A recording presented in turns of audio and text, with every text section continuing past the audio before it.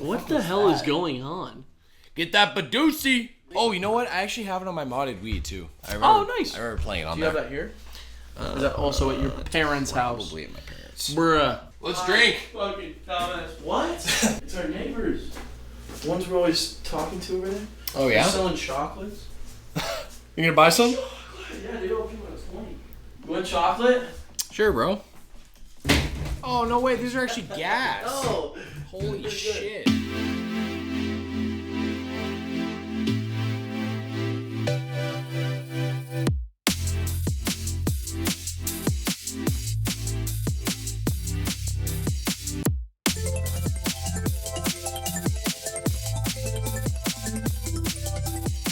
What is good, my friends? Welcome back for episode 5 of the Flash Bros podcast. Yes, sir. Yes, sir. My name is Sam. I'm your host today, along with my best friend, co-host, Joshimation Station. Sir, the baby. Joshimation Station is in. How we feeling the today, place. Joshy boy? Dude, I'm gonna keep it 100% with you and 100% with the people.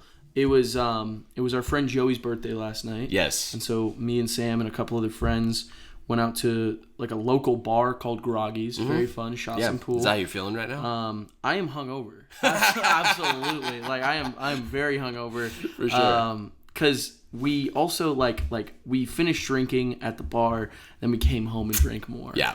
And then That's always worse. No, exactly. And then slowly Dorian, he Ubered away, and then Joey, he also Ubered away, like slowly. Oh yeah. Over time. And so I was left drunk as hell. Drunk as a mug. Drunk as a mug. That's what you would left say. in my room. I would say that. Apparently, I fell asleep on my couch, and Adrell comes in. He told me like really late at night. He comes in. He's like, "Why don't you move to my?" He's like, "Why don't you move to your bed?" And I didn't. I woke up in my bed this morning. I don't know what's happening. So You don't remember that? No, I don't happening? remember that interaction at all. So anyway, that's not the point. I am doing good though. Okay, I'm doing good. You know, I actually, now that you mention it, I went to the bathroom somewhere around 3 a.m. really? I woke up and you were on the couch. I was on that couch. You were on that couch, like the main living room couch by the front door. And I said your name, you didn't respond. And I was like, Was I went to the asleep? bathroom. You were passed out. Okay, I did not know any of this, by the way. This, I had no idea. I thought he was talking about You my just couch. reminded me. He was probably talking about, I was out there. Maybe. Yeah. So did I sleep out there? I woke up in my Apparently bed. not. You woke up in your bed, the so I don't know fuck? what the fuck happened, That's so bro. weird. Anyway, I'm not. You were holding a pillow and you were literally like, it was the classic, like, just draped over the couch, you know? Yes. Anyway, so I'm doing good, but I wanted to be honest with you and the people. Yeah. No, it's cool, bro. I'm definitely a little hungover. I also That's slept all right. on a We'll couch. sober up as the podcast continues because, you know, what helps a hangover more than anything? What? Time. Time does actually probably is the only thing that helps it. The only thing to really, like, fast tracking, Exactly. I know. Exactly. Maybe, though, we'll take a break. I'll get you some liquid IV. That would be perfect. Yeah, that's what I took this Do you morning. have some? Yeah. Okay. Oh, yeah. Dude. I would love one. Yeah. First break, I'll get you And some. anyone out there who is also hungover. I'll get you one. Yeah. I'll Sam hook will you help up. you out. Mm-hmm. And also time will help. So just listen to us talk. Kick it with us. Don't worry, man. We're in the... I'm gonna say it. So... Well, hangover aside, my friend. Yeah. How was your week? Did you have a good week? Dude. Great week, in fact. Yeah. Oh, yeah. Good. Pokemon DLC came out. Yes. Dude. So you played it? Oh, yeah. Okay. Oh, yeah. Playing. I've been playing. Yeah. I'm still not done. So okay. I'm still, and I'm honestly like, I would say hopefully towards the beginning of it. Oh, okay. You know what I mean? Yeah. But if you remember, that was one of my most anticipated games. Yes. Was the DLC to come out. Obviously, you know, it's the first half of it. It's a part 1, for those who don't know. Pokemon has... I don't know if I fully understand what that means. So, recently, you never played the DLC for Sword and Shield, no? No. Okay, well, I think you should, because that kind of made me... It kind of helped my love for that game. You still think I should?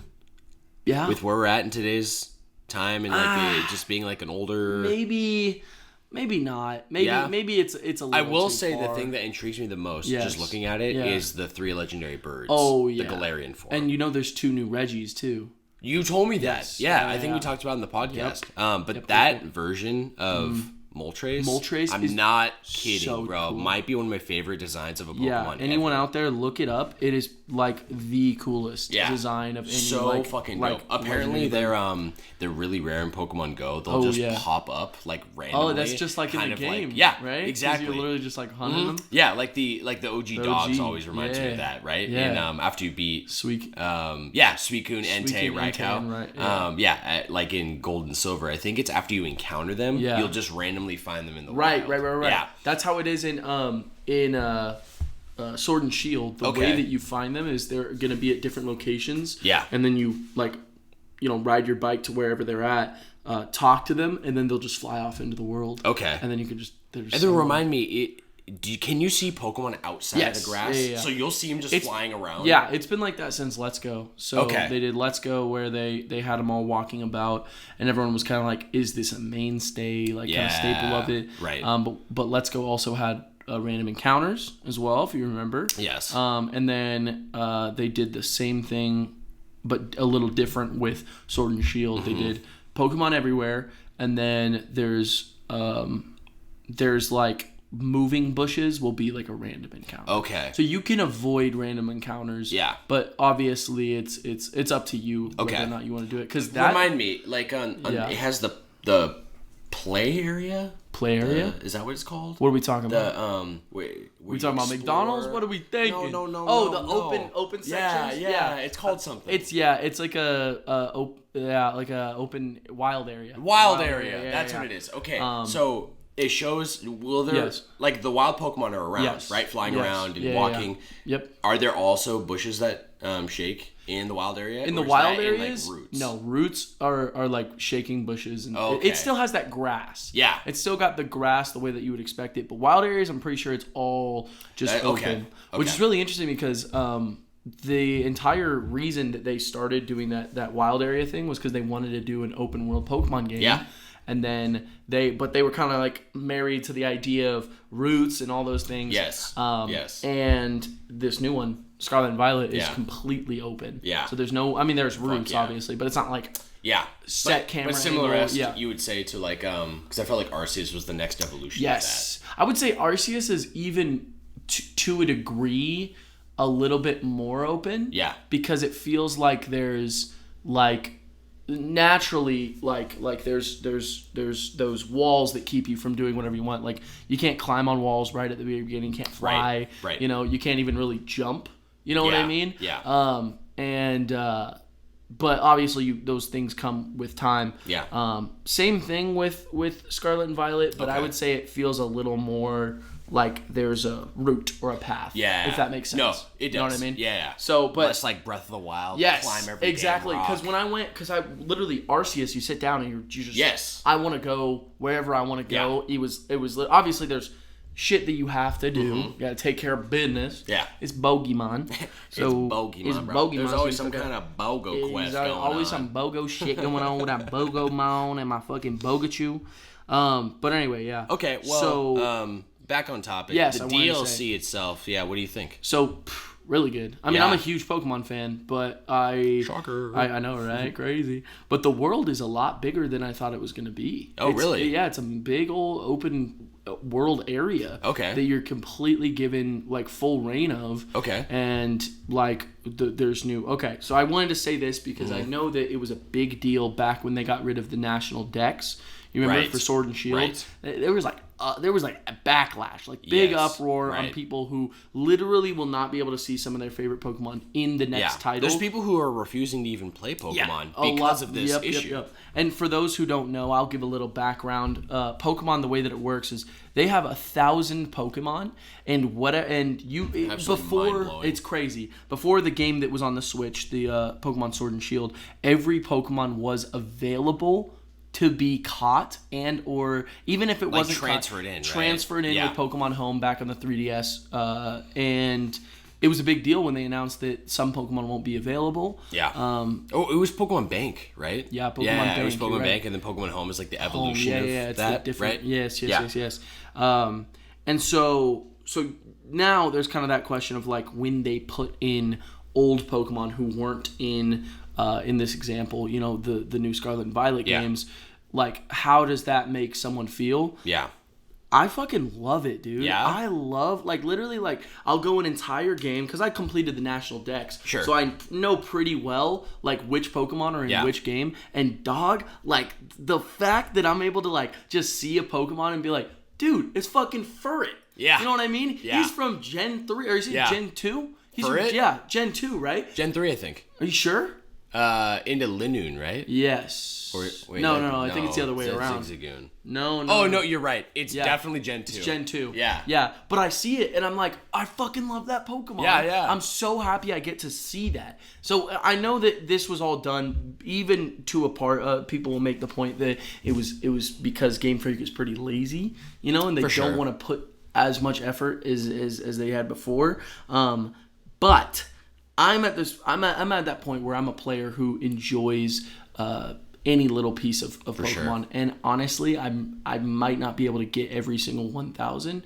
So seeing those ones that I love, seeing new ones. Literally, I had a coughing pull up, and he's not. Yeah, he's not in the OG game. He's only in the DLC. Okay. And I just felt happy. I felt good. I love seeing these Pokemon just the way that they are. So I would say so far I'm not really done. Enjoying. Yeah. Loving it. Okay. I always love me some Pokemon.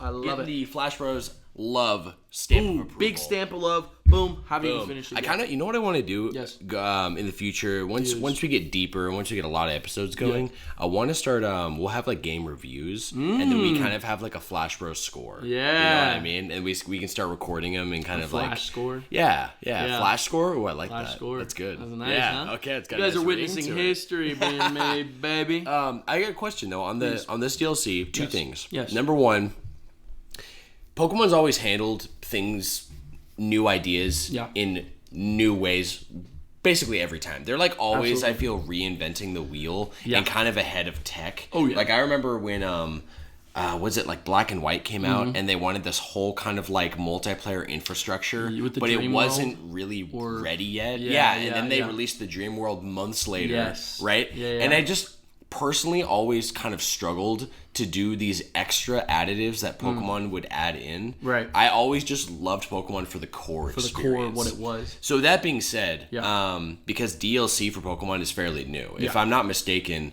Scarlet and Sword and Shield is the first one to have like a DLC pack area, right? Yep. Okay, so, and because I don't really know much about that, sure. In this new one for Scarlet and Violet, is this just like a new area on the map and it's totally integrated into the base game, or are you like going to a new area and it kind of is, it's separate or it feels separate? Yeah. Does that make sense? Oh, absolutely. Well, literally the way that the Scarlet and Violet works is the entire like plot is based around this school that you go to. It's a massive region-wide school. I remember you mentioned that. Right. And so this DLC, the part 1 is a school trip, basically, to another place called Kitakami. So you literally, it's like a completely different map. Okay. So like lore-wise, that's why it's a different map. Got it. But it's just like what they did in the original DLC with Sword and Shield, which you didn't. Right. I know you didn't play. So for the reference. So, but the way they did it then was there was an island and then there was another region of Galar that you could explore. All of them you had to fly to, so it's not integrated in the way that you would like it. Sure. I would say, but to be honest, but it's just kind of like they add on a new area. Yeah, new area, just like really, really loaded up with stuff to do too. Cool. Like just like what they. I'm gonna stop referencing the old one because you haven't played it. But yeah, they loaded up with new stuff, new Pokemon, new like battles to do, and so far it's then my next question is as far as like the national dex goes. Yes.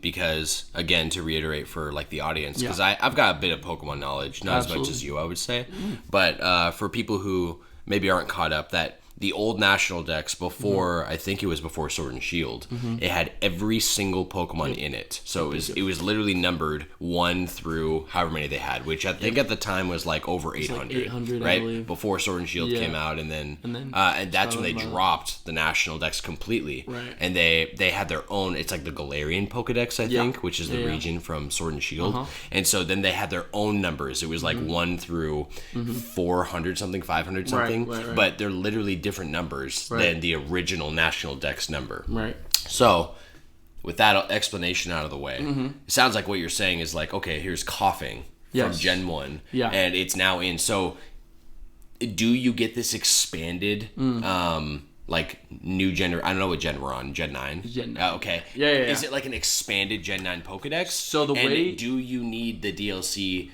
to have that Pokedex, or is it just you have like the base Pokedex? Does that make sense? No, I totally am with you. Okay. The way they're doing it now is you have the Paldean. Yes, Pokédex. that's the region. That's the new one, yeah. Okay. The Paldean Pokédex exists as what it is. It's numbered already, and that one, once it's completed, it doesn't get expanded on. You get the Kitakami, which is the name of this like it's a little tiny region in like Sinnoh, something like that. Like in Japan, in that, so it could be Sinnoh or Kanto, but it's called Kitakami, and it has its own like Pokédex. But the interesting part is, I got you.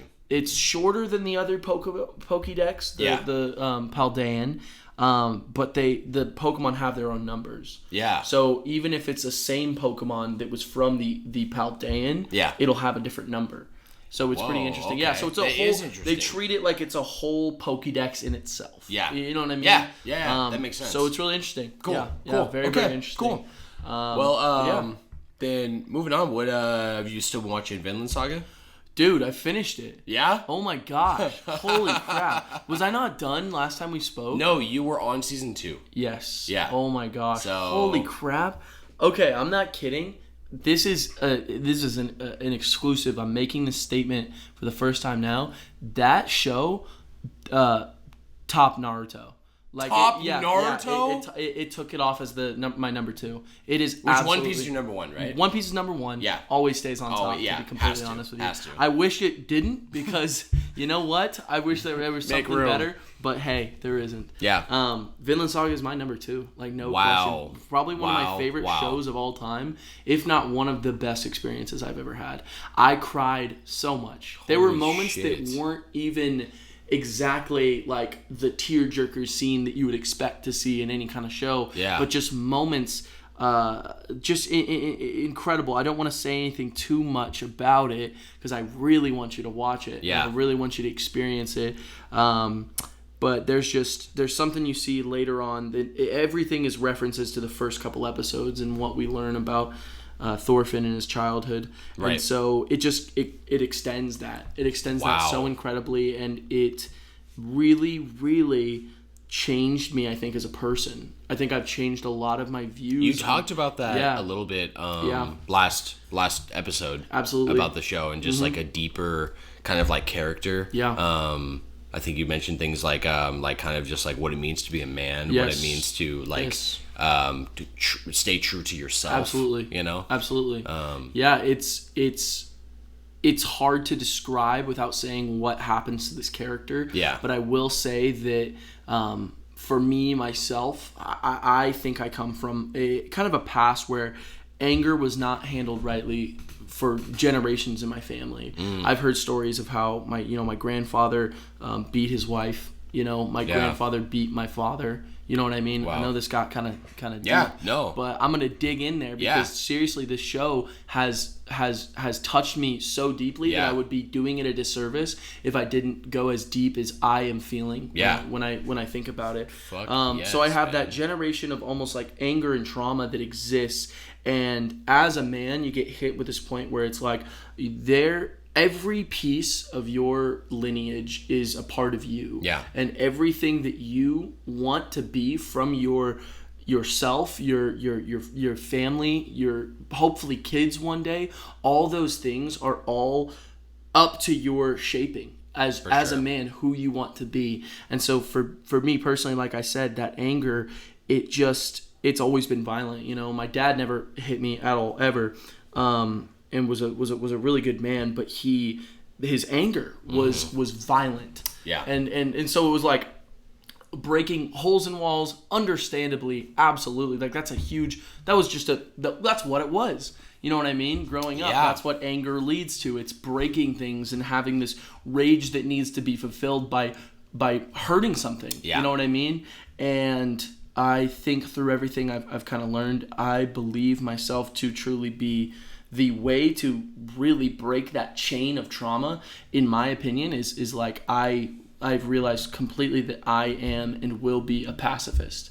I refuse to, like, this is very recent. I just had therapy yesterday. Or the day before yesterday. Okay, yeah. And so I talked about a lot of this, but I refuse at this point in my life to let my anger become violent. I want violence out of my life completely.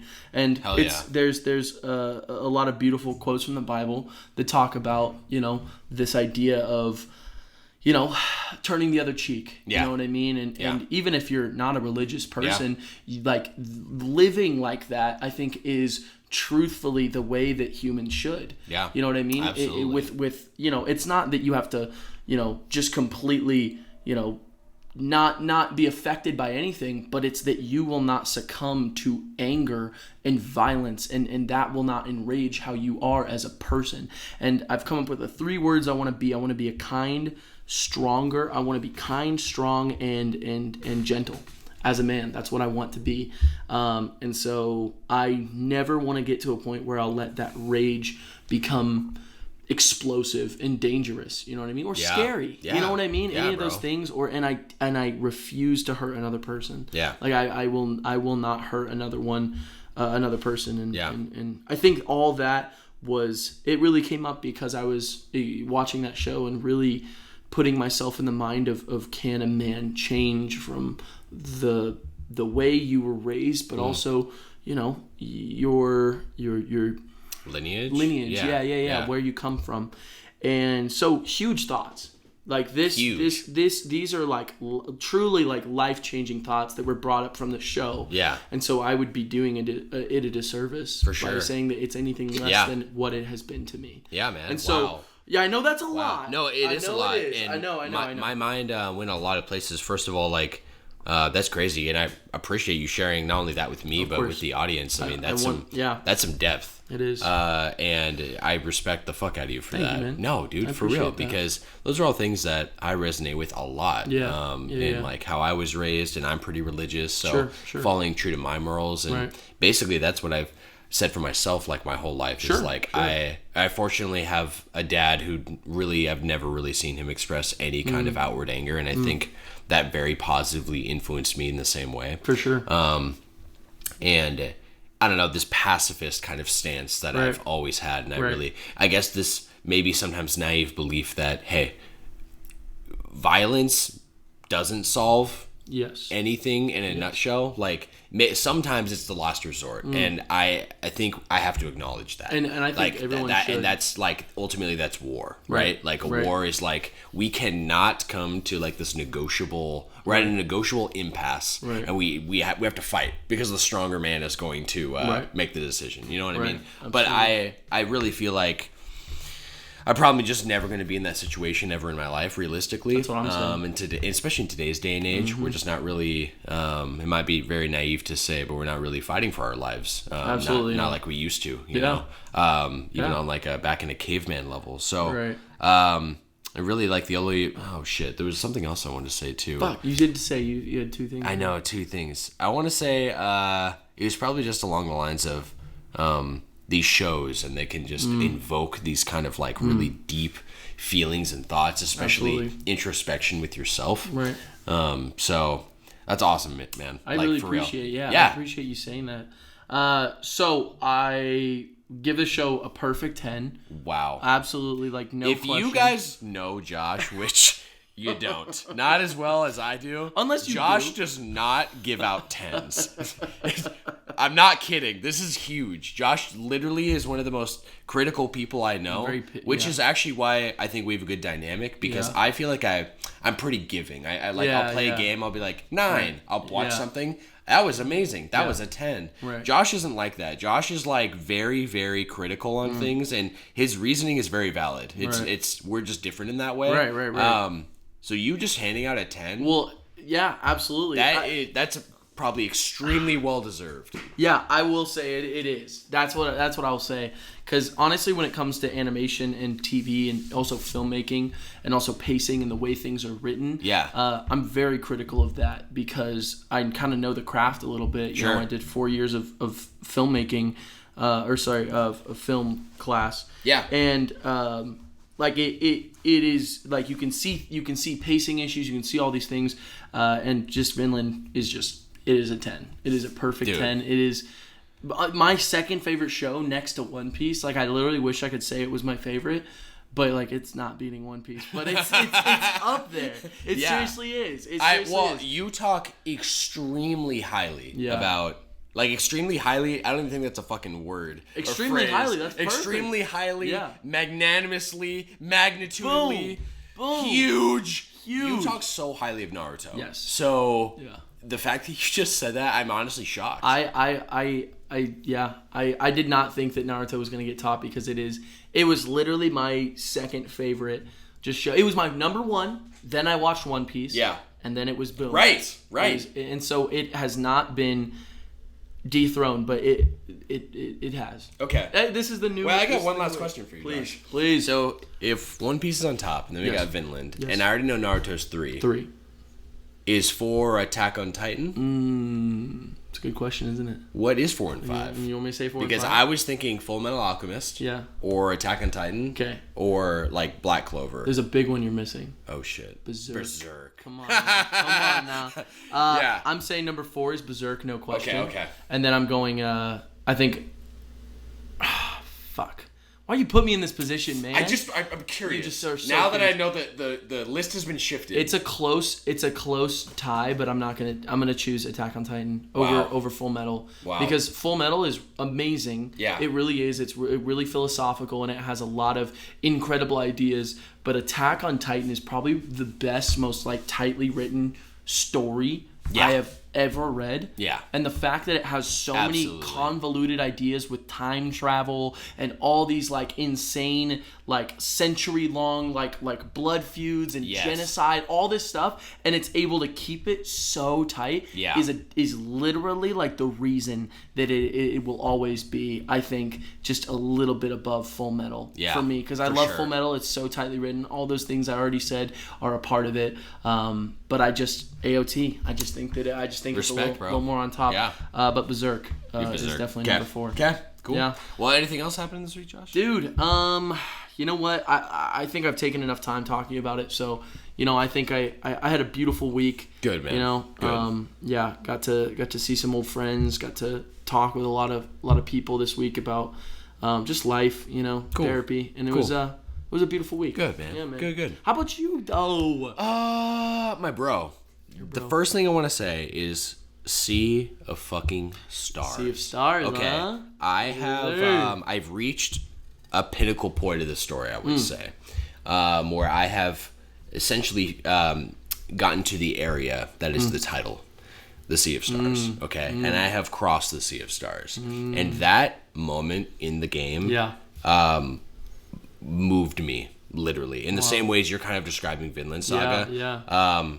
Actually, right before it happens, I'm not going to spoil, but something major happens to one of the main characters. Really? In a way that I was not expecting. It's really unexpected, I feel. Is it death? Or it's more than that? It is a death. Okay. So a death occurs, and it's one of those, like, sometimes in games or in shows, death is funny because sometimes you just have this gut feeling that they're not truly dead. Yeah. You know what I mean? Absolutely. Or that it was almost comical how it happened, or like, oh, this was meant to invoke something, but I don't feel moved because I feel it was forced. All these different tropes that, for sure. You with filmmaking, you probably know what I'm talking about. I do. And this character goes through this, and they had a near-death experience already. So then it almost kind of made it feel like, okay, well, definitely not. But the game really made it known, like, no, this is real. This is real. This is real. This is real. And I cried. And for this not really being, it's not a voice acted game. And I feel like there's this level of attachment that you grow to characters when they become voice acted, because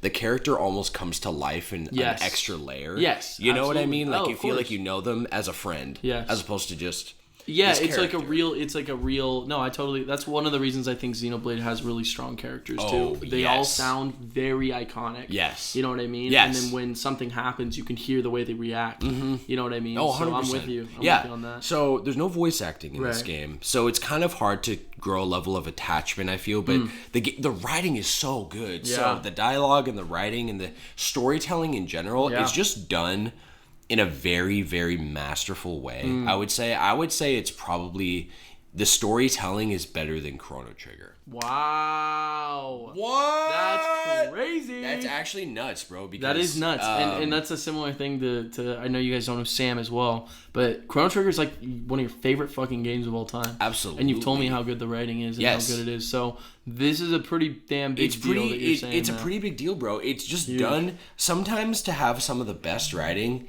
it often gets convoluted fast. You ever get to like a game or a story or an anime and everything is just, it has you on board. It reaches like maybe the last quarter of the experience and suddenly they start throwing in all these concepts and world building and all this shit that's like plot twists, but it's kind of a lot at once and it kind of loses you a little bit. Do you know what I mean? I do, and I think a lot of people felt that way about the season 4 of AOT. I know that some people were like, I think I'm like done with the show. Because it's a lot. And obviously, you know, it can be written up towards, like, it can be built up that this is what's going on, and I bet that's the same way. So, you know? Like, Chrono Trigger is not exempt from that. Things get crazy. It talks about time travel. That's a part of the game. So things just get kind of convoluted fast, and it's kind of like, but this game's writing is so tight. The characters are so tight. Like I said, without saying anything else about the plot, I went through the Sea of Stars, and shit happens in that game that is literally like completely unpredictable in the best way. Interesting. You know? So I am fully on board with this game. I'm going to beat it this week. Dude, and I will report next week with a score for sure. Let's go. But definitely, if you don't even have to like JRPGs, and this is a truly, truly incredible experience. What are you leaning towards now, score-wise? For score-wise, it's definitely above an 8. I'll tell you that. So? It's either a 9 or a 10. 9 or a 10? Unless it just ends so bad. I was going to say, if it sticks the landing, it's a 10, you think? Absolutely. Okay. Absolutely. Everything I've experienced so far, it's so many tropes to these old things. Yeah, it keeps adding. I'm going to sneeze. Oh, the sneeze. Sneeze of stars. Oh, thank you. Sneeze of stars. Sneeze of stars.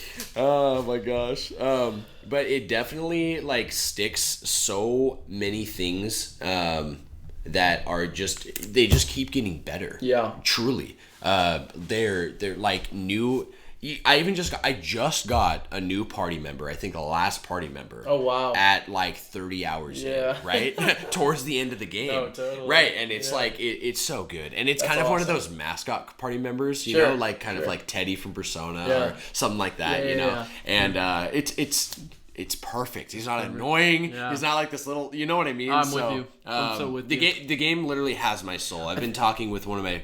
Oh, sorry. Dude, I was literally just going to say, I think it's a testament to how good a game or story is. Yes. If the mascot character is not, like, fucking annoying. Yes. Or is a really good character. Yeah. Like, the way that they do Chopper in One Piece, he's, like, the mascot character. Who is Chopper the little short? Yeah, little reindeer guy.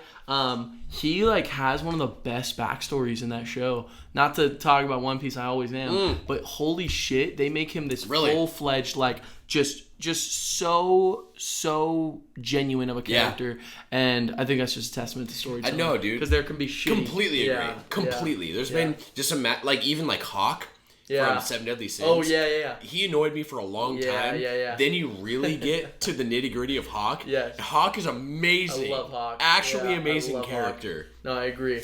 With and handled well. That's a good example too, by the way. Because it's tough when it comes to those guys, because it's like, you never want to hate them. Yeah. But if they get annoying, they get annoying. They're almost designed to be just unlikable. Yeah, because exactly. most of the time a trope of one of these mascots right. is the main character is a little silly. Right. And the main character wants to do something silly. Right. And the mascot is like, nope, we need to be on track. Nope, we can't be silly right now. Yeah, They're kind of the annoying voice in the back of your mind, and it just kind of drives you nuts. The Navi. The Navi. hey! It's perfect. Hey. Yeah, Josh, so it's perfect because yes, you just brought up One Piece, and I watched my very first episode of the anime One Piece, which I am going to be doing during my cardio sessions. That's going to get me on the One Piece train. Very good. And I'm just going to go until I'm done. Keep watching. Absolutely, man. But honestly, even episode 1, I was kind of going into it expecting it to kind of seem older than... because I like just the style of it, almost just like an older show. Yeah, and even compared to the newer episodes, it looks a lot more modern now. Oh, absolutely. You know what I mean? Oh, absolutely. Excuse me, they changed Animation Studio 3 times. Oh, did so they? This first one is Toei, right? Yeah, it's always Toei, but it's different, like animators, I guess. Oh, true. So it's like this is like the people call it the classic era. Then there was the modern era, and then there's like the Then there was like the after classic era, and then there's like the current arc Wano that we're on. Yeah, it's a brand new animation style. Okay, since then. Yeah, so, which it looks more modern. From what I've seen, it looks very clean. Yeah. So I guess I was expecting this to look older, especially because I literally remember looking at this in magazines and on TV when I was a kid. When you were a kid, so kind of expecting kid. This is going to look like the old Pokemon anime, right? Sure. But it doesn't. It honestly looks and holds up very well, including especially the sound effects. Oh, I told you earlier this week, but that's one of my favorite things I think about it right off the bat is just this kind of overdrawn. You did the perfect sound. It was like, those. There's almost like a whistle, you know? Really good, so I'm excited to keep going with that. Yeah, I think Toei has some of the best sound effects of any like animation studio. Yeah, no question. Yeah, because they did Dragon Ball and Dragon Ball Z, right? And those are probably the most iconic sounds in any anime. And so One Piece is absolutely definitely. And so on that same subject, let's go. Still continuing the live action. Yes, I got through episode 2. Yeah, where I'm watching it with my girlfriend, so that one is dependent on her. What's her name? Gendo. Hey. Bow. Wait, do that. Gendo. So basically, just like kind of whenever we have our time matches up. Basically, with both of our work schedules. Yeah, free time to watch. We usually get through shows pretty quickly. Yeah. We're actually watching another show at the same time, which we watched an episode yesterday. We're almost done. It is Promised Neverland Season 2. Oh. Right. Yeah. And yes. What do you think? Really, really it's good. Good? Yeah. Wow. That's what I just said. We've gotten to like the last couple episodes. And nice. It's very... it just grips you in a different way. You know what I mean? It's very much, I think, the comparison you made to the end of was it Attack on Titan, how everything shifts. So the whole kind of like what's the word? Kind of like the arc that you're in, like the world that has been presented to you. Right. That all changes when you get to the final season. Well, of course. And so it's kind of the same as this, right? Like you get to Promised Neverland, and no spoilers there, but it's not the same setting at all as the first season. That's a pretty big spoiler, but yeah. Well, no, I'm just kidding. You know what I mean. That's probably the best way to say it. Yeah, it is. But, last thing I really got to say is that me and my buddy Caleb have been. We always traditionally have one night a week set aside. Where we game. Shout outs to Caleb. Mentioned him, I think, in the what was it? The Telegram section last week's episode. Because he asked about. Yeah, and he also he'll text me some news here and there too. Yeah. Oh yeah, he asked about Cowboy Bebop. Yeah, I was gonna say Yu Yu Hakusho. Yep. Yes, he did. Great question. So we are currently playing through Elden Ring, and I don't think I've mentioned that yet because Elden Ring is insane. And Josh is not a Souls guy.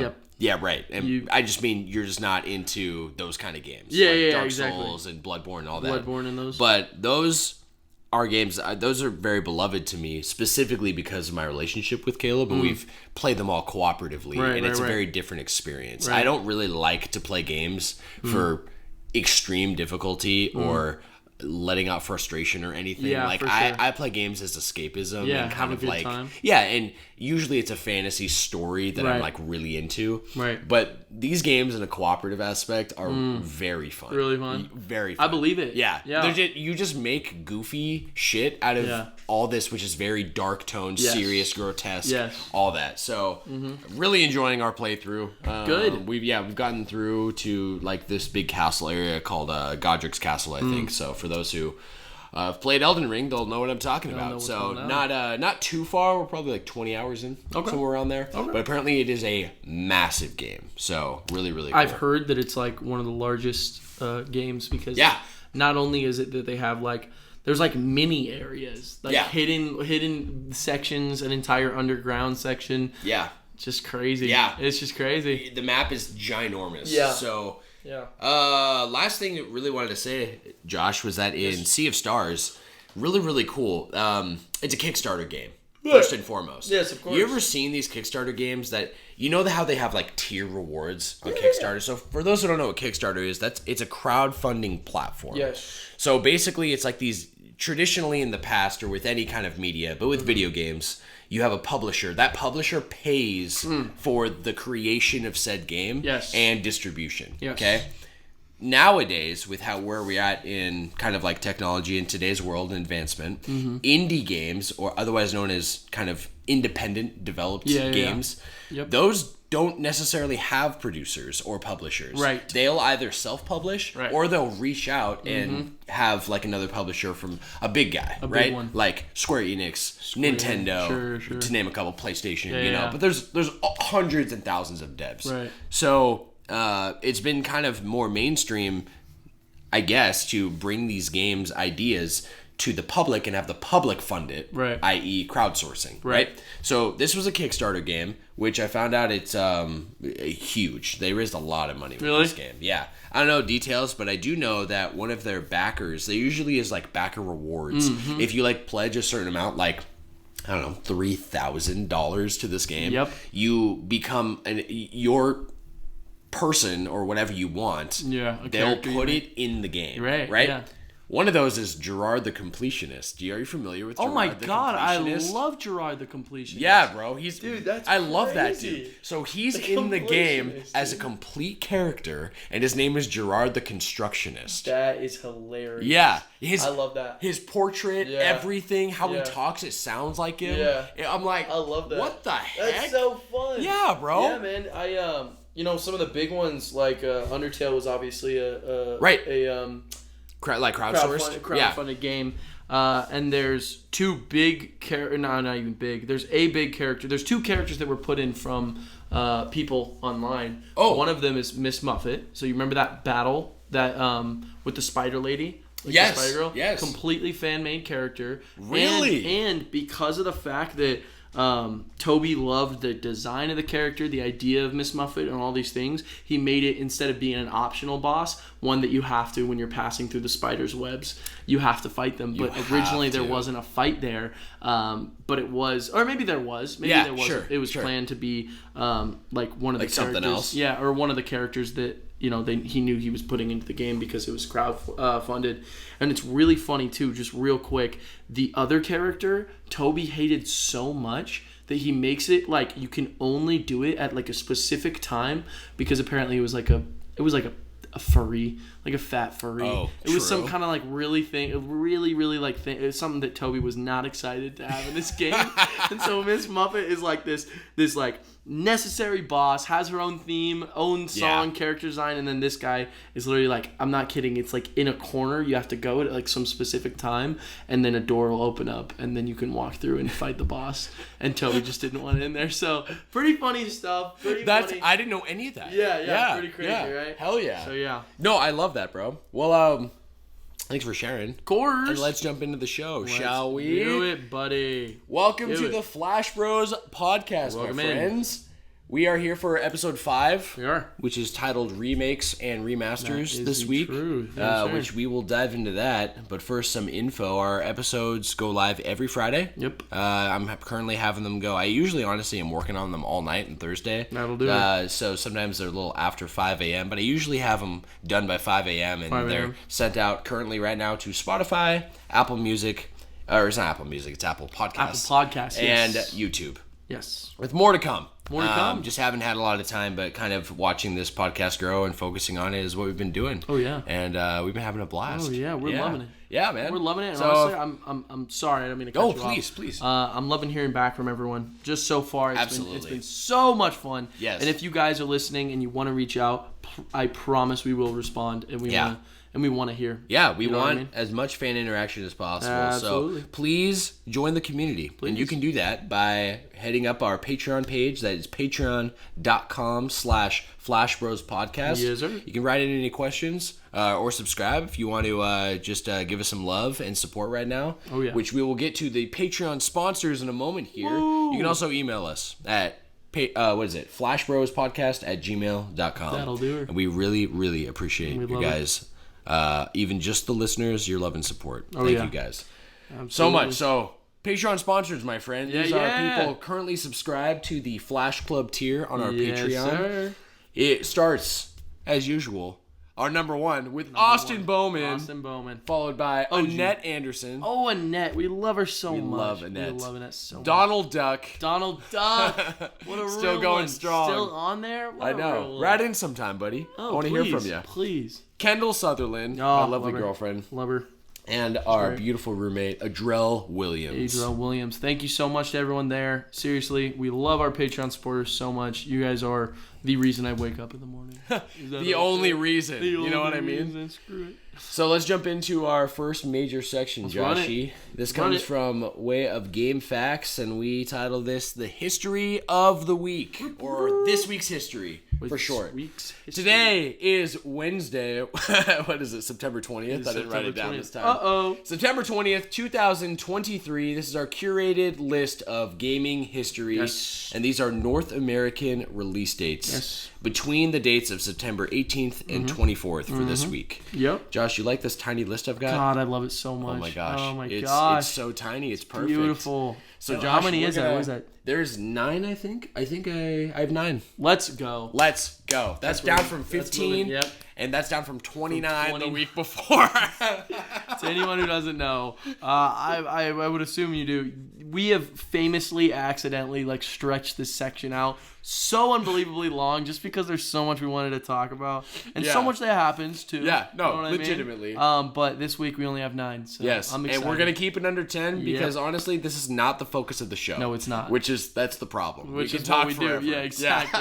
Okay, so let's jump into this, Josh. Yeah, let's get into it because these are all games I know you have something to say about, or I do. Yes. Really? The first up is Pokemon Black and White version. What? This launched on the DS September 18th, 2010 in Japan, making it 13 years old. Look at that. On the 18th, 2 days ago. Look at so, that. Josh, 13. what got anything you want to say about It's my favorite Pokemon generation. Actually? Absolutely. They created 150 brand new Pokemon. It was 150, wasn't it? 150. Yeah, They completely I almost said doubled, but they completely created a brand new OG generation, and you didn't see an old Pokemon anywhere. It was all new Pokemon. What the fuck is up with that? Huge. And guess what? Once you beat the game, you can explore a section where there are old Pokemon. Yeah. And old Pokemon show up. Right. That's fantastic. And every Pokemon was catchable, and there were 500 in that game.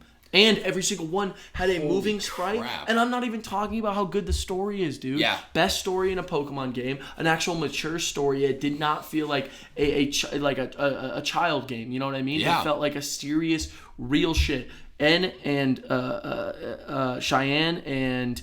I'm forgetting the other one's name. Best rivals in all of... I can't remember the rivals. Yeah, I only remember N. There was Cheyenne, the one with the skirt. Remember her? Oh, and the blonde hair. Yeah. And then there was... wasn't there a dude? And he had his hair was up in locks? Yes, and it was... Barry? No, Barry's from the other one. Damn it. From 4, but that's okay. You ever thought about going into sales, Josh? You did pretty good. Absolutely. I specifically remember one of my favorite things about that game. Yes. I have 2 fond memories from it. One is just going through caves, grass, and not seeing a Bidoof, not seeing a fucking Zubat, not seeing a Geodude, seeing all new Pokemon, seeing Woobats, right? Like, Roggenrola, was that? Roggenroll. Roggenroll? Yeah. Roggenrola was the name of the first one. Right. And then it's, that tiny little, he almost looked like a rock with an eye. Yeah. He did. Yeah. No, it was like a little circle, and all he had was an eye. Yeah, dude. So tough. No, it was just like, it was a very nice, refreshing feeling, like you said. Absolutely. And then finding one of the pseudo legendaries, which is one of my favorites still, which is Thundurus. I can't remember, Larva. Was it like a Larva? Oh, Larvesta, something like that. You say pseudo legendary. Right, evolves into Volcarona. Yes. Whoever that Pokemon is. Larvesta. Okay. Love that. Such a good like design. Finding I think you find like a Volcarona in a cave eventually. And right? Then you get an egg. Yeah, that's you get an Larvesta egg. in it. Yep. Truly just awesome. Like really just seeing like this bug legendary, which I think it was the first at the time. It's not legendary. Or pseudo legendary. Yeah. But it was bug type, right? Yeah, it was like, okay, bug fire. Yeah. And this thing is actually good. So good. Yo, gas. So tough. The larva design was so good too. Yes. Yeah. Beautiful. I loved it. They had a brand new legendary trio. They had new mythical Pokemon. Yeah. They had events that were going on all the time. I love Black and White. Yeah, dude. So much. Yeah. It is the best Pokemon generation. Yeah, dude. So next up, we got Super Mario 3D All-Stars, my friend. This launched on the Nintendo Switch 3 years ago. 3 years? September 18th, 2020. Holy shit, that is already. Wow. Yeah, isn't that crazy? Look at that. I think we don't have to even say much. This is a masterpiece collection. Absolutely. Like you all have 3 games masterpieces are in one collection. Yes. Come on. Yeah. What else could you need? In HD. And I'm pretty sure it was the first time that Super Mario Sunshine is looking HD. Yep. There was like Galaxy. But Galaxy had there was some piece of history that just came to me that I didn't write down or anything. Which one? But Galaxy was made in HD before this. It was made in like China or Korea. Wait, what? Yes, dude. There was like this fucking like PC port or something for Galaxy, and it was official by Nintendo, and it really showed Galaxy in HD, but that was it, and we never saw it over here. It was just in China? I want to look this up. You gotta do your darn research. Yeah, I gotta do some research. We'll come back to this. Yeah, that's okay. But Super Mario 3D All-Stars is truly absolute a legendary go-to. You and I were so into it for a minute. Oh, dude, absolutely. Yes. I think you were doing 64. Yep, I did 120 stars on 64. That was my first time doing that, by the way. And I was replaying Sunshine, and oh my god, I love Sunshine so much. I love that whole collection. They just kill it.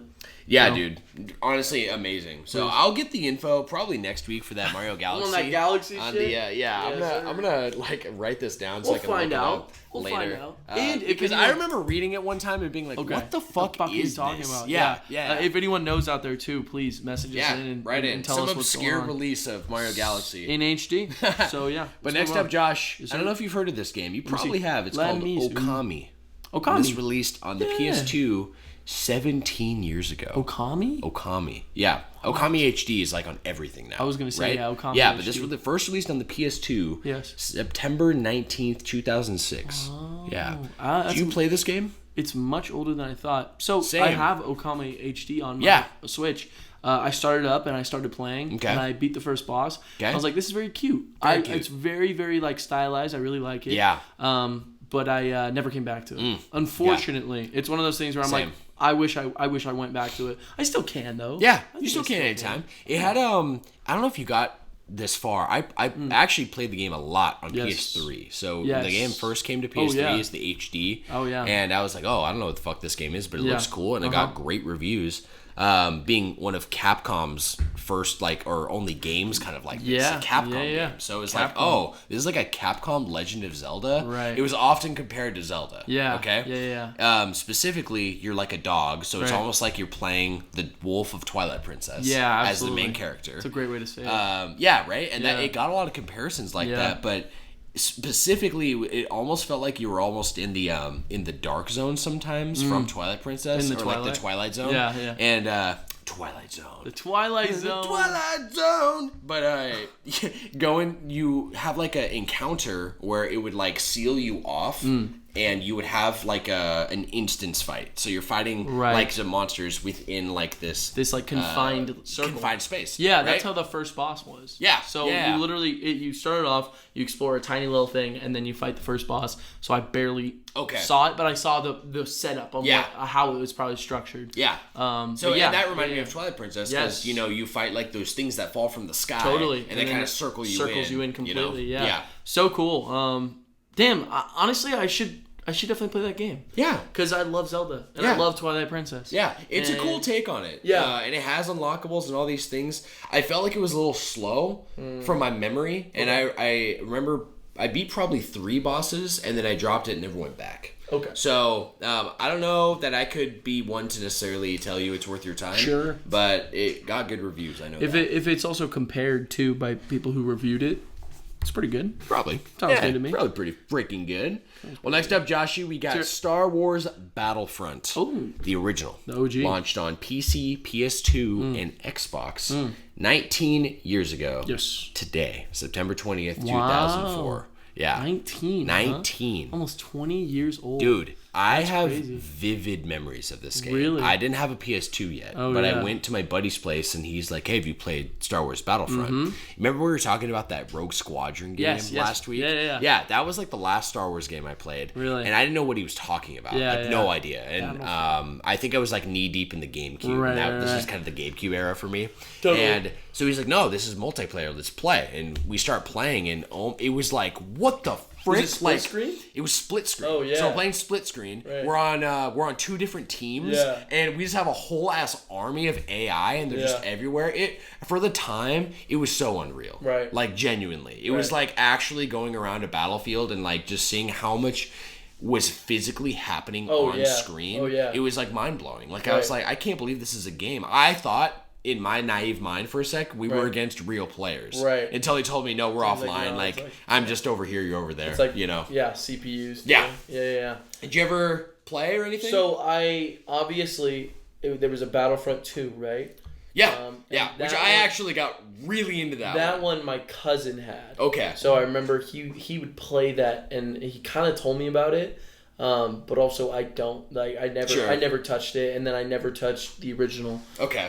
So unfortunately it missed my radar. Yeah. Well, Battlefront 2, what made that one honestly so amazing was it added a bunch of things that were awesome. Right. Like it had like these like those super droids that were like the big taller ones from like episode 2, I think. Oh, the super battle droids. They shoot. Yeah, super battle droids. Yeah. And they had Jedi. So there was even I think it was Mos Eisley. There was a map which was you just played as Jedi, and That's cool. So it'd be you and me playing, and we just have a cycle of all like I'm Sith, you're like what's the opposite of Sith? Jedi. Yeah, right. So you pick from the Jedi, I pick from the Sith, which had like Darth Maul was a character, Vader obviously, Yoda was all fucking. That's tough. Really, really sick. I love it. Yeah, I mean it sounds like a badass memory. Yeah, honestly, it was a time. You know what I mean? Man. Yeah, because even I played the new one when it got rebooted, which this episode's all about. Yeah, remasters and remakes. Well, the remake of Battlefront.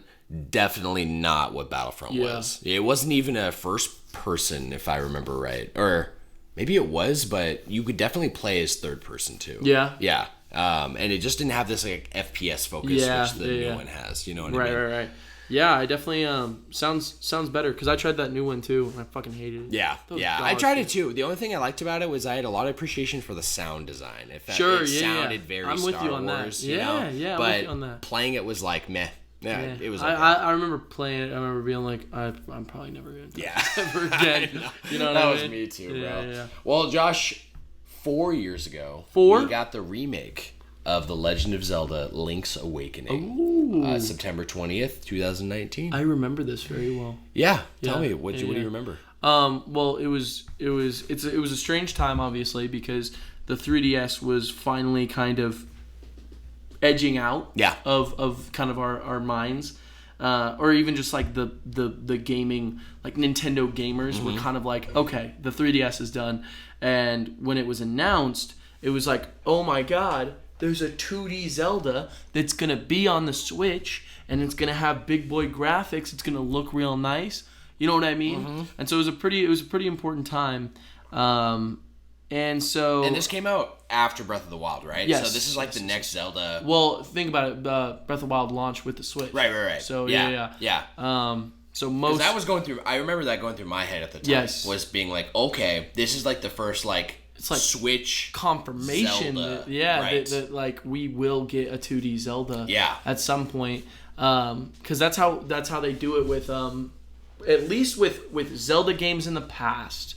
They have made. Actually, it's almost like most of the time. So, like, when Wind Waker came out, they were working on Breath of the Wild. Right. Obviously, because it was originally called Zelda Wii U, right? And then Breath of the Wild comes out, and then they do the exact same thing with Twilight Princess right before the release of Breath of the Wild, if you remember. Yeah. And then, after Breath of the Wild comes out, even Tears of the Kingdom, they just did Skyward Sword HD. You're right. It's like to hold over people. And then they do Link's Awakening HD. Yep. So when's that 2D Zelda coming? That's what I'm saying. Seriously. It's literally at that time too. Right. Everyone's like, it's coming then. Yeah. Because why would they remaster a 2D Zelda game if they aren't doing something? No, you're so right. You're so right. Plus, there was an interview after Tears of the Kingdom came out where the director of Tears of the Kingdom said, this is probably our last project within this realm, even though they said we're open to it in the future. Yeah. But he basically said we're moving on from Breath of the Wild. The style. Yeah, this format and this world. Right. You know? Yeah, absolutely. Yeah, so. Absolutely. Although it would be wild to make a trilogy out of it, but I kind of feel like 2 games is enough. To be honest, I think we would be so done after. Like, I don't know how they could do it, because what they did in Tears of the Kingdom is obviously take the original map and just beef the fuck out of it, right? Yes. But at the same time, it's like you can't beef what's been beefed, or you're just gonna end up like you'll just keep beefing up the beef, bro. Your beef will be done. You'll be tired. Yeah, like you can only tenderize meat so long. Exactly. You know what I'm saying? Exactly. And then what do you have after that? A fucking sloppy Joe. Oh yeah. Speaking of sloppy Joe, dude, I farted so much yesterday. Holy shit! I'm not trying to get off topic, but dude, I literally woke up in this nap. Me and Sam were talking about the podcast and some other shit, and I swear it was like every other minute I was like, and I was like, dude, I'm sorry, I had sloppy joes at work. And that shit was rough too. Oh my god! Anyway, it's so funny. So yeah. Well, okay. Real quick on Sloppy Joes. aka Link's Awakening. Yes. I forget. Did you played it, right? I didn't beat it. Didn't beat it, but I did play it, and honestly, at the time, I remember I was in between jobs at that time. Oh yeah. It was right before I started working at Dutch Bros. And I got the game. At Dutch Bros? Yeah. Really? Absolutely. Link's Awakening? Yeah. Yeah. I lived with my ex-girlfriend, remember?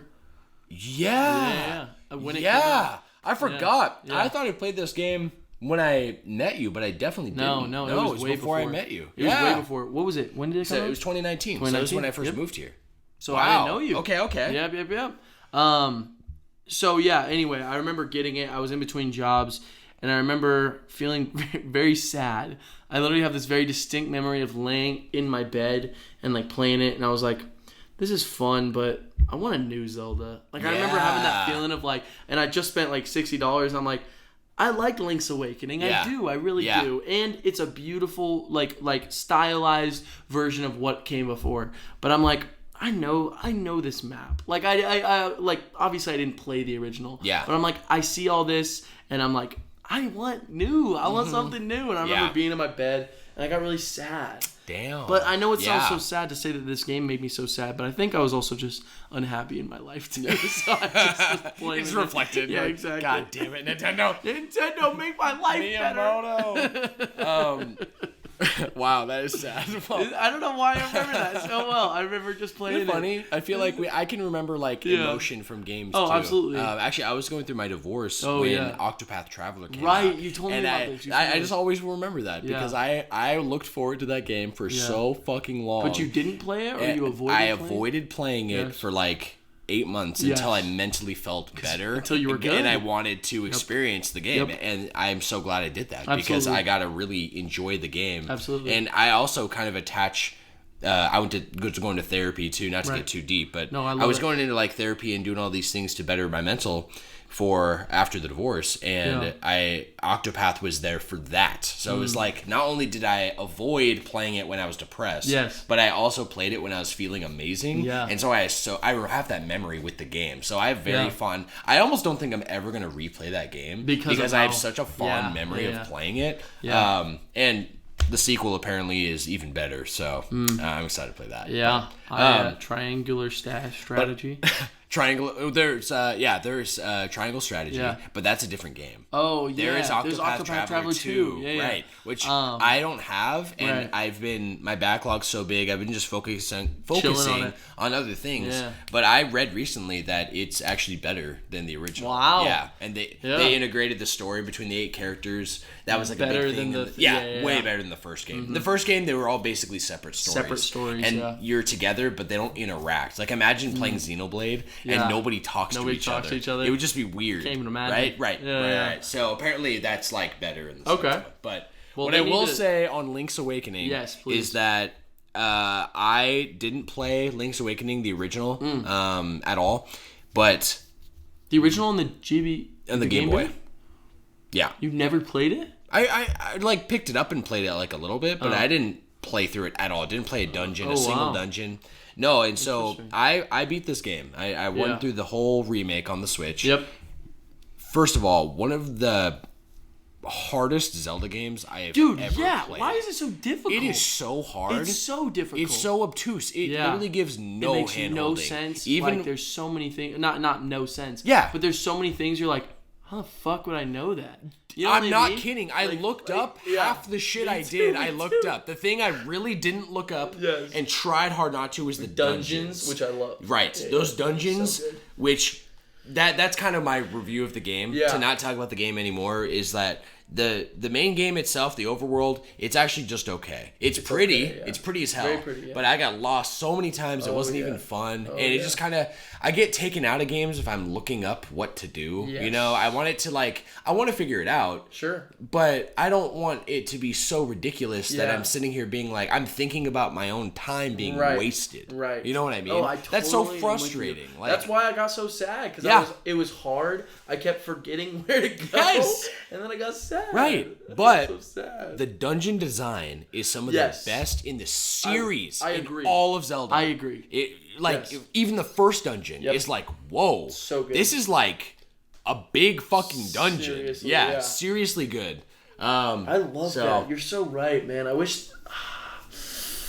I might go back and play it. Yeah. Maybe. Yeah, think about it. If you were to do it, that'd be my recommendation, is look up what to do in the overworld. And then just go crazy in the dungeons. Because I remember really loving try to figure it out. That first dungeon, too. That shit was so fun. I think I had to look up... I never looked up a dungeon in the terms of how to... Complete it? Sure. Yeah.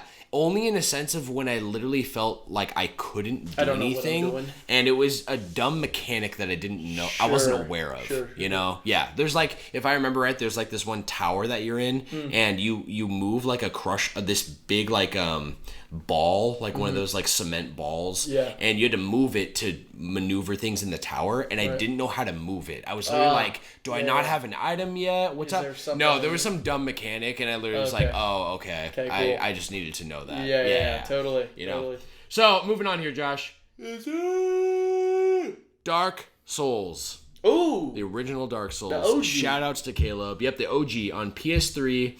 In Japan, Japan, it came out September 22nd, 2011, which is 12 years ago. Interesting. And I know we just talked about this already, but you're not a Dark Souls guy, so all I'm going to say is that I steered fucking clear of this game. Really? Back in 2011. Oh, wow. Oh, you betcha. Wow. Yeah, no way. But I did play through the remastered version, with Caleb, and it definitely lives up to the name. Yeah, that came out for Switch too. Yeah, you're right. It's on everything. Yeah. It's good. It's good. It's hard as shit. Yeah. And there's like this one part where you're like climbing through a cave, and you're kind of up in this like village that's like on like stilts and on like it's wood pallets over like a cave. That's the worst area in the fucking game, dude. I swear to God. And it would just knock you off, and the game's so obtuse. And then you come back, get knocked off again. All souls are on top of that, you're getting invaded. Yeah. So then other real players are coming into your world and just trying to kill you. Dude. And they're not affected by the NPCs. You're saying all this? Why did you say this is good?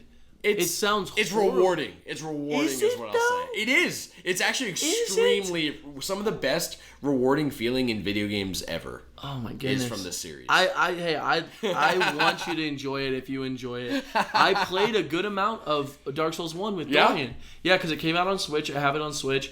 I beat maybe 4 bosses. Okay. I got pretty far. That's respectable. Yeah, and I not the first boss and calling it quits. I remember just truthfully at the end of the day just hating it. Yeah. It's just like it's so difficult. Yeah. If I'm gonna play a game, why would I subject myself to feeling like that? Truthfully, I remember I tried to pick it up once recently, not super recently. I remember I played it for 15 minutes, and I was like, this is the worst game I've ever played. Because I was trying to get back to something.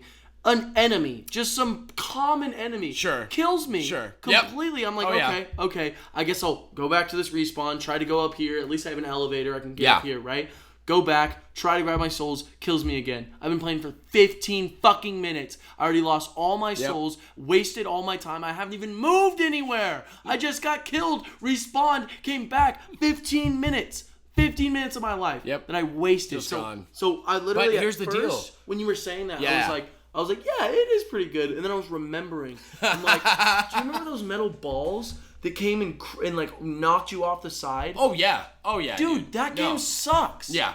I hate that game.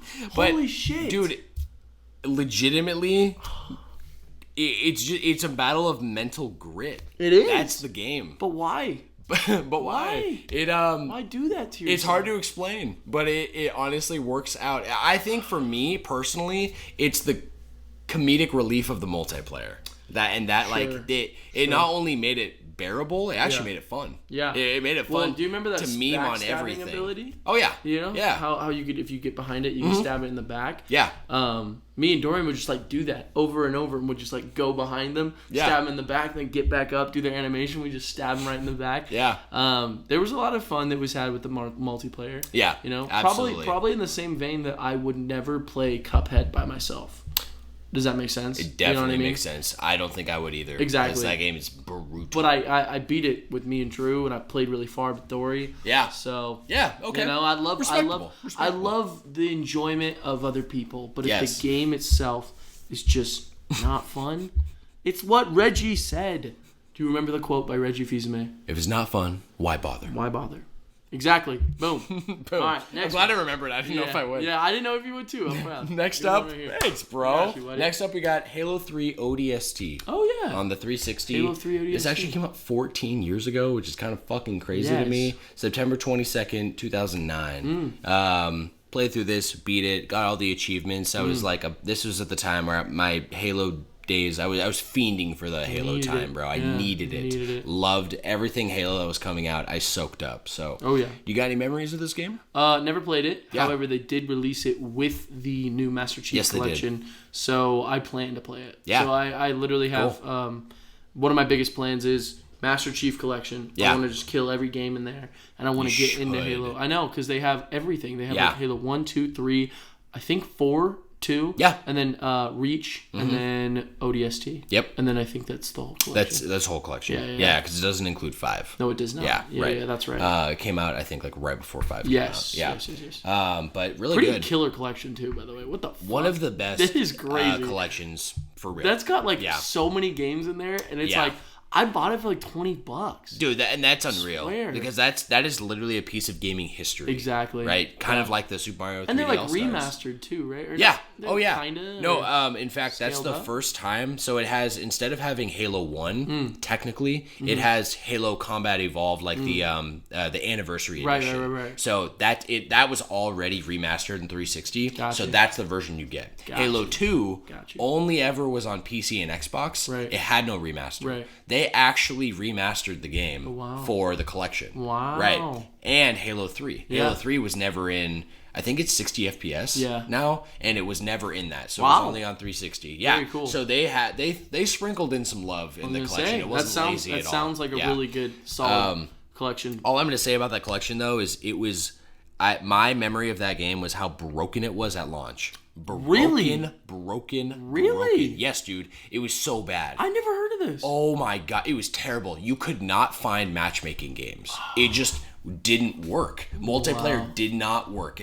Two things happened. Number one, you go to look for games, you can't find any, and you're like, there's no way this is right. This is impossible. Right, you'd be sitting in the lobby for 20 minutes waiting for a game. That's crazy. Right, and it would load in, and it would kind of work, and then maybe you glitch out. Sure. Like, it just didn't work. Then I'm like, okay, well then me and my buddies that I have as friends on Xbox, we'll just link up and we'll play through the campaign together. Right. Fuck matchmaking. Right. We'll play campaign.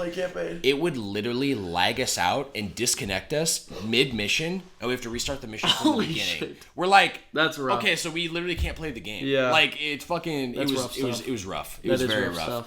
And this is, if you look it up, like just kind of like the stuff that was happening at the time, it's a meme because all the news articles were covering it. You know? I love it. Well then, Josh, I got two more on this list. Let's hear it. Sonic CD came out on the Sega CD. Yep.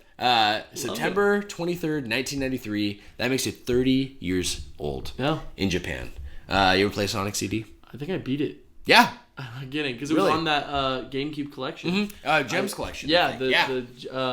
Right? Yeah, it's or was it Sonic Mega Collection? Yeah. Love that game. I played every game that was on Sonic Mega Collection. That made my list for best GameCube games in my opinion. Really? Yeah, remember we said that. Yeah. So I'm pretty sure I beat it. If I do, I remember. Do you remember finding Metal Sonic? Yes. Okay, then I'm pretty sure you beat it. Okay, then I must have beat it. But yeah, I loved it. I thought it was really fun. I was also a kid. I was really young. Fuck yeah. If I'm not mistaken, that's the one where it's like 3D, right? Kind of like got this like a 3D style to it. Oh yeah. Like so it has some, because it's 2D, right? But it has some segments like where it kind of takes you through like a different perspective. Yep. Yeah. Really, I love that one. I thought that one was so cool. Yeah. What about you? I got nothing to say on it. Oh really? I never beat it. Oh. I think I barely played it. The only 2D really Sonic game that I really have fond memories of is Sonic 2 with Tails. Yeah. And that's one that I beat. So like as a kid, I beat that one on the Genesis.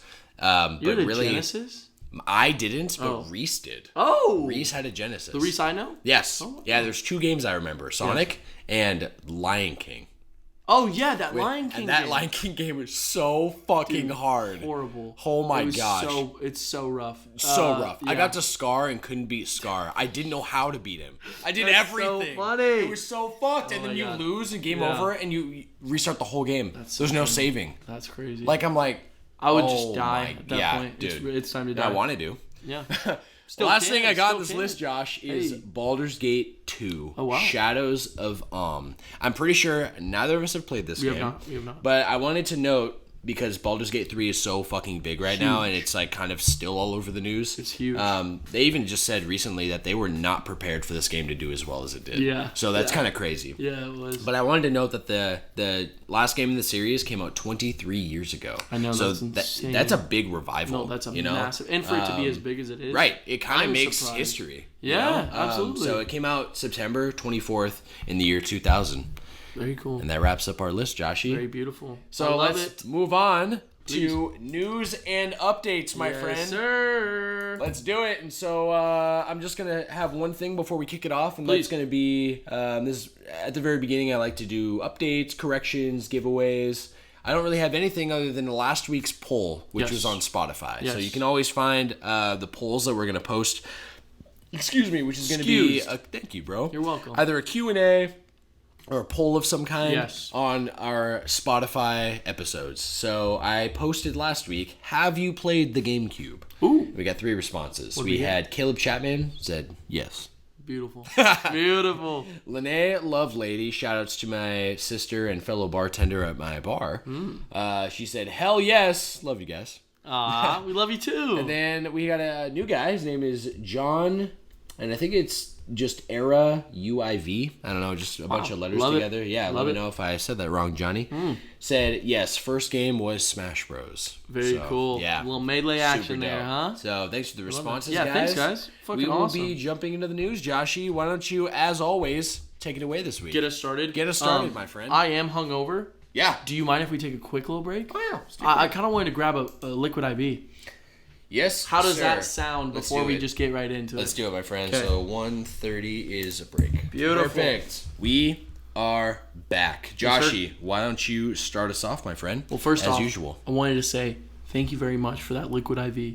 Yes, I'm quite hungover and it felt very good. good. Yeah, I feel good. very, very... Did you chug it? Yeah. Okay. Oh, yeah. It It's all honestly sitting in me. usually helps me like right away. That's what I'm saying. I feel it already. So I appreciate you for that. I got you, bro. Thanks, man. Of course. Alrighty. News, baby. Turning into my favorite section. I'm not gonna so lie. much fun, yeah. This and trivia. Yeah. I've been loving Trivia might be my favorite, to be Dude, honest. honestly, I love it because like for this week. Yes. Not to like, it'll be just minor spoiler, but right. this week's podcast is about remakes and remasters. Oh, yeah. There's no list I can refer to for a quiz for you. Oh, yeah. I am literally gotta I'm find 'em. designing Yeah. my own questions. That's right? what I do too. So, and I'm always excited, Yeah. not only to put it all together. Right. It's like this excitement to see how you will react to it. We're, you know what I mean? It's funny it's fun for the both of us. Yes. And that's yes, so dude. great. All right. Anyways, yeah. All Let's right. jump into the news. So this is a pretty big deal right now in the anime community. You will not go anywhere without hearing about this.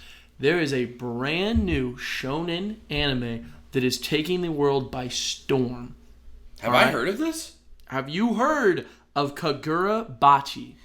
Oh, is this like some really big muscle dude? No. Okay, no. No. That's the picture of the guy if you wanna look it up too. Never seen it. Kagura Bachi. Okay. You know why? Because there was only one chapter dropped. It is brand spanking new. Brand new. One chapter. And by the way, let me just say, this is a funny article for anyone because it's interesting to think about. So Kagura Bachi, it literally has only had one chapter dropped. Right. But it already has overtaken Black Clover and Spy Family with just one chapter. Hold on. What do you mean overtaken? It has more people have gotten it.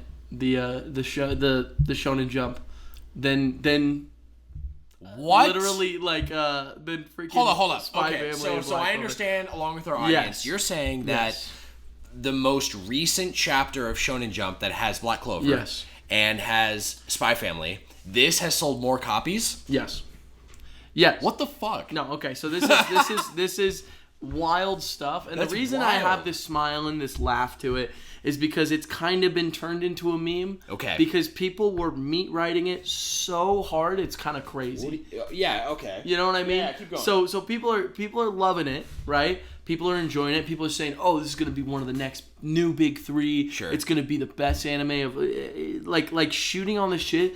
One chapter has dropped, by the way. chapter. All we're at is one chapter. And it kind of turned into a meme. Like it turned into, so now if you go places, you'll see the picture of that exact picture of that guy. Okay. They'll edit his face onto like One Piece posters. Sure. They'll just like they'll say I saw this one that was made me laugh so hard. It says brand new Big 4, and it's just the same picture of that same guy 4 times. And so okay, yeah. So I have so many questions, but I want you to get through the story. It is genuine that it is really making numbers. Okay. From one chapter. This is honestly kind of unheard of in recent years. Sure. There hasn't been a lot that make kind of a splash like this right off the gate. Some recent ones I can think of are like Chainsaw Man. That was huge manga-wise. And still is huge, right? Yeah, absolutely. Well, because it has that anime adaptation. But things like JJK, the manga did not sell that well until it got animated and became an anime. So the fact that this is just kind of taken numbers is actually so wild. Okay. Yeah.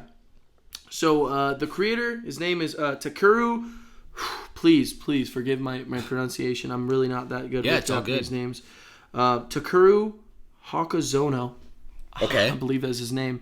And he's done a couple different manga before this. Okay. It's not his first one, but he said that this is kind of something he's been working towards for a long time. So it looks like a very, very passion project. Cool. For this man. He's also like he's been kind of keeping up with modern anime and hasn't really stopped like writing. In the meantime, he's been doing different things, but finally it's kind of time for him to do this. Okay. Check this out. Okay. So this is so crazy. All right.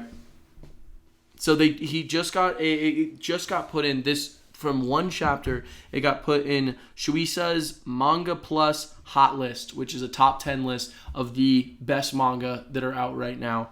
Literally we're dealing with things like in this list, and this is like a very, very like well respected huge list. Okay. One chapter in, it's literally alongside other things like Dragon Ball Super is on that list. Boruto and My Hero Academia are all on those lists. So big dogs. Yeah. One chapter in, it's already riding with big dogs like that. That's crazy. It's hard to take it serious because whenever I see this character's face, I think of the memes. Yeah. Like genuinely, I know that sounds funny, but I can't not think about it. Yeah. So all I'll say too is I have not read it. Okay. I can't imagine that it is gonna be.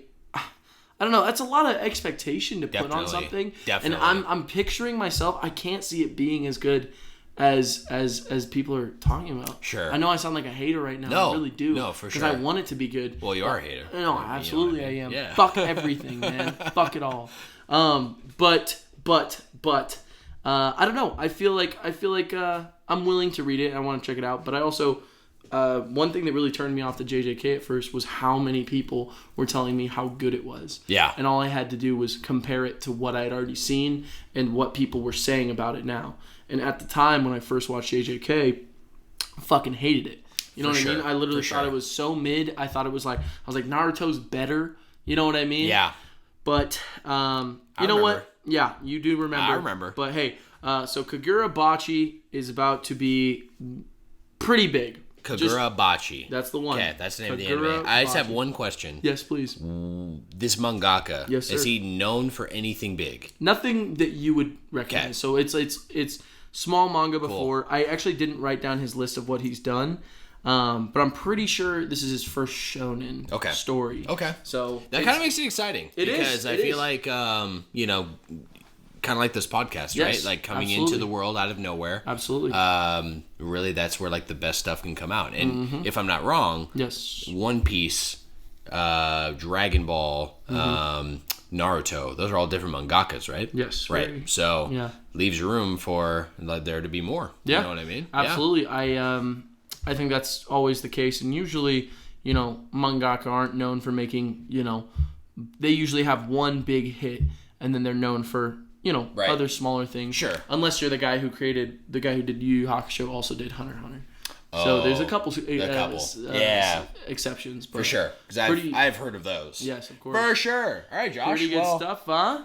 We'll jump into number 2. Yes. And number 2 is the Nintendo Direct Spotlight. Yes. And this is going to be basically just a little tidbit of the information that was dropped during a Nintendo Direct that aired on the 14th of this last month. Which was on the same day as we recorded. Yes. Yeah, right. So this is where, we had the breaking news section last week. For those who missed it, we had, basically I got interrupted because of work, and in between that time, a Nintendo Direct dropped. And we literally aired it the next day, in which there was a crucial piece of information for me specifically. Josh texts me the next morning, all caps, wake the fuck up. look at this news, and it was a Thousand Year Door remake. So we'll get to that. But basically, this is a kind of like short summary. I discluded some things that I really didn't know about or care about. Sure. But this is basically all the info that was dropped during this direct. Okay. And so I'm going to get through this list, and then we'll talk about anything you want. Yes, okay? let's run it. First thing is that I believe it showed. I don't know if these are in any particular order to what was shown, so I'll just run through this. First up is Splatoon 3 DLC called Side Order. Looks really fucking cool. Did you watch the trailer? I did watch the trailer, and I love how it's like all monochrome, which is so anti-Splatoon, right? And kind of like just very creepy and very like. Okay, near Automata vibes. Yes. And your Splatoon character going through, and it had all this stuff of like, just a whole single player. Mm-hmm. And I believe in the info Nintendo drop, they even said it's a roguelike. Yes. So it's unique every time you play it through. It's basically infinitely replayable. Right. And you have this whole kind of like arsenal that you're upgrading, and you're adding like stats to your guns. Did you and all play this stuff. Splatoon? I have only played Splatoon on the Wii U, the original. Did you play the story mode though? Only like the first two, maybe only the first one chapter. Oh, okay. So I didn't have any friends that played this before I met you. Right. So I don't have a lot of Splatoon knowledge. Oh, but, okay. I was just looked. I love single player stuff. Love it too. Because I really wanted to play the Octo expansion. Yeah, dude, that looks really good. But this looks legit. I think this looks really, really crazy cool. And as a Splatoon fan, for me, honestly, like these kind of things are what's like. It makes me want to get back into it. Yes, dude. You know what I mean? Because I was super into, especially before I met you, when I was in the Wii U, I was super into Splatoon. Oh, I know. I'm pretty sure my rank was, you maxed out at, originally you maxed out at fucking, it was like 50 or something, and then they made it 99. So really? So there was originally like a super low score.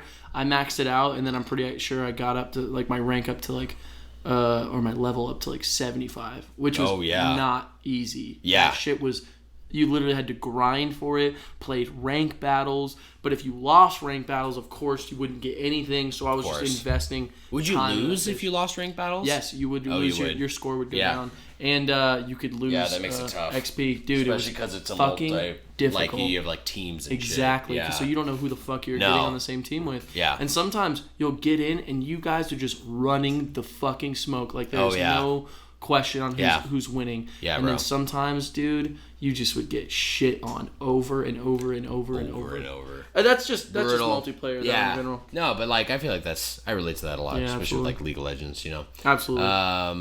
All right, I'm actually gonna run down the list this time. Please. So we got it's all good. We got Princess Peach Showtime. Yes. That got a release date March 22nd, 2024, along with the gameplay trailer. Yeah, I think we talked about it a little bit last time. We got F-Zero 99, which is available now. It is. We have Mario vs. Donkey Kong, kind of a new game / reboot. I'm unsure if it would even be a reboot. Just kind of a reboot. Yeah. Okay. Yeah. This comes out February 16th. 2024. It's a puzzle game. Yes. We got Prince of Persia: The Lost Crown. It's a new kind of side-scroller Prince of Persia game. Actually looks really good. Yes. I just watched that trailer with Dorian. Yeah. He's obsessed with it. Really? He's gonna buy that looks like it. A Dory game. He's literally like, he's talking about how great the character looks. Because honestly, like, one thing that I appreciate a lot about that game too, and I don't want to talk about it for too long, but there are not a lot of video games with actual black characters. It's so funny because Dorian, he got so excited and so happy about it, and he literally was like, "Hey Terrell, you gotta come see this," and he pulled him in. We all watched the Nintendo Direct trailer together. Fuck yeah. Yeah, and so I think that's really cool. Yeah, dude, I do too. And honestly, I'm a Prince of Persia fan. Yeah, dude. Have you seen you watched the trailer? Yeah. Oh yeah. Good. It looks really I think I might get it. Yeah. That's what I'm saying. Low key. If Dory's feeling it and the boys are, I don't know. Oh, dude, yeah. Do you know when it releases? Yeah, January 18th, 2024. Oh. That was in the trailer. So literally like a couple days around the corner. After Dorian's birthday. Yeah, is it the 16th? Yep. Yeah, I got it. We went over this the other day. That's how I remember. Okay, then they showed off new details for Super Mario RPG, the new remake coming out. So they showed action commands will damage all enemies. Mm-hmm. There's new triple moves once you build up a certain combo meter. Mm-hmm. There's new post-game boss rematches. And the release date of November 17th. That's pretty cool. Yeah, pretty cool. I only have one concern with it, which is really like those...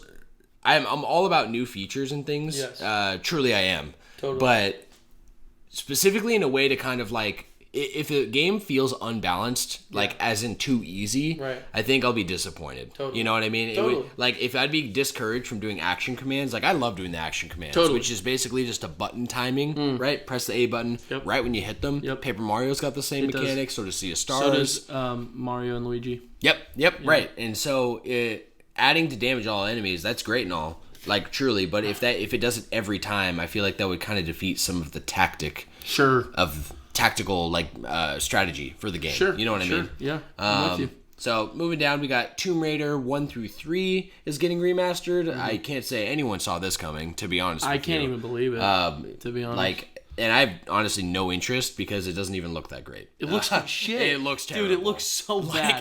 I don't even know why. It's definitely a half-assed looking remaster. It is.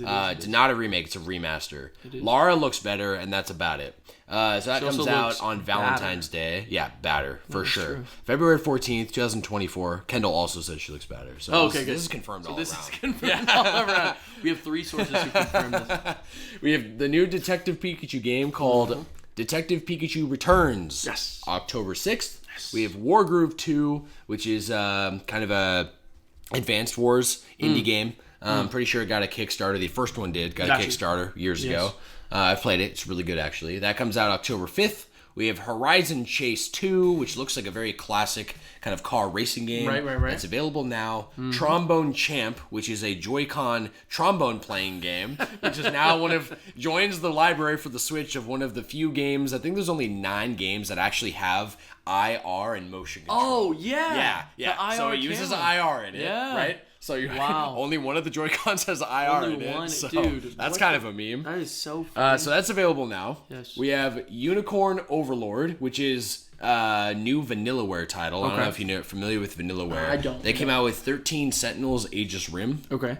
Pretty popular and really well received story JRPG. Okay. That came out on and what's it called? It's called 13 Sentinels Aegis Rim. I'm pretty sure it's on Switch now, but it did launch on PlayStation exclusively. Right. These, same guys who did Odin Sphere and same guys who did Dragon's Crown. Nice. Very stylized, kind of hand-drawn. It looks beautiful. It's like an anime style Fuck game. Yeah. So that comes out March 8th, 2024.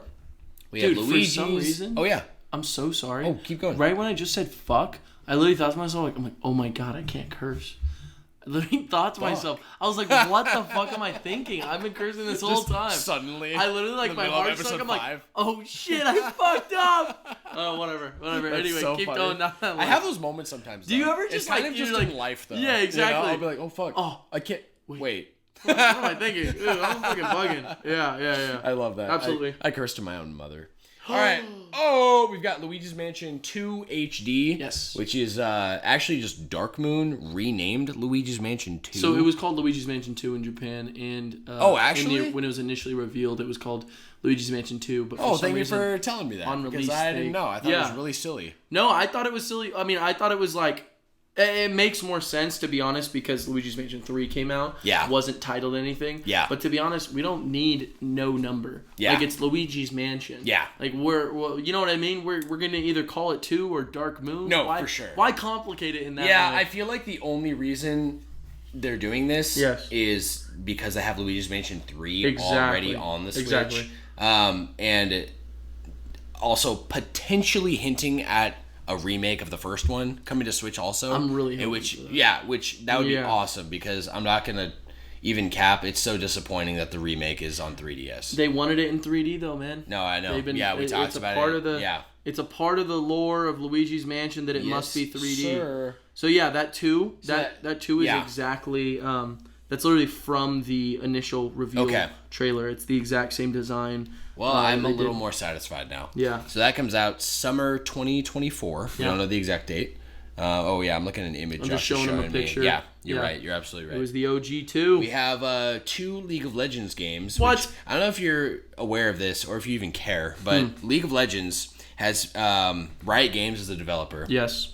And they have branched off, and they have a separate studio. I think it's one studio, but they may be contracting other studios. But they are making several single-player games that are all different. You know, like that Star Wars anime that came out in every it was different. Star Wars Visions? Yes. Yeah. So that's different animation studio for everyone.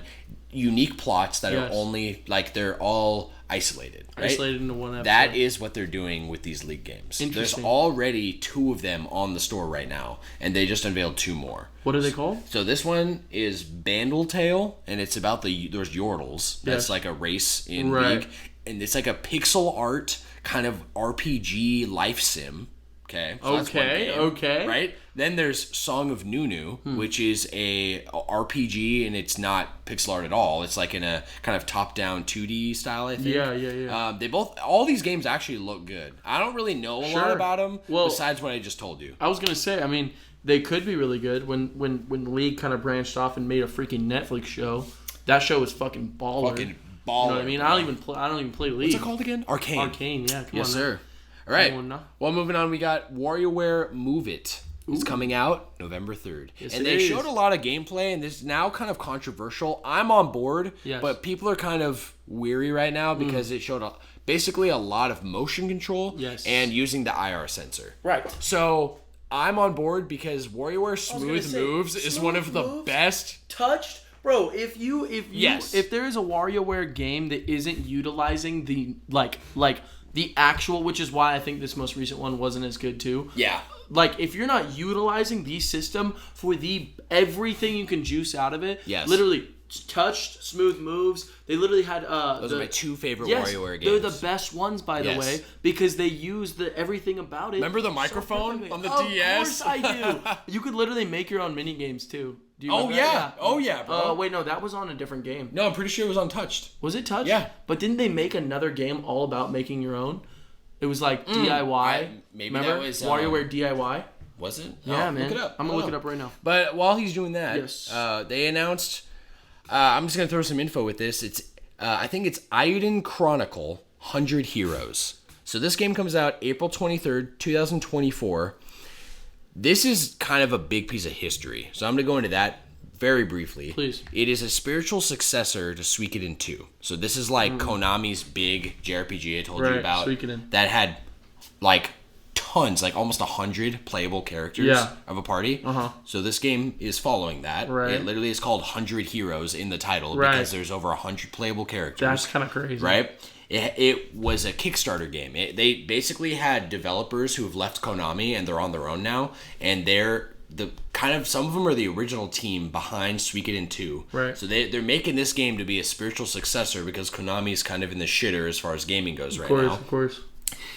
They launched a Kickstarter years ago. I think it was in 2018 or 2019. Oh, that was a minute ago. It is one of the biggest video game Kickstarter campaigns ever. They raised $3,259,000. Holy fuck. Yes, it had 46,000 backers. Wow. That is crazy. Yeah. I was not expecting a number like Actually, astronomical numbers. Because I mean, like, obviously, you know, it's a game. Right. You know? And so I feel like, especially with those games, sometimes they don't even hit the mark. No. Sometimes they don't meet what they want to make. They don't even get developed at all. Exactly. Right? Yeah. So that's crazy. It's crazy because it kind of gives you a visual of how many people actually love these games. Right. You know? Right. No, I do. So that's pretty big, and it got a gameplay trailer and a release date during the Direct. I thought that was really cool because that is completely an indie game. So, super cool. I love that. It showed off also the final Booster Course DLC of Mario Kart 8 Deluxe. About it a little bit. Yep. It has Diddy Kong, Funky Kong, Pauline, and Peachette. Peachette is definitely the most interesting. I think it's because she's from Tour. They already have a model. Right. Tour. Well, I think that just leaves Bowsette. And if Bowsette made it in... you are not wrong, my friend. If Bowsette made it in Mario Kart, I would buy it immediately. You know Bowsette doesn't exist? Yeah, it's just a completely concept, right? fan-made concept, but it's so big that it's like it feels like it's real. It does feel like it's real. Because I can picture Bowsette being in like in Mario Kart. You know what I mean? I honestly thought for a minute that Bowsette was a legit character in Mario and Luigi, like some secret boss or something. Because it seems like some kind of fucked up shit like that. Some you shit. know? Yeah. It also showed off 7 new maps, which is really dope, and that's rounding up all of Mario Kart, which now has just an absurd amount of content. Which it's very respectable. To be honest, amazing. Like, amazing. Seriously, they Deluxe was already jam-packed. Yes. They fixed the battle mode. So now there's an incredible battle mode. Literally double the amount of courses there were now. Yeah. It's just completely doubled. And they're good. They're really fun courses. Yes, There's some new ones. There's some from Tour. There's some that are like, oh my gosh. They freaking put in the 3DS Rainbow Road. They did? I love that fucking Rainbow Road. The Mario Kart 7, yeah. Fuck. Yeah, dude. Pretty great, right? That's pretty great. That's the one where you literally like you can like drift on Saturn. You literally like the road leads you to Saturn's rings. Yes. And you literally like are drifting around. You get on like that rocky surface and you're going around. Yeah. Mario Kart 7 was one of my faves. Fucking so good. I love that one. The only issue was they didn't have Waluigi and that was it. There was nothing else wrong with it. You're absolutely right. That was a great game. That and Smash Ultimate. So, yeah, what the fuck? Moving on. Dave the Diver launches October 26th. They showed a gameplay trailer for this. And we will get to that because that's actually probably one of the things I want to talk about from this. Really? Yeah. Wow. Because it surprised me. Yeah. Believe me. Then they showed off gameplay, and they showed off I think it was separate from the Direct, but it was a lot of gameplay of Star Ocean Second Story R. This is that remake that I'm really looking forward to. It's like 2D and 3D. Yeah, we talked about it last time. Dude, they showed off all of these like enhancements they're making for the game. It looks stellar. It actually looks stupid good. That's so that's on my like most anticipated list now. Oh, totally. Showed off some amiibos. Very good. Tears of the Kingdom. Xenoblade Chronicles. Yes. And Sora. Yes. I was shocked by Xenoblade. I was like, they're actually making a Mio and a Noah amiibo. No way. Yes, they are, bro. For why? Just because. By the way, just quickly, there was a game called WarioWare DIY. On the DS? Yes, on the DS. So that was where you could make them. Just really quick. No, and thank then you said, what? There's Xenoblade Chronicles 3, there's Mio and Noah amiibo coming out. No way. Yes, dude. And Tears of the Kingdom, there's Zelda and Ganondorf. No way. Yes, dude. I can't believe you didn't see these. Well, I saw the Zelda and Ganondorf, but I didn't see the Xenoblade ones. You see them? No. Not seeing them anywhere. Oh, was it just announced that they're... Yeah, and but it showed like a little like mini model. Like that? Yeah. Oh, there they are. Isn't that crazy? That is crazy. So that's kind of shocked me. I love Noah and Mio too. I know, their designs are so cool. It's so dope. I know. I love the stance of Mio. That means that there's an amiibo of every single... No, there isn't. I lied. I was going to say there's... Of the MCs? Of all the MCs. Yeah, there's no Rex. Yeah. I know, fuck. Damn. But they also showed the final, after all these years, Josh, the final Smash amiibo, which is Sora. Wow. So after they're all these years, you can get them all now. Sora's not available yet, but they did show off the model, which we have all of them are in the works. What does he look like again? He's just sitting there with the Keyblade like this. Oh wait, is it over his shoulder? No, I think he's chilling with it over his shoulder. I think you're right. I think it is over his shoulder. The other artwork is is him with that. Yeah. So I know what you're talking it down, about. you know. Yep. Yeah, for those who can't see. Okay. Oh, look at that. That's so sick. Dude, it's so cool. Sora. I know, his little smile. I love it. All right, the last piece that was shown in the Direct, Josh, was the Paper Mario 1,000 Year Door remake, which has me shitting my pants on a daily basis. It actually is really stinky, by the way. Yeah, really dude, bad. No, Sloppy Joe's. Can't have them. Has nothing. IGN, also, I noticed this on the website, they had a poll on the Direct itself that was, which is the best Paper Mario game? And I just pulled the results for fun. Let me guess. The OG Paper Mario had came in second with 8.9%. Oh. 1,000 Year Door came in first with 79.6%. I should tell you all you need. Nope. Okay. Was it all of the Paper Mario? All of them. So then we have Super Paper Mario at 5.6. Okay. Color Splash actually came on bottom with 0.5. Wait, Color Splash? Over Sticker Star? Because Sticker Star got 0.8%. And then Origami King got 4.5%. Oh, wow. There's a little love. There's a little love there. Yeah, I'm pretty sure that the reason Sticker Star beat Color Splash is simply because no one played it. No one played it. No one I was going to say, no one had it. You're right. That's so true. People probably played Sticker Star and just voted it at the bottom. Yeah. You know what I mean? So, no, I'm with you. Josh, all I really want to talk about on this list, so we can move on, is Dave the Diver. Yes. So Dave the Diver, look this game up later or now. I don't care. I'll do it. It has so much fan love. It's unreal. It's Dave an indie game. the Diver. Yes, it is a pixel art game where you go underwater and you find ingredients for sushi, and you're fighting giant sea creatures like squids, like all this shit. Then you own a sushi bar, so you go back to the surface with your friends, and you are managing and serving sushi at a sushi bar. Wow. That's the game. That's the game. This looks cute. Well, people are saying it's Game of the Year contender, which I don't agree with. What the fuck are people smoking? People are really Game of the Year contender? Really on this game. Do people know what's been released this year? No. Tears of the Kingdom? Clearly not. Fucking Baldur's Gate? Right. Okay. All I'll say is I believe it's really good because this looks really fun.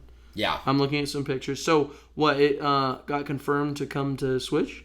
Yeah, it's coming to Switch with a release date of October 26th. So it's also available right now, I'm pretty sure, on Steam. Yeah, I was going to say. Wants to play that. Okay, last thing I want to say, Josh, is Princess Peach Showtime. We got gameplay, and honestly, it looks kind of good. I'm not going to lie. I watched the trailer. Looks fun. I don't know if I'll get it, but it looks pretty fun. Same. So that wraps up the direct, though, Josh. So why don't we move on to news article number 3? Number trace. Alrighty. So, alrighty. So, Sam, are you aware of what an OVA is? Do you know what that is? OVA? Yes, sir. Is that like a voiceover? Over like a... Oh, they're like audio clips from like a manga, right? Or like dialogue? No.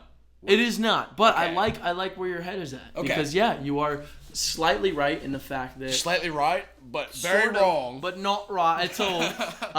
OVAs have been around since the beginning of anime, right? Okay. The first ever One Piece animation, which came out in 1998, by the way. Yo, fact check though. Yeah, check that fact, man. Was an OVA, which basically means it's it's kind of a spin-off from the initial, but is a part of the anime, but is sometimes considered not canon, or sometimes it's sometimes canon, sometimes not. Sometimes not, but usually it's disconnected from the story completely. Okay. But it's made by the same studio, always fully voice acted. It's literally like something that happens. Okay. But it's not animated? It's animated. Oh, really? Yeah. It's an anime. Yeah, it's voice acted, all this stuff. And we're getting one for My Hero Academia titled UA Heroes Battle, which will be coming out next month. Oh. So it's since there's no season coming out right now, it's just an episode that'll be dropping.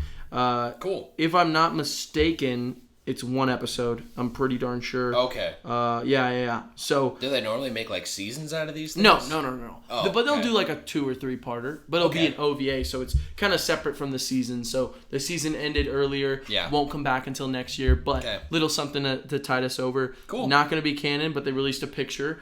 It looks cute. I don't know how if it's going to be action packed or anything. Look cute. Are they playing cards? Yeah. So and there's cards with but with like their friends on it, and Deku has like a card with him on it. That's cool. Yeah, I don't know if a lot of people out there are big fans of My Hero, but I certainly am, and I've seen a couple OVAs. Yeah. Don't know if I'll even check this one out, but it's pretty cool because it's being done by Studio Bones, and it's a little piece of media coming out right now. Yeah, hell yeah. October 13th, by the way. Set the date, 8 p.m. EDT. So yeah. Sweet. We got something coming out. Yeah, hell yeah, baby. Yes, sir. All right, Joshy, news article number 4. Yes, sir. Final Fantasy VII Rebirth gets a release date and new trailer. Ooh, this is by way of the PlayStation blog, detailed a lot of the info that I pulled from. Very cool. As well as the trailer itself was aired, and this info was aired during PlayStation has their own version of a Nintendo Direct. Yes, it's a PlayStation State of Play. State of Play, yes. Yeah. Yes. We're there, baby. So, the release date is February 29th, 2024. February 29th. Which is awesome. Wow. Especially because I feel like I'll be able to play Super Mario RPG at the end of this year and really enjoy that and then go into this. Absolutely. Because it's going to take my soul. I know. Totally. So, I'm going to spit out all this information. Here we go. The new trailer highlights Original Final Fantasy VII party members returning, including Red 13, Kate Sith, and Yuffie, and showing Zack and Vincent Valentine and even Sephiroth as seemingly playable characters. Square Enix notes this will be the second game within a trilogy of standalone titles, and director Naoki Hamaguchi stated, I'm going to put this in quotes, quote, "Each game's balancing is done independently, and a player's levels and abilities will not carry over from one game to the next. Interesting. However, we have created some special bonuses for fans who played the previous games, allowing them to start with a little something extra." End quote. Creative director Tetsuya Nomura said, quote, "Many elements were carefully selected for this title," end quote, and that feedback from Final Fantasy VII Remake will be integrated into the second installment. So they've curated a lot of feedback to improve the game from the first one of the trilogy, which is awesome. Very cool. Hamaguchi also stated the project is a, quote, "labor of love," end quote, as the second installment embraces a much more open-world, explorative nature and has mini-games fans embraced from the original game. Very cool. I am so excited. I am so fucking excited. I cannot believe, if you watch all the trailers, we have like 2 or 3 trailers. Yeah. I think only like 2 big ones of this game. Unreal. They've already shown stuff that's like, sometimes trailers drop. Yes. And it shows like a little bit more information. You would think it's a spoiler, right? So one of the things they showed in that first trailer of the game was Tifa getting stabbed by Sephiroth and dying. Right. So it's not a spoiler because that's literally in a trailer. Right. But that's got to be deeper than we think. There's got to be more to that equation because they showed that very intentionally. Right. You know what I mean? No, I'm with you. Then now they're also showing that Sephiroth is doing a combo attack with Cloud. Playable, maybe. Right. And and even in the bottom right corner, if you're analyzing the trailer, it has Cloud's name and it has Sephiroth's name. Wow. So they're definitely, I don't know, bro, but it might be the first time ever that we get to play as Sephiroth in a Final Fantasy game. I was gonna say. Besides spin-offs and fighting games like Smash Bros. Right. But there's like Dissidia Final Fantasy, it's a fighting game. But in the universe of Final Fantasy VII, like, what? That's crazy. Dude, it just looks absolutely unreal. Yeah. I can't wait. I almost don't want to look up anything else about it. Oh, yeah, not knowing so that I just go into it completely blind because it is going to be a treat. I would say don't look into it, but you'll probably see some stuff, and let it be for what it is. Yeah. But that's how I usually like to approach games. After I know I'm going to play it. Right. I probably don't need to watch anything else. I was going to say, unless it's like Tears of the Kingdom, dude, I had to literally like look into everything that they released in that. Like any trailer, dissect it as much as possible. And speaking of dissection, this is the end of this notes piece, so I'll jump back a second that we may have had teasers for the new Switch already, the Switch 2, which is that in the trailer for Paper Mario Thousand Year Door Remake, the Y button is green. It has Y for Switch party members, which that's in the GameCube game. Right. But it's green color. Y is also green on the Super Nintendo. Yes. Okay? The A button to use an action command is highlighted in red. It's a red color. Right. Okay, the Switch right now, if no one knows, the Switch has black and white buttons. Right. It doesn't have colored buttons. It's never had this for games before. Interesting. But suddenly, in Paper Mario, they're showing a red button, which it's literally red, right? And it's showing a green button, which is literally green on the OG Super Nintendo. Dude. So, kind of maybe hinting that in the Switch 2, there will be colored buttons returning to the console. Right? And I'm pretty sure that there was another game, I think it was the Peach game, also has colored button prompts, which are the same colors. Interesting. So they're kind of doing like a new Nintendo 3DS route where they're coloring the buttons. Yeah. Making it look kind of... Okay. They did color those, didn't they? They did, yeah. No, you're absolutely right. Wow, man. Wow. That I did not hear about. I mean, me personally, I am in love with the idea of another Switch. Especially one that's more powerful. Yes. I'm playing through that DLC of Pokemon, love it to pieces, but it's tough for the Switch to run. You know what I mean? It's struggling. Because we're multiple generations behind what the game is, you know what I mean? For sure. Because we're on like Wii U level, running. Yeah. And then, PS5 is killing the game. Yeah, it looks incredible. It's for like, sure. Like we're dealing with some of the best looking ray tracing, absolutely. All that. Like Spider-Man looks absolutely ridiculous. Dynamic Final light. Fantasy looks ridiculous. So you're absolutely right. So it's about time. It really is. Yeah. Before we get into Switch, 7 or 6? 6, right? 6 years old, right? Yeah. Yeah. So I just got one question then for you. Please. Do you think we are getting a Switch 2 next year? Yes. Yes. I do. Yes. You know why? Why? Because a long time ago, a little minute ago, when I was super into the leaks for the Pokemon and what was going on with the Pokemon DLC. Yeah. The biggest leaker who leaked all of it said that there was a new Switch coming out by next year. There you go. So literally, like he was talking about, like, and this guy literally leaked everything about the DLC, like everything about like what it was happening, what it was about, the fact that it was 2 parts. Absolutely, every single part. He had some pictures. And then he, at the very end, said, yeah, they're planning on releasing the second part of the DLC around the time when they're releasing the new Switch. And they... yes, baby. Yeah, they debated whether or not they should release it with Tears of the Kingdom, but realized they wanted the Switch to have its final big game before it moves on to a new console. But we don't know anything about it. We don't know if it's backwards compatible. I'm guessing it would be. It's gotta be. It's gotta be. If it's Switch 2, that would be literally so it's silly gotta and be. Stupid. Yeah. Yeah, the same way with the Wii U. Right. It's like, they made it backwards compatible, but then they also, like, if a game was really good, you have, like, a remastered version. Yeah. Right? Right. You have, like, a brand new version, but, yeah, I am not... And plus, it was pretty crazy already going from a console like the Wii U to the Switch, because no backwards compatibility at all. Right. Brand new, like, cartridges, no discs. No discs. Yeah. I don't think they would make it so that it's... No. You know what I'm saying? Absolutely right. Yeah.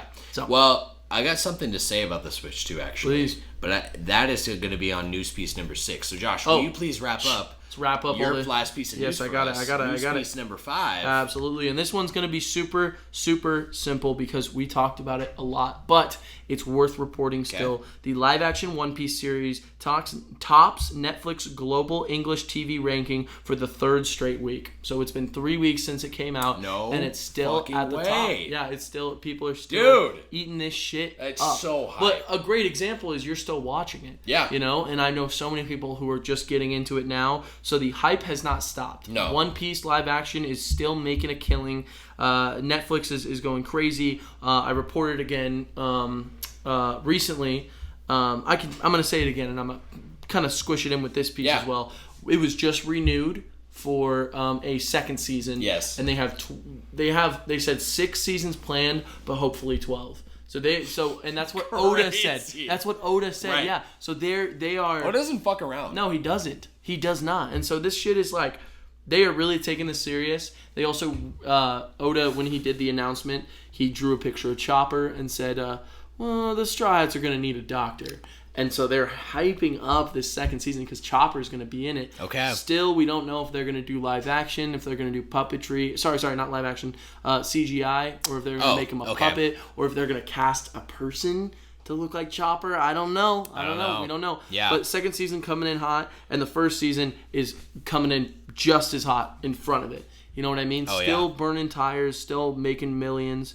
Crazy. Yeah, it's crazy. Dude, it's so wild. So wild, so wild. Hell yes.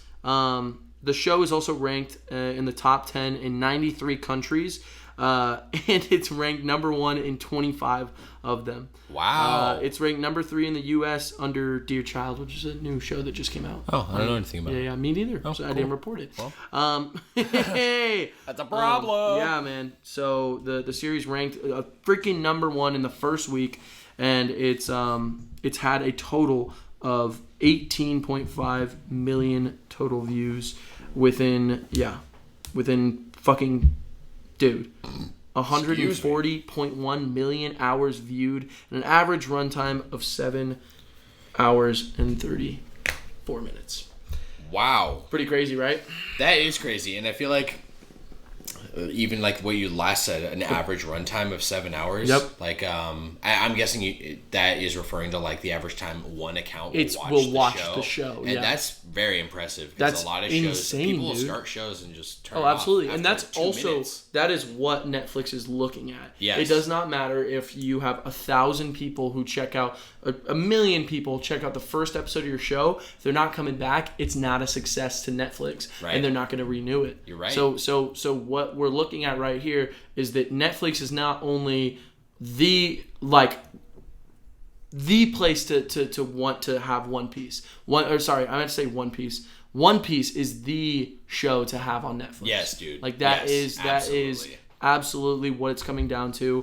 Netflix can see that. That's why they've just renewed it, and I'd see it going on for a pretty long time. To be completely honest, so Josh, good stuff, huh? I got one last piece of news here to wrap this up, and it's pretty big. Let me hear it. It's pretty damn big. I want to know. It is titled "Major Revelations from the FTC versus Xbox Court Document Leaks." What? Do you know is that? Anything about this? I do not. Okay. I do not This know anything. article is. I got this information from IGN, so state that. Basically, a little briefing for anyone who's not in the know. Yes. I've kind of heard about this off and on, but I really went ham on kind of researching this for this episode, and it's pretty big. So the FTC sued Xbox after they attempted to acquire Blizzard. Basically, the FTC is the Federal Trade Commission. Yes. And there is antitrust policies in place for every kind of business around. Do you know what antitrust is? Yeah, I don't know what that is. I didn't really either. Sure. So, but it's basically it's basically preventing one company from buying out the competition. Yeah. Okay? Yeah. That's huge because it promotes that if you have that, it's a very unhealthy kind of like communist regime where there's one thing ruling everything. Sure. Okay? So, antitrust and the FTC, their job is to regulate this and make sure this doesn't happen. Right. Okay? Absolutely. So, Xbox is one of the big, like Microsoft, one of the biggest kind of, even though Xbox isn't doing well as far as we know, as far as gamers, right? Xbox has lost this console war as far as Nintendo and PlayStation. Totally. Microsoft and Xbox are still huge entities, and they're still trying to purchase developers, right? They own Bethesda now. They do. Right? So they Which purchased... is why Starfield? Yes. Starfield came out and is an Xbox exclusive. Exactly. That was a huge decision for them. In fact, this leak lists that Elder Scrolls 6 is planned to be an Xbox exclusive, which is huge. That's crazy. That is very, very big, and that is very good for Xbox. This like gamers won't like to hear this, but this literally is good. This is a good thing for Xbox because they need this so bad. There's no reason right now to own an Xbox unless you really want the Master Chief Collection and Starfield. Right. Yeah. But if you say you're not a PC guy, say you're just playing consoles, you like sitting on the couch, right? You like sitting on the couch. You like being a console boy. Yep. I personally have never been a PC guy. I've always liked being a console player. Yes. So my personal reasons now to own an Xbox would be Starfield, would be Elder Scrolls 6, would be Master Chief Collection. Totally. Okay, it's still a very small list though, compared to Nintendo and all that they have, PlayStation, all that they have. Too, So. Let's dive into this. I wanted to preface kind of what this is. This is basically the FTC was after Xbox. They started suing Xbox when Xbox made a public declaration that they were buying out Activision, right? Blizzard / Activision. So Xbox went after like this huge arm, and they were purchasing them for like $7.5 billion, I'm pretty sure. A little bit of money. A little chump of change. Microsoft definitely has got the money, though. But the FTC saw a big problem with that because they thought they were buying the monopoly. So they tried to stop them, okay? I was going to say, what's illegal about, like, what's going on? I don't know the specifics personally, and I don't have it detailed here on what they're allowed to do and not allowed to do. They just looked at it, I think, in terms of the net worth and the monopoly of these companies. Gotcha. So Blizzard's huge, Activision, they're huge. You know, Call of Duty, that is a year after year bestseller on top gaming charts. It doesn't matter if you like Call of Duty or not. Call of Duty consistently sells more millions of copies than like other game series or even other game series combined. It's stupid how good Call of Duty still does. Completely agree. So The FTC sued them, and I think that everything went to court in June, and a verdict was reached in July. But the story is breaking because court documents were uploaded to the court's website. So this is public, okay? Xbox themselves uploaded these documents, and they detail very sensitive information. Like, what are we talking? I'm about to tell you. Oh, boy. Okay, so I am now going to start this off with, quote, this week, several unredacted, highly confidential documents from Microsoft began appearing online. These documents were part of Microsoft's legal case against the U.S. regulator, the Federal Trade Commission, and this case was argued back in June and with a verdict reached in July, ruling in favor of Microsoft. Okay. So this is good for Microsoft. I was going to say. But Phil Spencer has come out. Phil Spencer's the head of Xbox. Oh, really? And he's come out saying that he hates that this is how the public is getting the information, but it's too late to back it up, and he just wants the public to know that a lot of this is old information. Interesting. Okay. With that being said, what is it? Listen to this. I want to know. There's a lot of info. Okay. Number one, The Elder Scrolls 6 is an Xbox console exclusive and is coming as early as 2026. Wow. That's big. It's huge. So big because we know nothing about it. Yeah, we literally haven't even seen. Yeah, they just announced that it exists and that they were putting their focus on Starfield. There's no name. Yeah. Yeah. Okay. Number two, Activision was briefed on a Switch successor by Nintendo in December of 2022. So late last year. We're talking another console. Yes. They were briefed? They were briefed. What does Activision have in any of that? Why Activision? They're just a huge company. Oh, so Nintendo just would let them know? So this is actual documentation that the Switch 2 is real. Got you. By a big company. By a big company. Not crazy. A leaker. A big company. This is huge. This is in the document. No one can see, but my eyes are open and my Josh was staring at me hard. Yeah. Okay? That's crazy. Because also, I mean, obviously we've heard the leaks, but this isn't a leak. This is not. This is to a degree. The document itself is a leak, but the info is very real. Yes. All this info is real. It's especially prevalent because Phil Spencer is so disappointed that this info came out this way. And Nintendo is probably pissed. Of course they are. They're probably livid, bro. I remember when I leaked the Silver Mario amiibo. Nintendo called our store and they were pissed off, bro. They were about to take our license from selling Nintendo games, or at least they threatened that. So. Voltrius, what a legend. Oh my god, good times. What a legend. Next up. Xbox Series X console and controller are getting a refresh in 2024. What does that entail? So, a total redesign of the console itself and the controller next year. Wow. Codenamed Brooklyn. That's what they're calling this new Xbox Series X. Sure. I actually have a picture to show you. There's a picture? Yes, there is. So, this is what the document entailed. What the fuck? And a new controller. What the fuck? Yes. It's called C-Bile for the new controller. What the fuck? And what the? Yeah, pretty fucking huge though. Yeah, I was gonna say, what do you think of that? The refresh? Yeah, pretty cool. Well, a part of the refresh is that it's all digital, so there's no disk drive built into it. There's a lot of so it's additives. it's a digital version of the Xbox Series X. Yes, like digital, but it's better. Like it's like quieter, like all these things. I'm not gonna go into the details, but the details are specific in the leaks, which is kind of fucking that is nuts. Incredible, Sam. I can't believe this. Fallout 3 and Elder Scrolls 4 Oblivion are getting remastered. Remaster or remade? Remastered. Okay. They're being up-resed and remastered for modern consoles. So Morrowind? Or you said Oblivion? No, Oblivion. Oh, yeah. That's nuts, bro. That is nuts. Fucking Oblivion has not had a next-gen treatment like at all. It hasn't. And Fallout 3, I mean, that's a fucking cult classic. Huge. Like, everyone loves that one. Yes. Yeah. Xbox, next up, Xbox is planning to release its next-generation console by 2028. Wait, what? Xbox is planning on releasing their next generation console. That's when they want after the Xbox Series X, next gen is what they're calling it in 2028. They're saying they're beginning the next console generation. Wow. In 4 years. What do you think about that? Dude, I think that sounds inaccurate, right?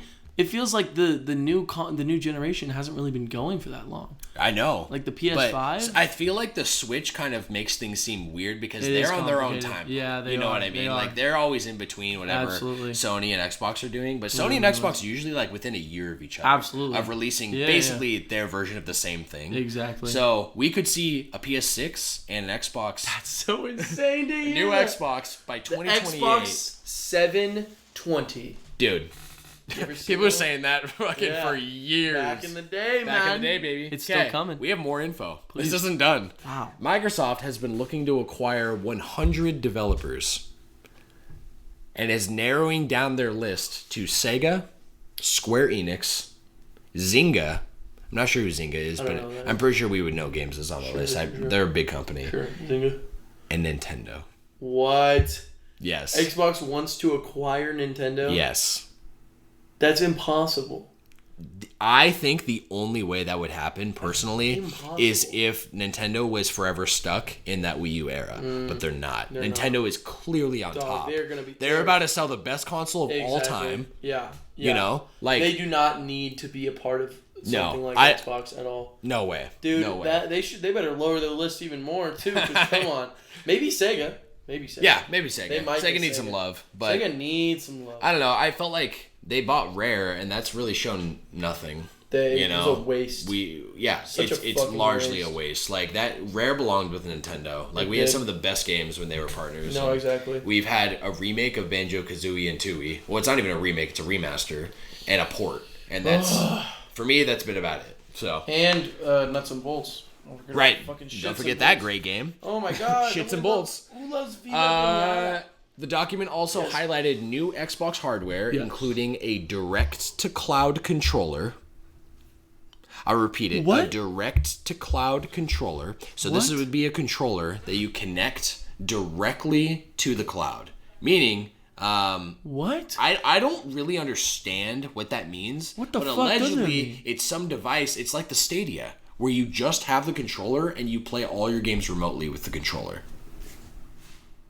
What? Yeah. This is a plan? This is something they're planning? This is a plan, okay? This sounds a new handheld. No way. Yes. And what? One-handed motion controllers. Joy-Cons.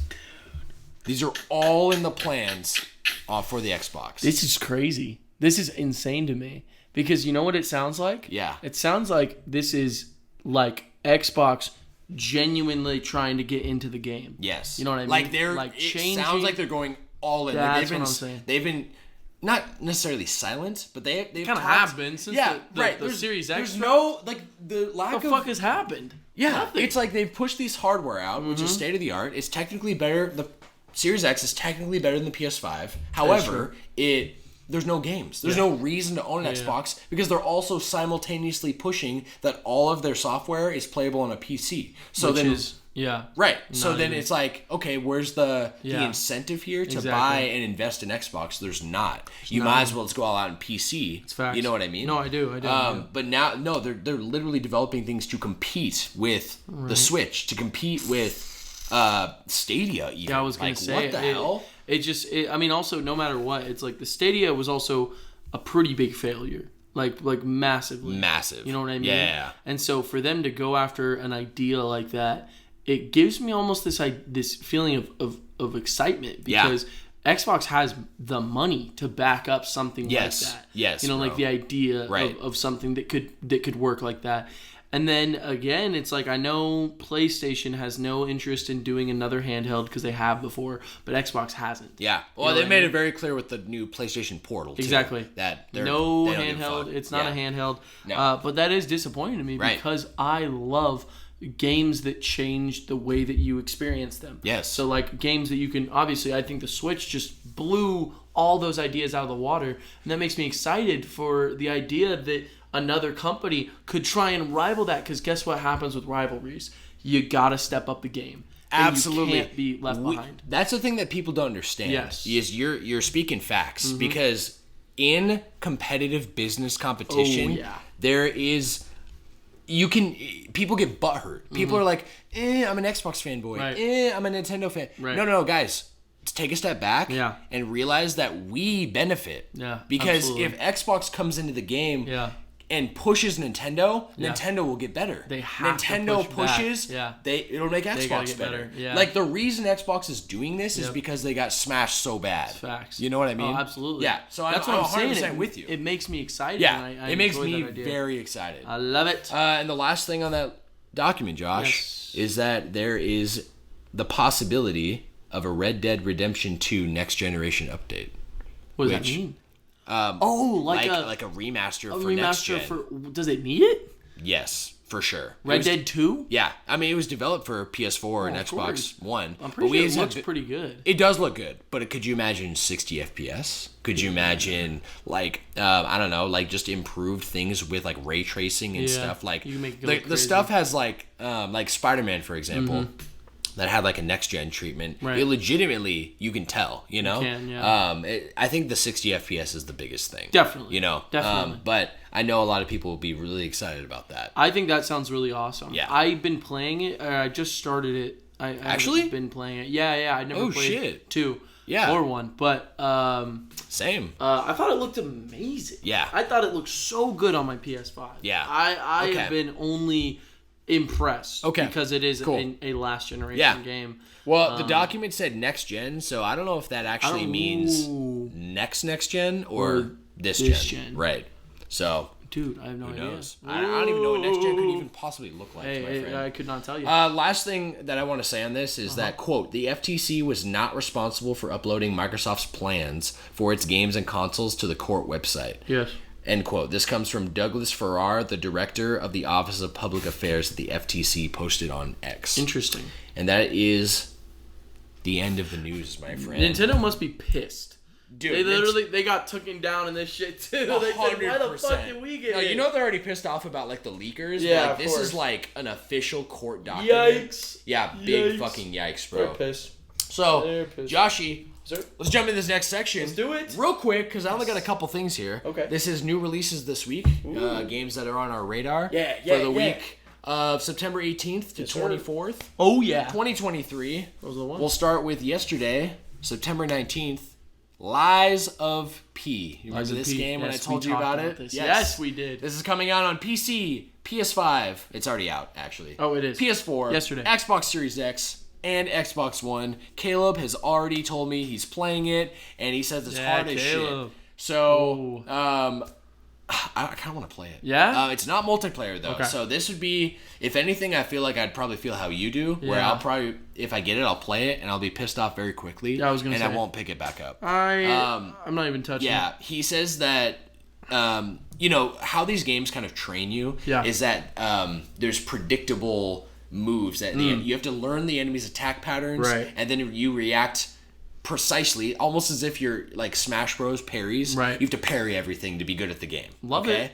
Love it. Doesn't that sound like fun? Well, what Sam? doesn't sound like fun, Josh, is that he says you can't. The enemies are too fast. He says that the enemy will just be like, and then you're dead. Like he's like, there's no tell. How am I supposed to like tell when an enemy is gonna? Wild. Yeah. I cannot. I'm gonna look into this though. Yeah, you should. Lies of you should. And apparently, it's gotten amazing reviews. So, hell yeah. That's all I want to say. Moving on. Tomorrow, September 21st, Resident Evil 4 DLC Separate Ways is coming out on PS4, PC, PS5, Xbox Series X, and Xbox One. Apparently, I'm not keeping up with Resident Evil, and now there's Josh. Yes. If I'm not mistaken. No, I'm not. But I think this is a DLC pack that came out, I guess, way earlier in the OG game, and they have been delayed on bringing it to the remake. On the OG? Yeah. Like, this is like, I think Resident Evil 4 was remade for like PS2 shortly after coming out on the GameCube or something. Oh, yeah. And it had this DLC. I don't know. Caleb briefed me on this, that it was coming and that he was really excited, but it was delayed. Caleb's excited though? Caleb's excited. Okay. Yeah. So I don't know much about it, but I know it's coming out tomorrow. That's very cool. So for you Resident Evil fans, there you fucking go. I think my little brother likes Resident Evil. He's like crazy about it. Yeah. Well, a 4 apparently is the best in the series, and it's been a top-rated GameCube game for centuries. For a minute now, yeah. Lastly, Josh, tomorrow, September 22nd, on the Nintendo Switch, Pikmin 1 and 2. Ooh, a little remaster. Yeah. A little port. A little port remaster. Hasn't been HD before, but it is. No, right. This is the first time. It honestly doesn't look that great. Like it looks really bad. The backgrounds look terrible. It looks really bad. That's so funny. Oh my god. Are you gonna pick them up? You got any plan? Probably. Yeah. Cool. I want to get into Pikmin. I really do. Yeah. My plan is to start with 3, play 4, and then play 1 and 2. If I enjoy it so much, but no matter what, have all 4 on the system. You know, because 1 and 2, and then 3 and 4 are all there. Yeah, they're all on Switch. Yeah, bro. So yeah, if anything, I feel like I feel like I want to experience Pikmin through your eyes. So, yeah. I feel like it's a game that I've had interest in, but I know I'm never gonna play it. Yeah. But I know you've got interest, and I know that's one of the games we probably would. It's got this like charm to it. It does. That you and I both like. Absolutely. You know, like Kirby. Oh yeah. You know? Yeah. Or Animal Crossing. Like Animal Crossing's a like great that example. charm. Yeah, man. I'm with it. So before we end this section, any new anime or anything big movies coming out this week that I'm not aware of? Best thing of? just dropped.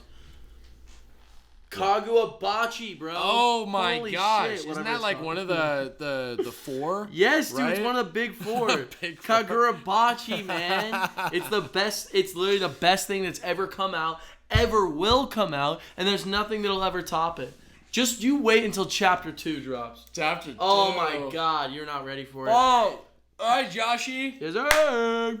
We have arrived at the main topic. Here we are. Would you like to take a break? Yeah, let's take a quick break. Yeah. Take a quick break for our audience. Yeah. There you go. Take a note. Come back. Grab some popcorn. Absolutely. Everyone finish take up. A break too. Yeah. Take a little leaky leak. Take a leak if you need it. And we will be back. Yes, we will. Okay. Yep. We are back. Joshy, let's jump into the main topic, my friend. Let's jump it up.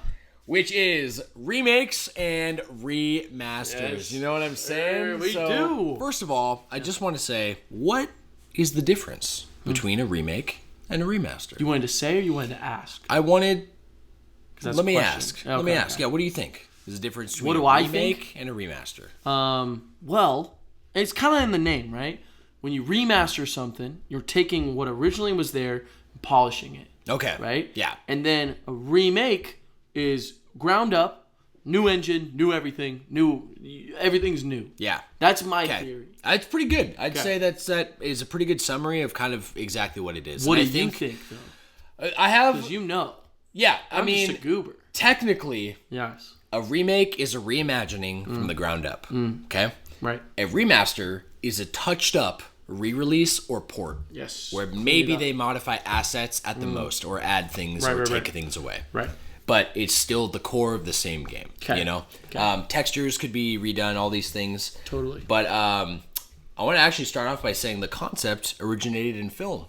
Oh, yeah? Not in games. Really? Yep. The earliest film remake is a movie called Playing Cards in 1896. Oh, wow. Yes, by George Méliès. Yes. It was a remake of Card Game in 1895 by Louis Lumiere. Wow. So, and it's a black and white silent film. We're going back. Yeah, very back. I looked at this up and I was like, wait, what the fuck? Yeah, the original was 46 seconds long and the remake is like 32 seconds. Wow. That's the movie. That's crazy. That's crazy. Like crazy? Or a mover. I was going to say, that's also, sounds pretty good. Yeah. It sounds interesting. Well, maybe I'll check it out. So as far as remaster, right?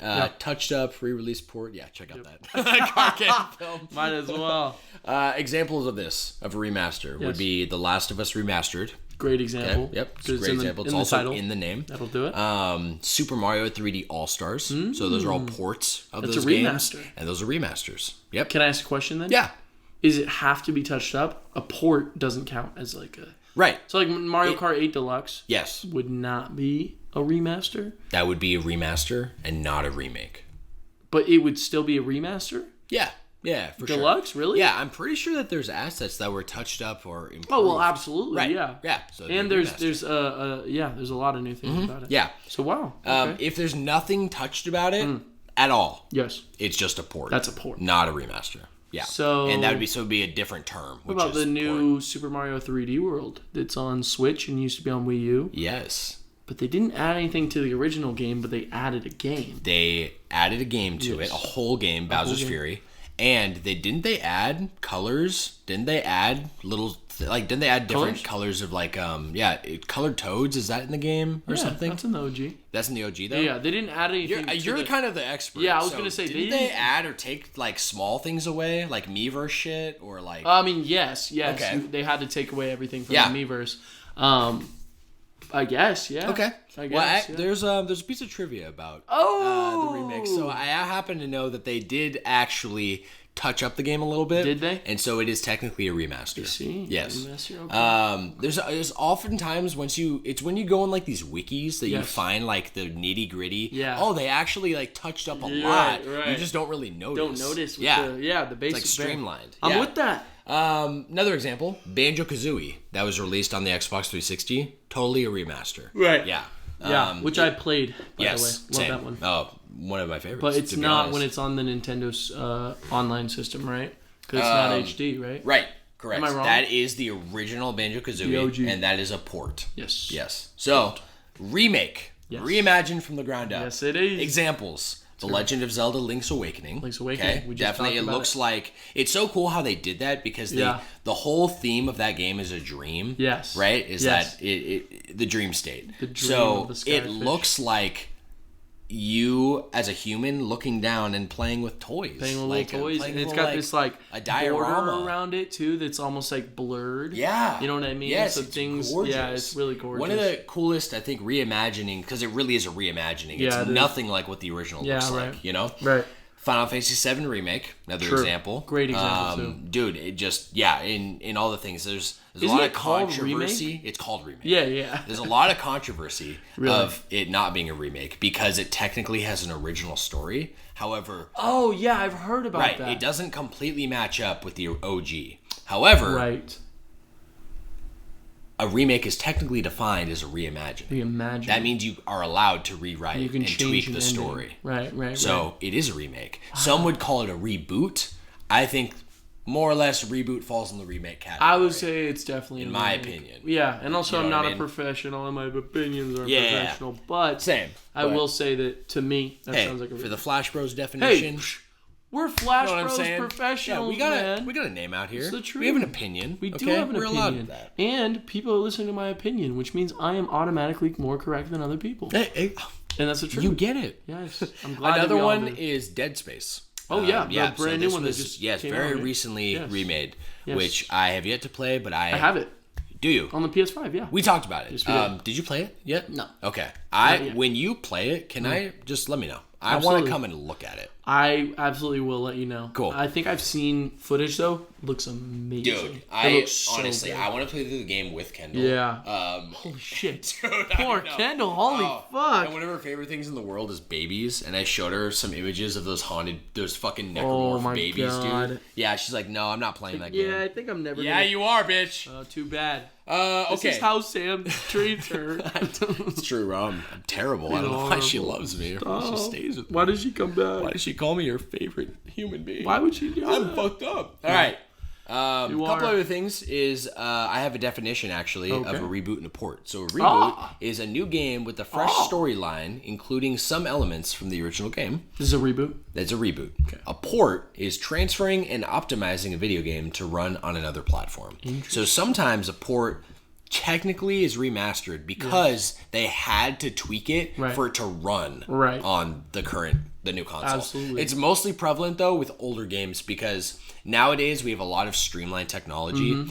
So what I mean by that is like indie games, basically the same indie game, like Sea of Stars, for example. It launched on everything, and it's the same game on the same engine. It's not like they didn't need to tweak anything to run on other consoles. However, if you go back in time to the PS3 is a cell-shaded core processor and GPU. I don't know what that means on a very technical level. What I do know what it means is there's a lot of reports of developers needing to modify their game to run on the PS3. So if they took the 360 version, it would literally not run on the PS3. Interesting. One big example is Skyrim. and how broken Skyrim is on the PS3. On the PS3 exclusively. Yes, because... I mean, not exclusively, but yeah. But yes, 360 didn't have the problems that PS3 found. No, totally. I mean? That's really ironic because I played Skyrim originally on the PS3. Like that was really? I didn't get far, but that's funny because you probably couldn't have, you know what I mean? Probably couldn't. Well, Josh, I wanted to jump into our own personal list of top 5 remakes and remasters. Yes. Because we are kind of in a remake and remaster culture right now. I believe that people are kind of, it's a big realization that a game doesn't have to be a brand new idea or brand new visuals. It doesn't need to be state-of-the-art graphics to be good. To be amazing. You know, to be amazing. Like, there's stuff that was made 20 years ago, 30 years ago, 10 years ago that is truly incredible. Timeless. Yes. Classic. It's true, man. So, it's so true. Why don't we jump down our list, Josh? Why don't you start us off? You want me to get us started? Yeah, please. So you know. And these don't have to be in a particular order. I was going to say, I don't have a particular order, and I don't have 5 remakes and 5 remasters. Yeah, okay. I did both. Together. Yeah, I did both. Okay, cool. Yep. Cool. Just whatever you want to throw in here. All right, so my first one. Have you heard of Kagura Bachi? Just kidding. Okay.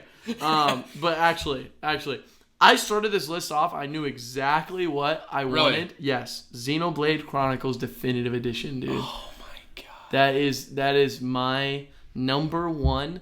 Not only because I got so sucked in, but because it's called Definitive Edition for a reason. Yes. It is. They streamlined the fuck out of that game and that style and the way that they do it. You're 100% Everything right. about it, literally, like, side quests went from kind of being annoying the way that they were in Xenoblade 2, to be completely honest, to being like so centralized, easy to do. I literally 100%ed the Colony 6. You remember that side quest? Yes, dude. Fixed the whole damn town, had all the people in there, literally to a point where Juju's like, yeah, there's nothing else to do.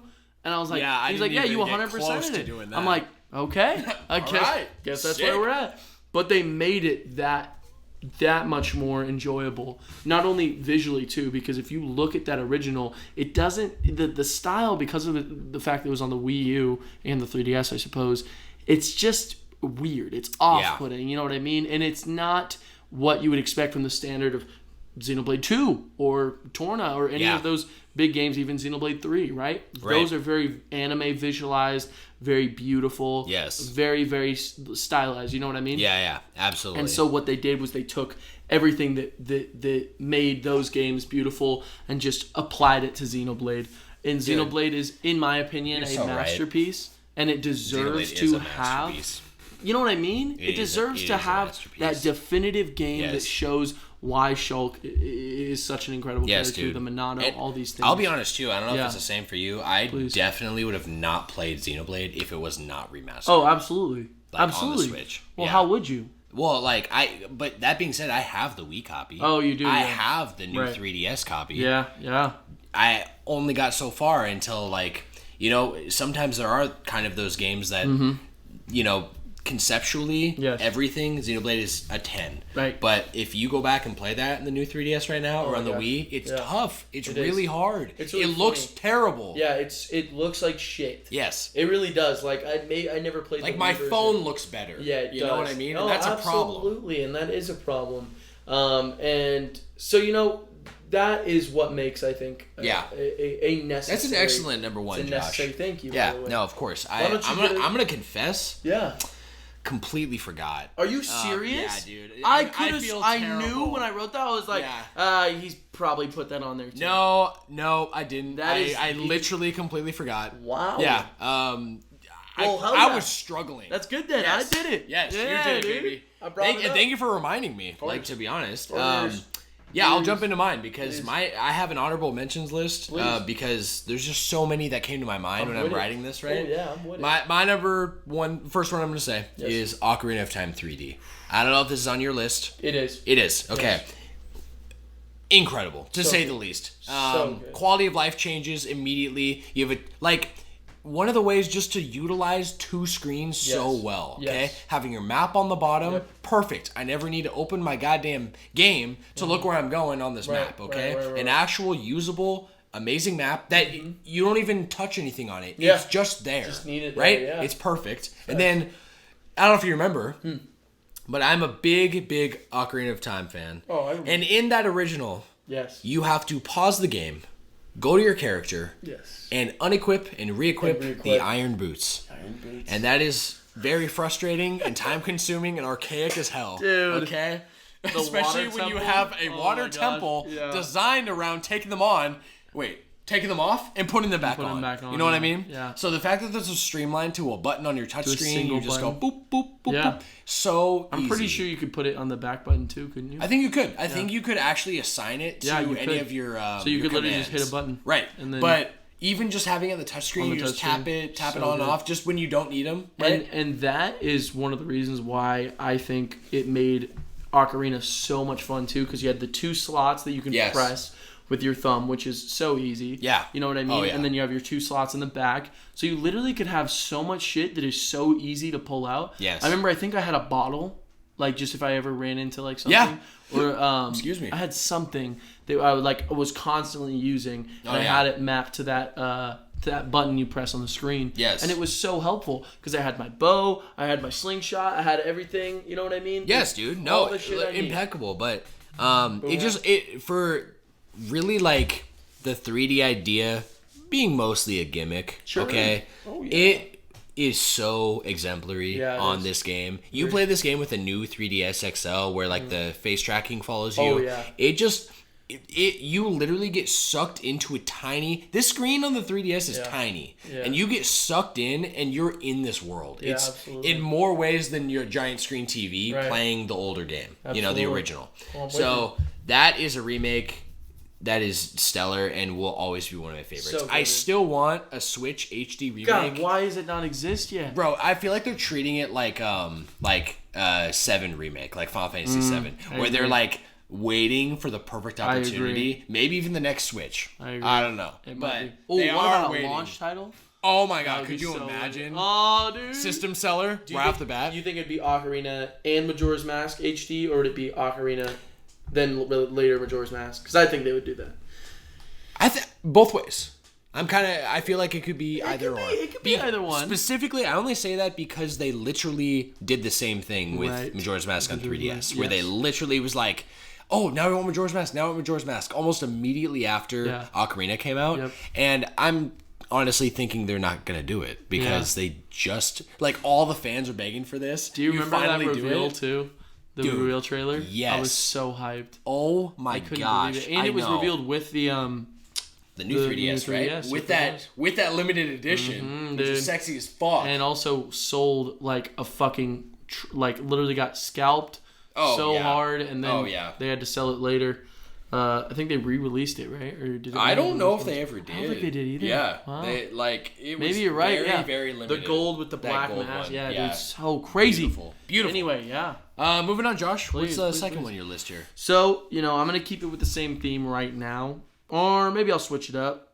No, I'm gonna stick with it. I'm with this. I have very, very good things to say about Wind Waker HD, Legend of Zelda HD. Wind Waker HD. Not just because of the quality of life things. Seriously, like I cannot emphasize how much better they made that final end 100% piece of the Triforce. They literally like completely made it like just enough bearable, like so much more bearable. Yes. And I loved it. I thought it was so good. But the biggest thing that I think for this game, Sam, and I genuinely think most people will agree with me, including you, there has not been a time when up-resing a game has changed it as much as it did with Wind Waker. 100%. You agree 100%. With what I'm saying?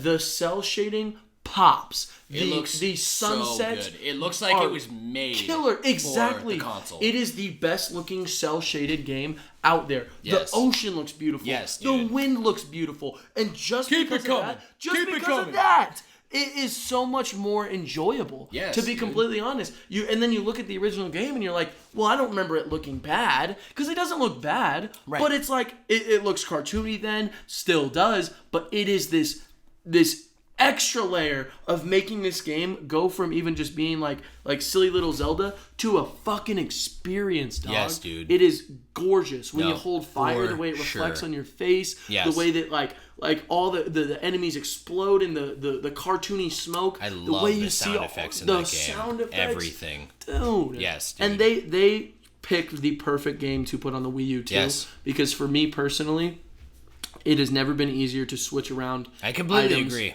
And making a menu. Yeah. And because of you don't have to pause it to do anything. And also, the map was such a big part of it. Yes. And the fact that you had it there all the time. Yes. Like, just a game changer. Yes, dude. Literally just so good. No, for sure. That is... I quite literally would own a Wii U just for that game. Oh, and absolutely. Twilight Princess. Do you remember that one also had a Wii U release? Yeah. You remember that gold, the gold one? Yes. Yes. The black one that has the. But it was. Gold Was the console decorated too? Because the gamepad was. The gamepad. I think it was only the gamepad. Yeah. Because there wasn't any design on that. I remember feeling a little disappointed. Yeah. Because it was pretty. But you will see that a lot. For sure. And it looked great. It looked really good. I love that. It looked really good. Yeah. But But we've seen more. It's kind of like Nintendo will just give us more sometimes, and then give us less, and you're like, well, why? They definitely. I mean, that Tears of the Kingdom. Fucking killed it with that release. He's talking about the Tears of the Kingdom Switch. Honestly, one of the coolest. Tears of the Kingdom. Tears of the Kingdom. Tears of the Kingdom. There we go.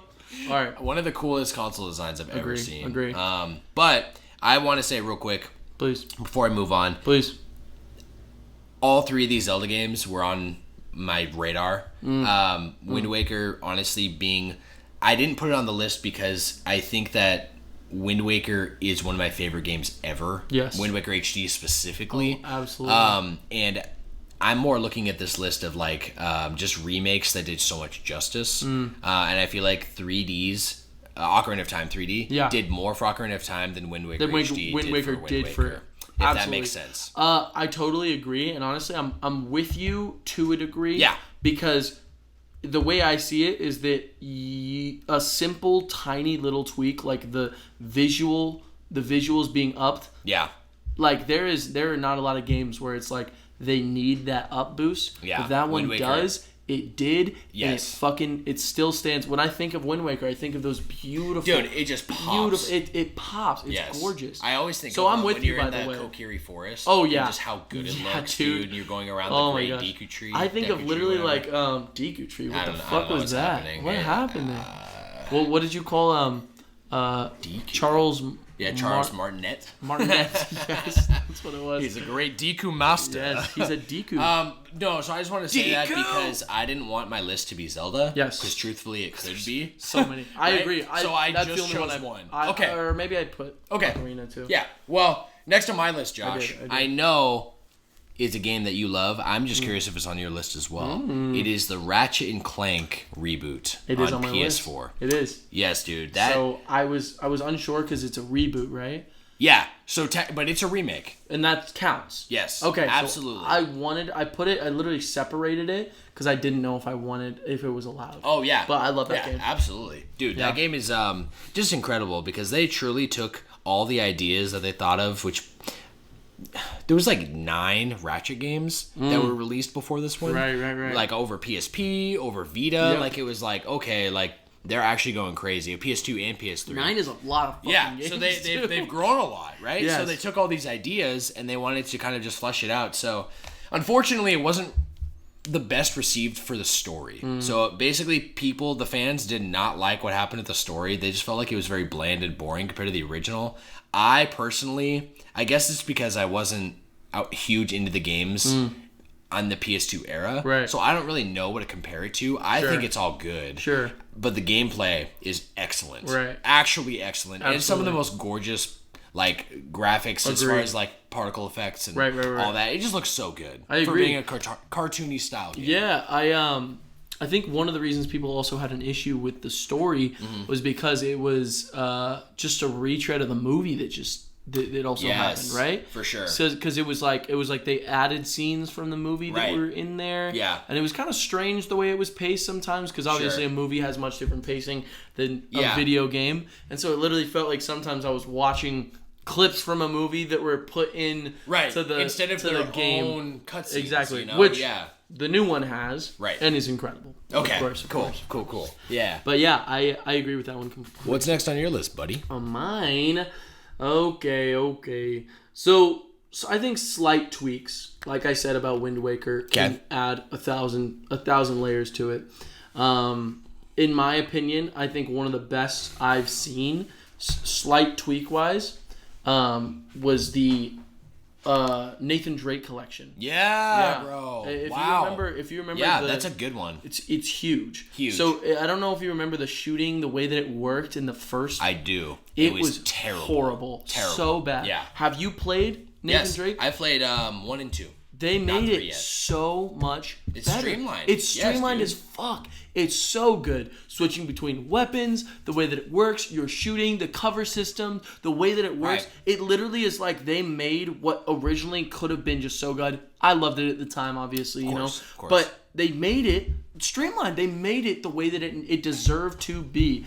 And also, 3 of those games on one collection, fucking killer ass deal. Yes, literally completely making. Completely agree. Oh my god, just making that original trilogy such a massive part of what I think made the PS4's library so fucking strong. Like if you're like, games to get you in, check this out. Get the Uncharted Nathan Drake collection. Boom, 1, 2, and 3. You got 3 of the best fucking shooters out there. Absolutely. Now they are. Yeah. You know what I mean? Oh, yeah. And then move on to Uncharted 4. Well, Uncharted 1 thinks it's Call of Duty. You know what I mean? You play that game on fucking, what is it? Hardened? Crushing? Crushing. Yeah. Yeah, fuck that. Yeah. It's literally trash, dude. It's like, shit. oh, dude. Yeah. It's not. So, it's no good. No bueno. Seriously, no bueno. All right, I'm going to move on to my number 3, Josh, which I believe is exclusive to my list. Ooh. And that is Final Fantasy VII Remake. It is. Dude, truly, my friends hyped me up a lot about this game. Oh, really? Well, the ones that loved it. You know, I remember we got a good buddy, Blade. He was not a fan of this game. Hates it. And I'm going to be honest, he is flat out wrong. What? He is so wrong. Oh, this is really? one of the best reimaginings of a video game probably to exist. Wow. It just does everything right. And yes, the story does deviate. Slight spoilers from the original, okay? Well, it makes it known pretty early. So, but I'm not saying anything else because it is a must experience in my opinion. You don't even need to like Final Fantasy to just appreciate how good this game is. It has very relatable characters that you just grow to love, you know? And Cloud's a badass, and Sephiroth is one of the greatest villains of all fucking time. I really have heard. And just I also love Barrett. I don't know why. Dude, I always fuck with Barrett. I actually have been very mixed on Barrett. Really? Yes, it's for a bunch of reasons. He's got a gun arm. I know. He's a big and in black this dude. game, awesome. he is incredible. He's a very well written character. He's not. He was like, it was almost borderline racist in the original Final Fantasy VII. Yes, dude.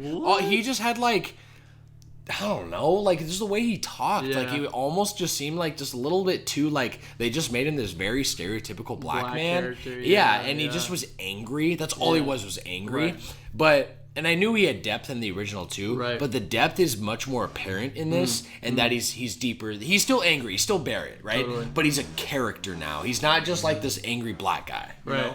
All right. Well.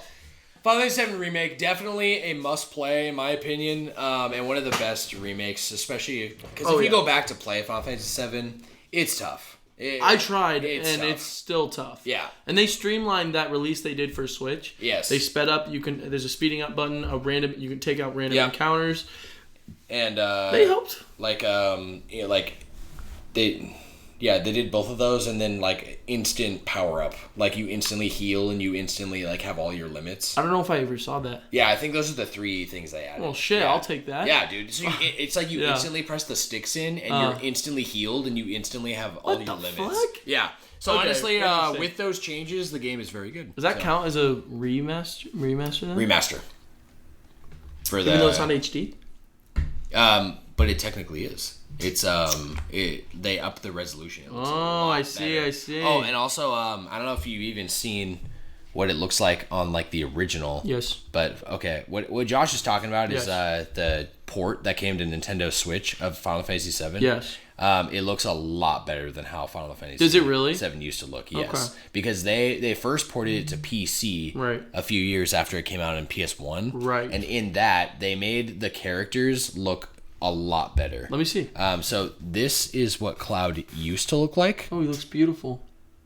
He's gorgeous. See the difference? Oh, wow. They basically just look really, really blocky. Yeah. And not great, you know? And they upped a lot of features because the battles is where it actually looked pretty good. But when you're on like the main world, it doesn't look great. So his freaking like deltoids are massive, dude. What the fuck? I know. What is up with that? I know. That's incredible. Yeah. I honestly will play Final Fantasy VII Remake.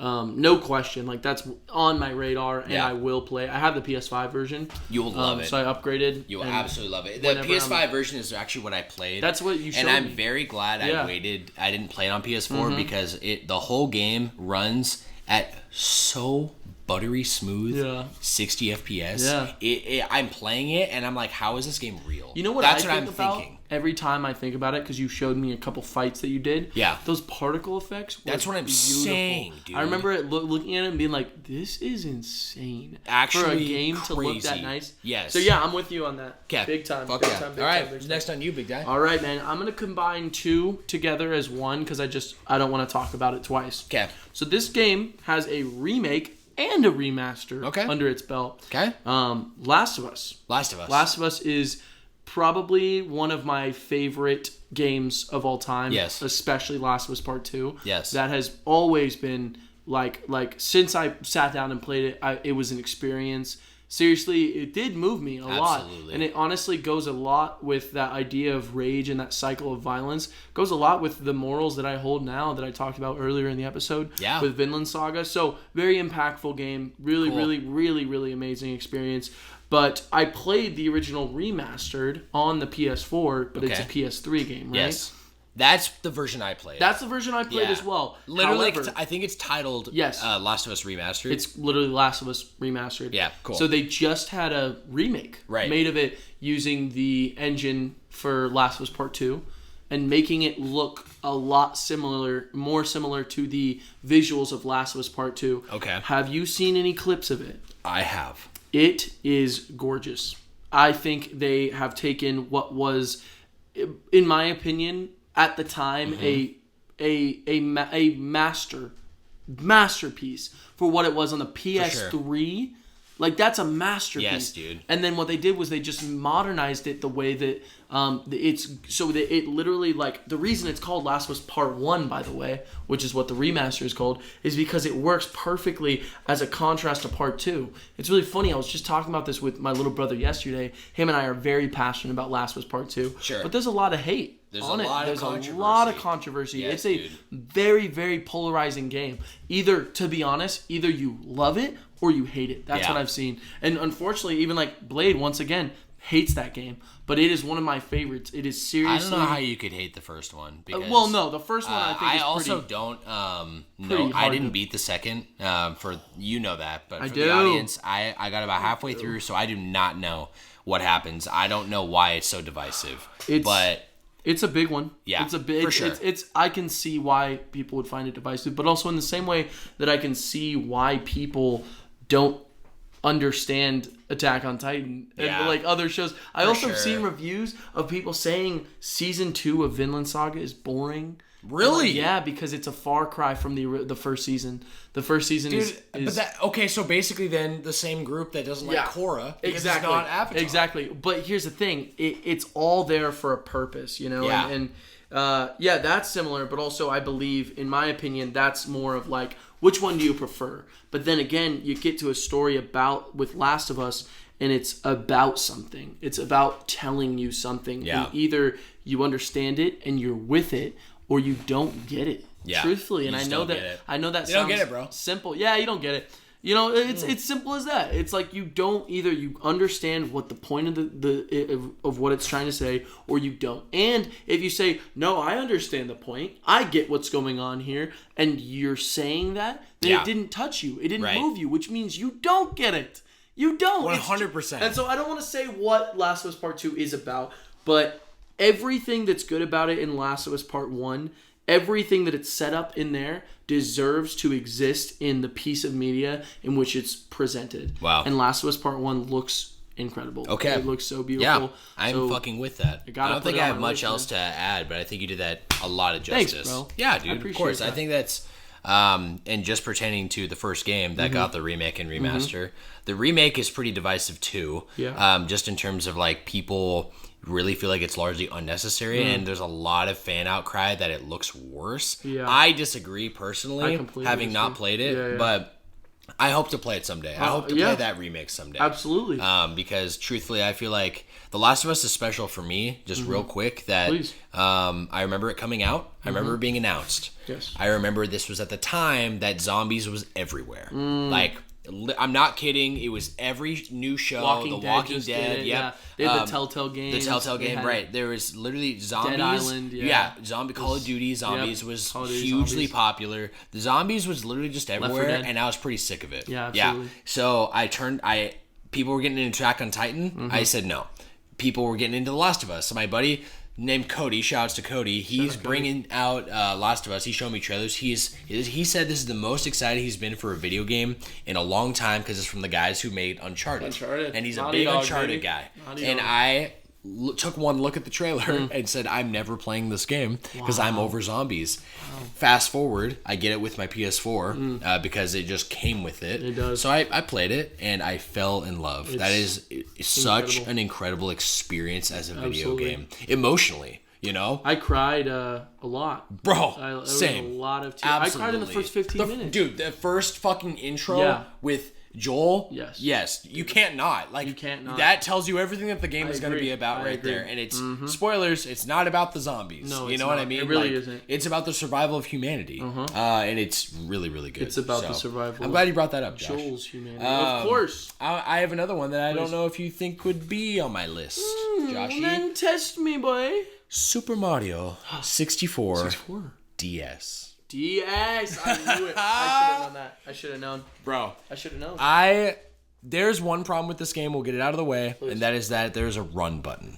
That's the only thing. Yes. Do you remember that? That's the only thing that's wrong with it? In my opinion, yes. What about the D-pad? Okay. Come on. That's a hardware thing. I'm not going to blame that on the game. Still the game, though. The game itself. Okay. Play it on the 3DS. Problem solved. But it's still on a grid. I don't know.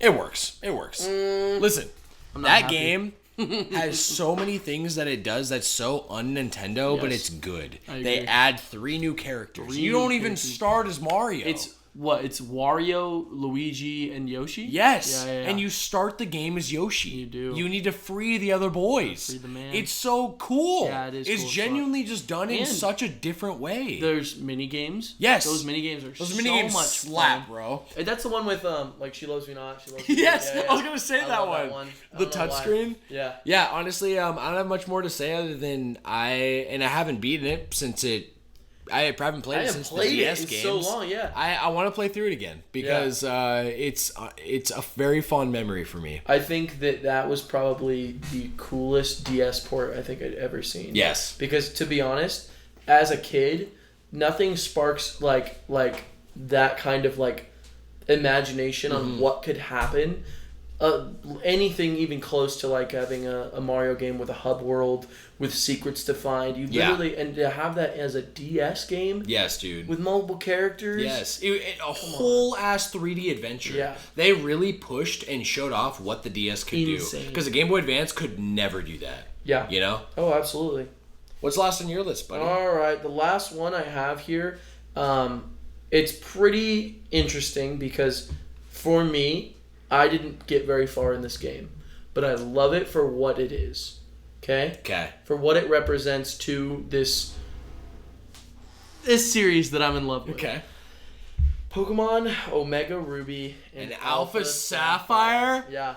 Let's go. I have to say, that is the best remake I have seen, and Heart Gold and Soul Silver exists. Well, it's funny you say that because the last on my list is Pokemon Heart Gold and Soul Silver. Let's go. Let's go, baby. Let's go, dude. Yeah, just real quick. I mean, I know we were about to talk about Pokemon too. So, the way that I see these remakes are not like, it's not about just getting it out there, remaking everything so that you can experience the game again. It's about retelling what works about that original game and reinventing why it literally feels like a new region. Yes. You know what I mean? The way that they do it.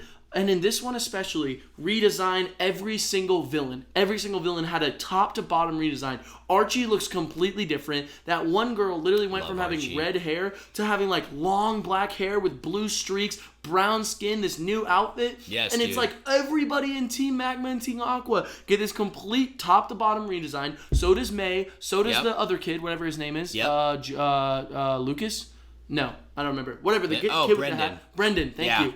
Both of them getting that sick redesign, just the same way they did with Heart Gold and Soul Silver, and with Pokemon Fire Red, they did the same thing. They did, yeah, you're right. But this one just felt like it was at this scale. Mega evolutions from the previous generation. That's my biggest thing. Just the mega evolutions coming in and being a part of the story, killed it, bro. Like what? Absolutely killed it. What could they have done that was better? Like truthfully, nothing, because they literally added a whole ass Delta episode with Rayquaza and Deoxys. Yes, Delta Emerald. I thought they were gonna make that. I kind of wanted them to. Yeah. So sick. And then also just mega evolutions for all three of the trio from the game. Just killed the game. Yes. Murdered it. Yes. Completely. Just if you would make a remake, that's how you do it. Yeah. That's how you do it. Absolutely. And there's also something else I wanted to talk about. Oh. I know earlier we said maybe we would have some of the worsts. Did you have any written down? The worst? Yeah, remember? Oh, yeah. Oh, you did? Oh, yeah. I couldn't find 5 because I don't have enough. Sure. But can I talk about one of those on my list now? Yeah, well, before I get into that, please. I just wanted to say Pokemon Heart Gold and Soul Silver, that's the last one on my list, and so good. It's it's just amazing for all the same reasons but in different ways. Agreed. It wasn't as advanced, you know. This was I think it came out just after Diamond and Pearl. It did. So it had that engine, but it brought back for the first time since like Pokemon, you know, like Pokemon follow you, or since Pokemon Yellow, Pokemon could follow you around, you know. They did. It had like a slight moving animation again once Pokemon came in, you know, and the whole world was redesigned for the DS. It just looked so good. I remember being, I can't remember when it came out. I had to have been in like high school, and I had been out of Pokemon for a minute because I wasn't in Diamond and Pearl. Right. Like that's when I was out. You know, I go in and out of Pokemon. Right. But my buddy showed me this trailer, who's a Pokemon nerd, and I watched it and I fell in love all over. We talked about this on Most Anticipated, didn't we? Oh, did we? Yeah. Was it? Yeah. Or no. It might have been the last one. Okay. But you told me about how you were so hyped on that trailer and it just got you back into it. It took me right back to being a child. Foot, yes. And you would tap dude. Yeah. Yes. Okay, no, you're right. Okay. Classic. So that wraps up my list. So what's this this bottom feeder you got here, Josh? So I had to talk about this. Okay. Because I was very verbally upset. Okay. Back when this first came out. Have you ever heard of Pokemon Brilliant Diamond and Shining Pearl? I didn't know where you were going with this, but you're so right. I'm Please, telling you, rant away. Everything that we just said on why Oros is as good as it is. Yes. Oros being Omega Ruby Alpha Sapphire. Is the exact reason why Pokemon Brilliant Diamond and Shining Pearl is a sack of fucking monkey shit that deserves to be thrown in a can of fire. I swear to God, it is one of the ugliest, one of the laziest. If not, it literally takes everything that existed and just turns it 3D. Barry looks like shit. No redesigns on any of the characters. Everyone has the original designs. No new mechanics that are thrown in like a Mega Evolution. Oh, Dynamaxing just happened, right? No, don't make the characters Dynamax. Can't do that. The character is a fucking ugly ass little chibi. In Oros, you were the still a chibi, but it like matched the style of X and Y. And there was cutscenes where the characters were like oh my God. And so like looking at it, It looks like a 1-to-1 recreation. And guess what? The main team of Pokemon Company didn't even work on it. It was their fucking little subleasing team. You're right. It does Pokemon Go and Pokemon Let's Go fucking Pikachu and Eevee. Why the fuck would they give the biggest remake? Everyone wanted this remake. This was my childhood remake. Yes. If they gave it the OROS like design with new characters, new designs, a new sub-story, fuck it, maybe a platinum story. I don't know. Something like that. Give me something. Guess what they did? They gave you X-nay dog shit, 3D-ized a game that already looks fine, and just made it fucking exist. It looks like shit. It sounds like... I hate it. I hate every part of it. Just makes me upset. Because it's not only a wasted opportunity, but you know what? It's a waste of fucking time. Because I don't know a single soul who's beaten it. I don't know anyone who fucks with it. Can you even trade Pokemon in that game? No, I don't think so. Yeah. I don't know. But hey, I will say though, there's always a silver lining. If something is so depressing, it can't be the full picture. Because there's always light at the end of the tunnel. There's always gold at the end of the rainbow. Right. You know what I mean? Yeah. And because this one sucks so bad, we did get an amazing Sinnoh game. We got Pokemon Legends Arceus, which has redesigns, complete redesigns, new characters, new story, new all this. It's not a remake. It's everything that game is. Exactly. It's not a remake, but it's like, it literally feels like they juiced all the creative goodness out of like the Diamond and Pearl remake, made Arceus, and then the shriveled up sponge corpse is just left, and then they just fucking I feel like it. they literally were like, oh shit, we want to go so ham, but fans want this game. Okay, you know what? We'll sign you guys. You guys just remake this game. Do whatever you want. We don't really care. Don't go crazy though. Let's make Arceus. Yeah, exactly. Yeah. So I will say, because I love Arceus. I love the designs. I love that it's a spin-off game that they introduced new Pokemon in. Yes. That's never been done before. Ever, by the way. So characters like what's the Scizor evolution? Rockador? It's a Scyther evolution, right? Like, Scyther evolution, my bad. It's Cleavor. K. Yeah, Cleavor. Yeah. I love those. I love those designs. I love everything about those Hisuian Pokemon. I love the mythos that they've kind of brought to the Pokemon idea. It was that's one of my favorite. I think that is my favorite Pokemon experience I've ever had. So I have not played the newest. I agree. Yeah. I wouldn't say I agree on that one because you're Black and White still exists. Oh, true. But no, but that I will say there's a positive in every situation. For sure. So that's what I'll say about. But Shining Diamond, the game itself. Shining Diamond and Brilliant Pearl are two of the biggest sacks of fucking monkey shit.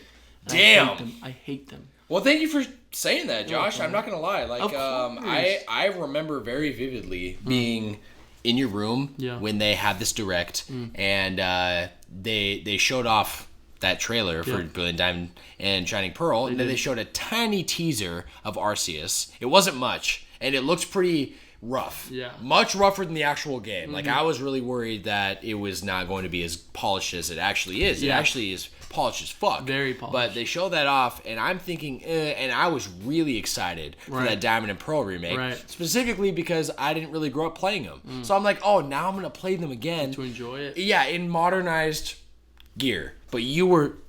Even from just that one trailer drop, that first trailer, you were disappointed. You were like, I'm not playing this. They're not doing it right. They're not doing it justice. They're not adding any love, polish. I don't even, like, I don't know if it's even going to have anything, but I don't care. It's soulless. It's so soulless. It's not even couldn't even give it the time of day to just redesign the characters. Yeah. Or do anything. Yeah. It almost feels like a remaster. It is. Not a remake. You know what? It's really funny because it feels like it and it looks like it too. Yeah. Every visual that I've seen looks just like the original game, but you made it 3D, which makes me horribly sad because guess what's next on the remaster chop and block? Black and White. Oh. God. Oh God. I'm not excited, but hey, what if they make a Legends Kyurem? Because it works perfect. Because Kyurem was originally when they were all fused together, the legendary trio, Zekrom, Reshiram, and Kyurem.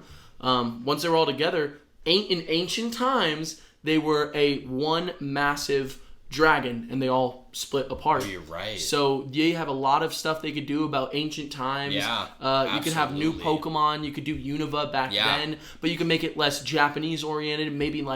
Maybe there's some Wild West stuff. I don't know. I feel like because it's in America, so right? Sick. It would be so cool. They actually streamlined the open world, so it was less about areas, and it was like there's massive, that city and how different maybe it looked long ago. What I always think of when one of my favorite environments, ironically, I don't say this about every game. Like you know, there's just some environments where you're like, oh, I like underwater levels. Totally. I don't. But fucking the desert. Yes. That desert area where you have there's the guys that are like jumping around and they're red, and then they turn into stone. You know what I'm talking about? Yes, in something. Yes, I totally know. Damaritan or. I wish my friend Jake was here. He knows. I wish I wasn't an idiot. Yeah, me too. But I know exactly what you're talking about. You know what I'm talking about? Yes, I do. That area reimagined in like the Arceus. Oh my god, that would be sick. It would be so Legends. Good. I like how you put it. Legends. Legends, because it's the series. Pokemon Legends, Arceus, Pokemon Legends, Kyra. Yeah, come on. We should. Come on. But if I'm going to ride it Nintendo. I would much rather them not even try to make a remake. Yeah. Like, just put all your juices into Legends. And then, boom. Yeah. Boom. Well, what I'm going to say to move on a little bit here, Josh, is I got some honorable mentions on the positive side that almost made my list. That just came to me, and I was like, I had to weasel it down to 5. Sure. But I'll breeze through them. Okay. The Spyro Reignited Trilogy. Oh, yeah. You talked about that. Playing through that first one, I almost beat the second one on it, but I really realized that my love for Spyro is held in the first game. True. Just forever. True. And it looks unreal. I love it. It got the same love that Ratchet and Clank got. Yeah, I was going to say. Final Fantasy. It's like new voice acted and everything too. Yes, right. Yeah. And it just it feels so good to play. It's so pretty. Absolutely. Final Fantasy X and X-2 HD. So this is a remaster. It's on Vita, ironically. Love that. Right. It came to Vita and PS3 at the same time, but it just looks so good in Switch. Good. And that's one of my favorite Final Fantasies ever. So the remake, or it's not even a remake. If that got a remake, I would shit myself. Yeah. I don't think it needs it because I think the HD version is amazing. Oh, yeah. Shadow of the Colossus. I don't know if you ever played the original. I don't, but I have the new one. You have the new one, the remake. I have it downloaded. Beautiful. Really? It's amazing. It's a remake? It is a remake. Wow. They have a remaster that's on PS3 because it was a PS2 game. So they remastered it in PS3 with that game called Eco, I think. Yeah. And then they actually had a full-fledged remake. Right. Right around the time they came out with that other game that had like The Last Guardian. The Last Guardian. Mm-hmm. Yeah, which was received terribly. It was. Some people loved it though. Yeah, that's what I heard. It was like small cult following. Yeah, the way that the Guardian. Yeah, the Guardian is it's very like jank for like the AI, but it's also the AI is also like it's like it feels real, you know. So some people literally are like it like if you would go on an adventure with a massive dog, this is what it would be like. Fuck yeah, but it's also like a bird. It's a dog bird. It's a dog bird. Yeah, remember? Oh, okay. It's got horns too. Well, I put several Zelda games on my list. I got Wind Waker HD, Majora's Mask 3D, and Twilight Princess HD. I think they just all deserve a shout out because they're truly amazing. Totally. They're for the fans. You can tell. You know. You know it. Dead Space, which I haven't played. I haven't played it either. The remake, and then Mass Effect Trilogy. Oh yeah. Which that has been something I've wanted for forever. And I bought it right when it came out because I got what I asked for. I just haven't played it yet, but I want to. I want to so bad. One day. That's it, my friend. Beautiful. And then I have a bottom 5. Really? Yes. Okay, I couldn't find 5 because cool. I realized I have a couple that I don't have respect for. Okay. And so I have those that I'm just going to mention. I pulled out things that are my own experiences, and they're all games that I never beat because of many reasons. Okay. And then I couldn't quite remember some of the reasons, so I kind of looked up, and it turns out that there's I found a lot of info basically really vocalizing how I felt into words, if that makes sense. Sure, like Reddit posts, like just YouTube videos of people being like, hey, this remake occurred and it sucks. Here's why. You know what I mean? Absolutely. So I'll start off with The Secret of Mana.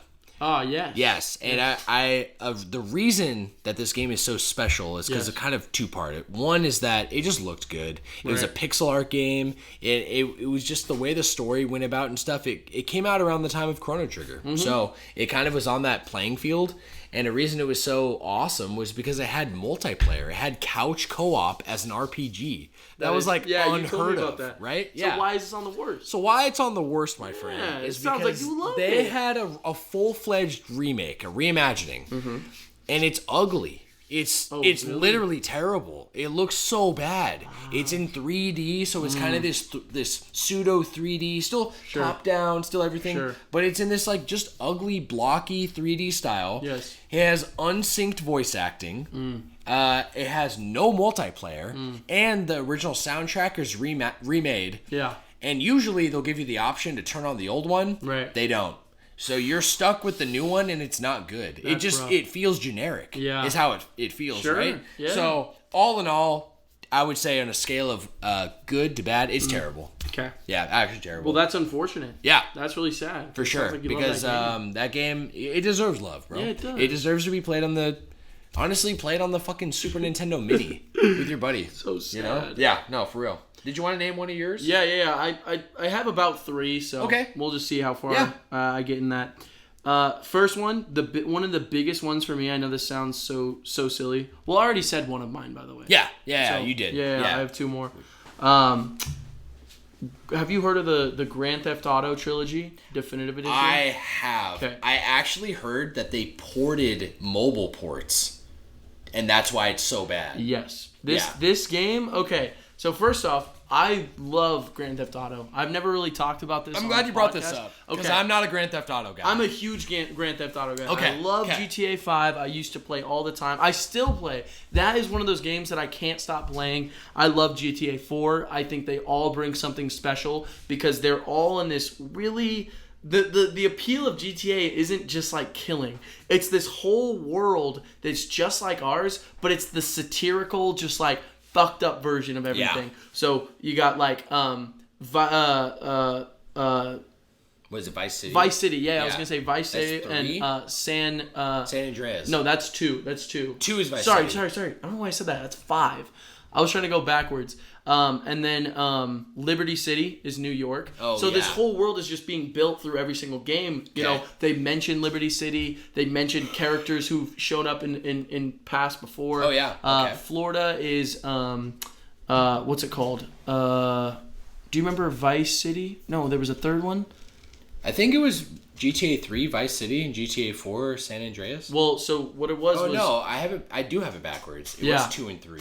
So also 3 is its own game. It's the ones that came out on this new remastered trilogy one was GTA 3, GTA, I'm pretty sure it's Vice City, and then GTA San Andreas. Okay. They all came out during that time, around the same time on the PS2. Yeah. And they're all really big games. Yeah. And I've never played them. But I've heard so many good things about obviously like San Andreas especially. That's a very like that's a cult classic, especially if you're a GTA fan. Yeah. But I've never played it. There's references to it everywhere. Never played it. The amount of excitement that I felt when they said we're remastering 3 Vice City and San Andreas was through the roof. And guess what? They're bringing it to Switch. It can run on Switch. And so when did this come out? Dude, it was like 2019, I believe, because I was living with my ex at the time, and she loved Grand Theft Auto. Okay. And originally we were going to get the game, like, launch. We were so hyped. I know it's just a remaster, but the amount of hype I felt was like, and portable GTA with sticks. For sure. Come on. Yeah. The pure disappointment and sadness. Like how? I felt. What was disappointing? Okay, so first off, I never got it. I ended up not, because these reviews weren't this game's bad. It's do not get this game. It is a scam. I looked at pictures. It is uglier than the originals. They tried to like redo the art style where instead of being like realistic, it's kind of got some cartoony aspects, which makes all the characters look off-putting, stupid, like weird. It doesn't run well. Yeah. Every image you look up of this game looks bad. I'm gonna look at it. It looks like shit. It literally looks like shit. It looks way worse than the original. There's honestly no point in getting it, to be completely honest. It's the trilogy remastered, by the way. It might be the name. Or maybe it's definitive edition. It just looks bad. Apparently it's glitchy. Apparently they didn't change much about the way the cars control. So they kind of drive like you're playing a PS2 or maybe even a mobile game. I don't know. But it's disappointing to say the least. And the amount of hype I had for it, bro, just, God, San Andreas on the Switch remastered. Why couldn't they make it good? Why can't you make it? Good. It looks horrible, dog. It looks really bad. It looks horrible. Anyone out there Any too? good graphics I'm finding are mods. Yeah, exactly. Like people modded the shit out of it. Exactly. Oh my gosh. No, it's yeah. Yeah, wow. Okay. It is rough. It is rough. Thank you, Josh. You're very welcome. I'm gonna be honest. I did a lot of research for this episode, as I usually do. Yes. And this was at the top of a lot of people's lists. Was GTA trilogy. It's just very disappointing. Well, I'm gonna name a couple right here before you name your last one. I've got Conquer Live and Reloaded. Oh yeah. So did you play that one? I did. I played it quite a bit. I played through the whole game of it on the 64 though. Ooh. And there's a lot of Conker's Bad Fur Day? Yes, Conker's Bad Fur Day. Mm-hmm. Yeah. That's just a cult classic, you know?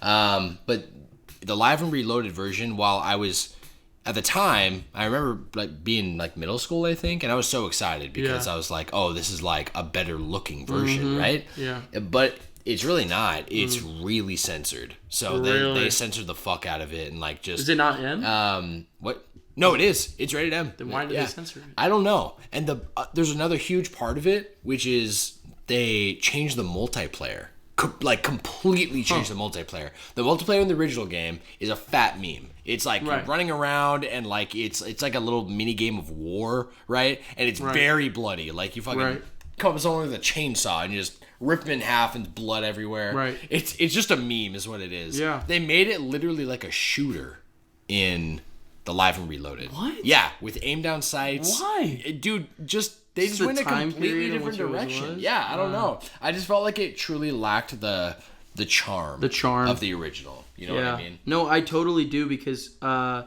never played Live and Reloaded, but I've heard that from so many things. Donkey talked about it once. He talked about. I know I always say Donkey. But he's a good reference. No, he is. He's very like on top of pop culture. He's one of my favorite reviewers and he makes such a good point in one of his. Just a real quick note. Yeah. He makes a great point in one of his videos where he's like, as a reviewer, you need to have a voice, and if you're just going along with what everyone says, that's bad. Yep. Because guess what? You know what? If you want a basic score, go to IGN. Yep. Right? If you want to know how someone feels about something while knowing their history of what they like in specific games, then you go to a specific reviewer. Of course. Always loved him for it. But absolutely. He said you can't beat the original charm of freaking Conkers. Yeah. Like you literally can't. And if you try to make it look more realistic, you lose that charm. Yes. You know what I mean? So I'd say on a lesser degree, it goes directly into this next game, which is Luigi's Mansion. I think that the 3DS version, it loses a lot of it has redesigns, small character redesigns that go along with how things look now. Are you talking about the one on the 3DS? Yes. Okay. And just the original Luigi's Mansion, how it looked, how the color palette, everything. It's very charming in its own right. It was very original. Kind of spooky. Very spooky. Kind of spooky. And in it being a better version of the game, it looks worse. And it loses some of its charm, and it has forced motion controls. Oh, we don't like that. Why, bro? The original didn't have that. You don't need it. Yeah. Right? Don't force that shit. So I'm with you. And I got a couple more too, but I want to hear the last one on your list. Yeah. For me, this one might come as a really big surprise, but do you know Return to Dreamland? Do you know the Wii Kirby game that just came out? The deluxe version did. Oh. Yes. Which is what I'm going to talk about. Okay. Well, I don't really know, so tell me. In my personal opinion, what they've done is completely changed the art style, which the art style is pretty cute in Return to Dreamland. It really is. And I played the demo, so I got to play a couple levels, and I got to see the way the characters look in, like, talking to each other and stuff. And this is probably the saddest I've felt from a simple art style change. They completely made everything feel very, very not real. Everyone has this, like, 3DS, like, outline, dark outline around them. Dude. And then they, like, completely change the way the characters move, where they literally, like, everything they do looks like an animation. And the original was so cinematic. It had these cinematic, like, shots. Everything looked cool. The backgrounds look expansion on the Wii. Yeah, on the Wii. Yeah. Like literally, you look in the background. They go on forever. This looks like a flat, like, piece of paper. And I'm so disappointed because I love that original game. Yeah, man. And it seriously, like, I literally tried to play it and I was sitting down and it just, like, there's something about the charm of it feeling like a big adventure. That's what Return to Dreamland was. It felt like a massive adventure. Absolutely. And this one just feels like that's a bummer. It feels like a video game. Like, you know what I mean? It feels like I don't know. It feels like a video game, bro. Yeah, what the fuck? I hate video games. Well, the last two on my list here are GoldenEye 007 Reloaded. We talked about that. We did talk about it, and I'm pretty sure I played this. So I went back and I looked up gameplay and I looked up things, and I was reminded why I hated it. Yes. Because it honestly looks good. Right. But that is where it ends, my friend. That's serious. It is not GoldenEye 007 on the 64. That's what we're referring to, by the way. The 64 game. Right. That's such a classic. Mm-hmm. It's such a classic for so many reasons. Absolutely. It literally defined FPS multiplayer for not using a right stick at all. Mm-hmm. You know? It's really, really fun. Basically, I thought I kind of remembered the AI was pretty trash. Turns out that is the most outcry this game has, is that the AI is terrible. You have to... It's James Bond, right? So you got to be a little stealthy in some missions. Apparently, the game's AI literally doesn't respect you being stealthy whatsoever. It's very Call of Duty-esque, and it's just not fun. Interesting. So... That's dumb, right? That is very dumb. And the forced aiming with the motion controls honestly sucked. Like, it just, some games do it well, okay? Yeah. Like, Splatoon is a great example of motion control aiming, and I feel like it's necessary. It is. This game, it's very forced and very just gimmicky, and it's not 007. So, the last thing... Well, that's unfortunate. ...is for a reason that is not what you think. Okay. Mario and Luigi Bowser's Inside Story. Yeah, Josh is looking at me real funny. Wait, what do you mean? So this game got remade on the 3DS. It did, yes. That is the problem. That is the problem I have. It went. The Switch was taking off at this point when this game is the 3DS is on its out. It was so like done. They're already like done. I think a year prior they released Luigi's Mansion on 3DS, and that already felt weird. That was already like, okay. Like, you're so this game, why are games still coming out? Why are big games still coming out in the 3DS? These should be coming out on the Switch, you know? And they literally came out with Bowser's Inside Story on the 3DS, which, by the way, was the last game Alpha Dream ever made. I was going to say, they went bankrupt. They went bankrupt. So it was literally a bankrupt decision. And I'm pretty sure it's one of the lowest selling games of all time. Yes. Well, maybe not games. At least Nintendo. In the Mario series. Yeah, in a Mario. For sure. So the only bummer, and I have the game, it runs beautifully. It's not in 3D, so then what's the point? Why the fuck is it on? Why the fuck is it on the 3DS? You know what I mean? There's no 3D capability at all. Why didn't they just bring it to Switch? It's a great question. So that's just a disappointment, and I will have an honorable mention, which is it's split for me. I actually have a personal bias. Honorable mentions. No, those are bottom five. Yeah, bottom five. My honorable mention for not being really on my top 5 or my bottom 5 is Sonic Adventure DX. Because wait, what? It's just pretty broken. Okay. Yeah, apparently I did research for this episode again, and I kind of looked at why I felt like it's reviewed terribly. And it turns out that a lot of the assets that they literally were porting it to the GameCube from the Dreamcast. So, it really was a downgrade in a lot of ways. Yeah. And the game's just kind of fundamentally broken. They did add some things like the Chow Garden and a couple other things, which apparently are reasons to play the game. Sure. And I have a personal bias. I played this game as a kid, and I fucking loved it. Yeah. You know? But it's one of those games that you remember well, but it was trash. You know what I mean? So I'm with that. It's neither here nor there for me. Absolutely. So, really to wrap this up, Josh, and move on to the fun-ass trivia I got planned. Yeah. Wrap up our main topic here. I've got upcoming remakes, a list that I'm personally excited for. So I just wanted to run down that. Oh, please. I've got Final Fantasy VII Rebirth, which is technically still a remake of Final Fantasy VII. Absolutely. Yeah. It's still it's a reboot, but it's a whole ass remake because they have all these elements from Final Fantasy VII, the original, that are directly put into this game. One is the open world. So now it's got the open world exploration. It's got the returning party members. It's got mini games that were from the Gold Saucer area. All of those things are literally in here. Okay. I am going to say something else about this too. But I'm on to you. No, you're not. Yes, I am. I'm going to say one more thing, which is that you may not be a Final Fantasy VII fan, but you may know that this is true. Ooh. And this is a 20-plus-year-old spoiler, so I'm sorry. Dude, what? Yep.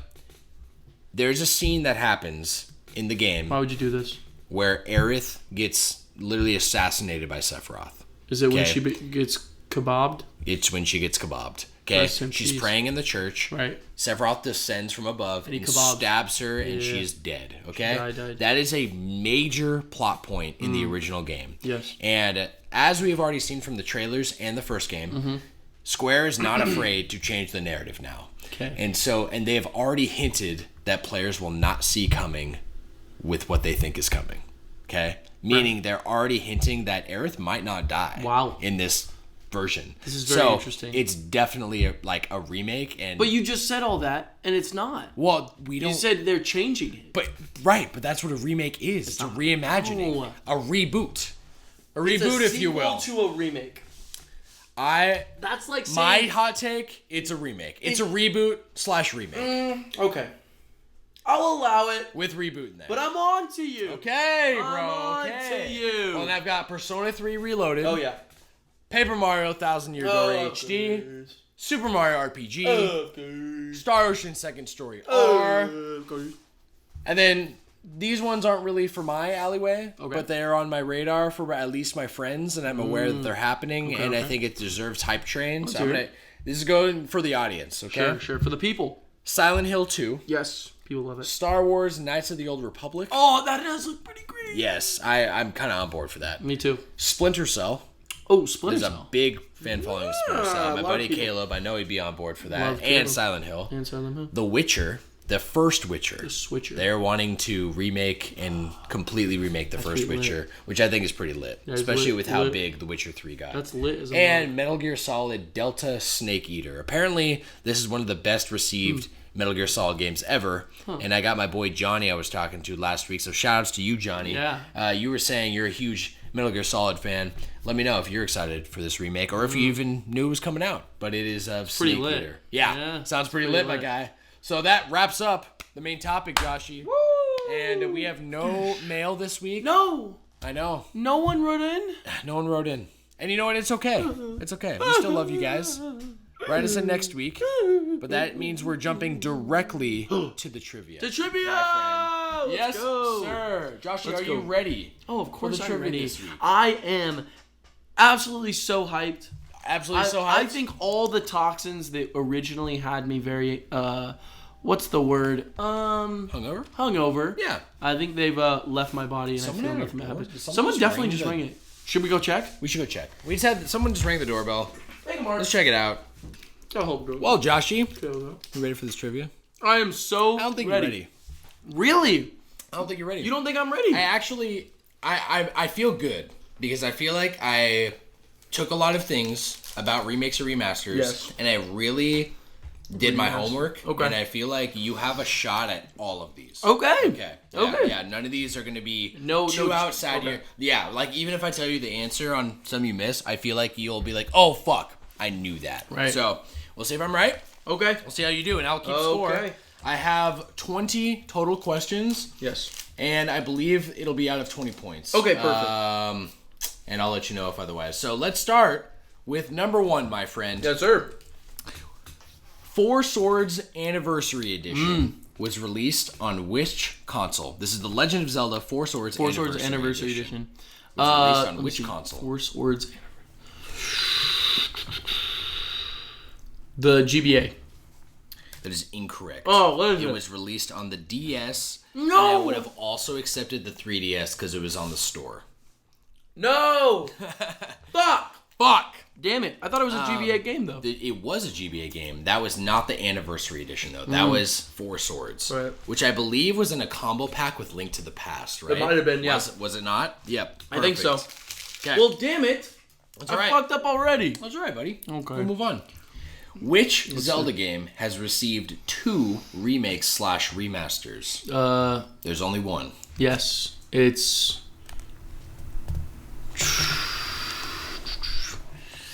Give me a second. Let me just reflect.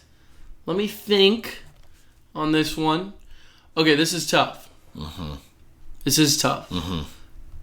Because I'm thinking of multiple. We have talked about this game during this episode. We have. That's your hint.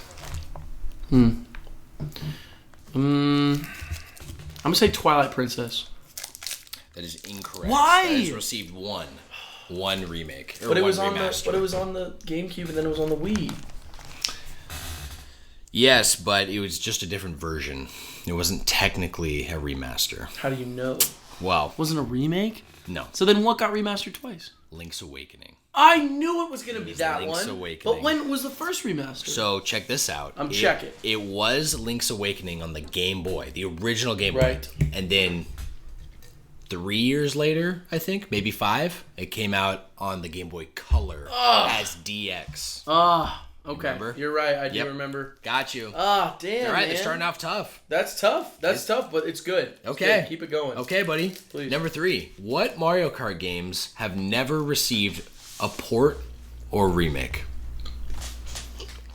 There are 3. Okay. So this will be worth 3 points. Yes, it will. Give you Just a chance getting to it catch started. up. Getting it started. No port, no remake. No port, no remake. Okay. Yep. Mario Kart 7.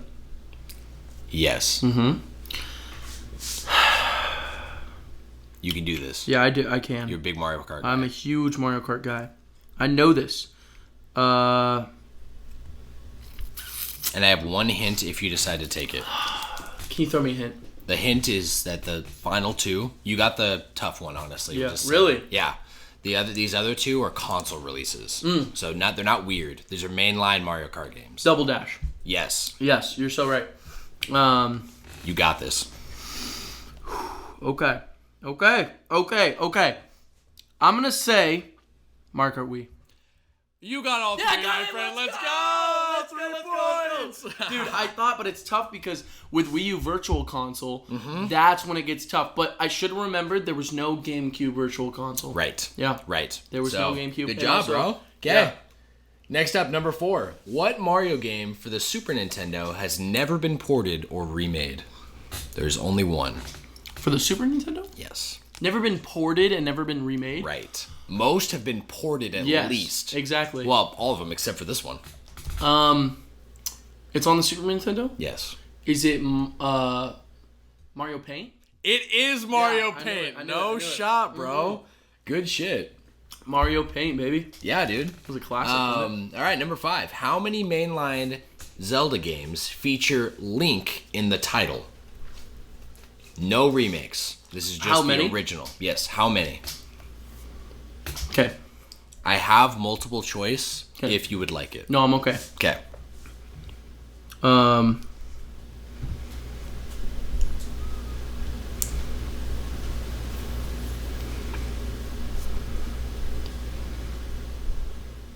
4. Correct. Yeah, because there's a Link's Adventure on the NES. Mm-hmm. Then there's a Link. Adventure of Link. Yeah, Adventure of Link. My bad. Yeah.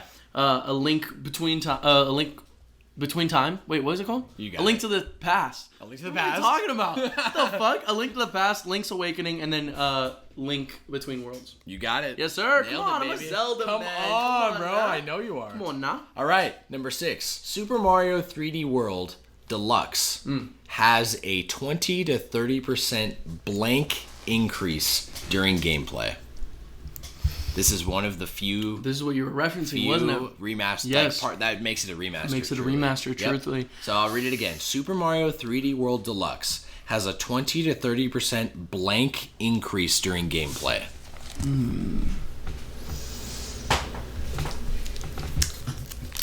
Dude, is it multiple choice at all? I can make it multiple choice if you give me a sec, if you'd like. I would love that, but I just don't think I know it enough. I don't think I know it. I think you will. Okay. Help me out. I took a big bite of this chocolate Please. bar. Okay.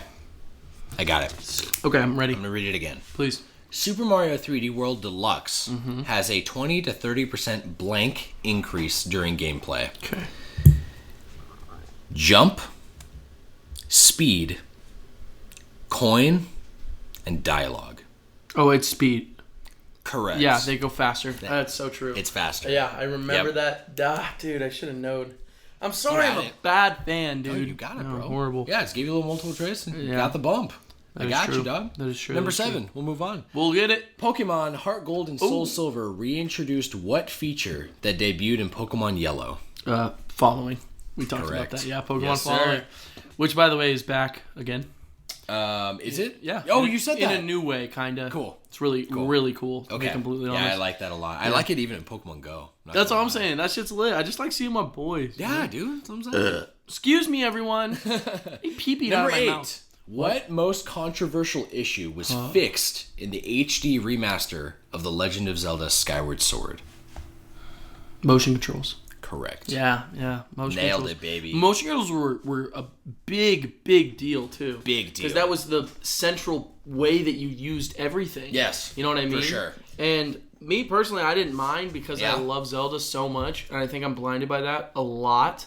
But I thought it was lit. So I have For the most part. a personal anecdote, which is that I'm with you. And my own bias was pushing past what I didn't like. Right. The first thing was the very first time you're actually playing with the motion control, you're Link and you leap off and you need to land. Yes, yeah. My motion controller would not work. What? I played through that scene like literally 30 fucking That's times. crazy. Link would always go past it. And I'm like, I was literally getting so annoyed. Yeah, like, I'm of like, course. dude, what the fuck is wrong with my controller? Stupid idiot. I even had the brand new gold one. Yeah. Right? That came with it. I'm like, dude, it doesn't work. So what happened? It honestly, I played through about half the game. I never beat Skyward Sword because of the motion control. I would be playing through, and I would hack and slash a couple times, and then suddenly Link's doing this, holding his arm straight up. No straight way. To the side. Yeah, it was fucking broken, bro. It fucking didn't work. Horrible. Yeah. That has everything to do with your controller, but it's still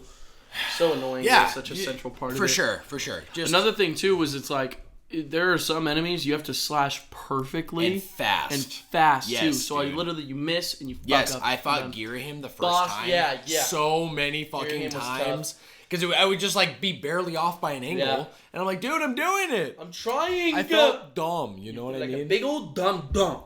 Number 9. Yes, sir. What massive RPG has received over 6 re-releases since its launch in 2011?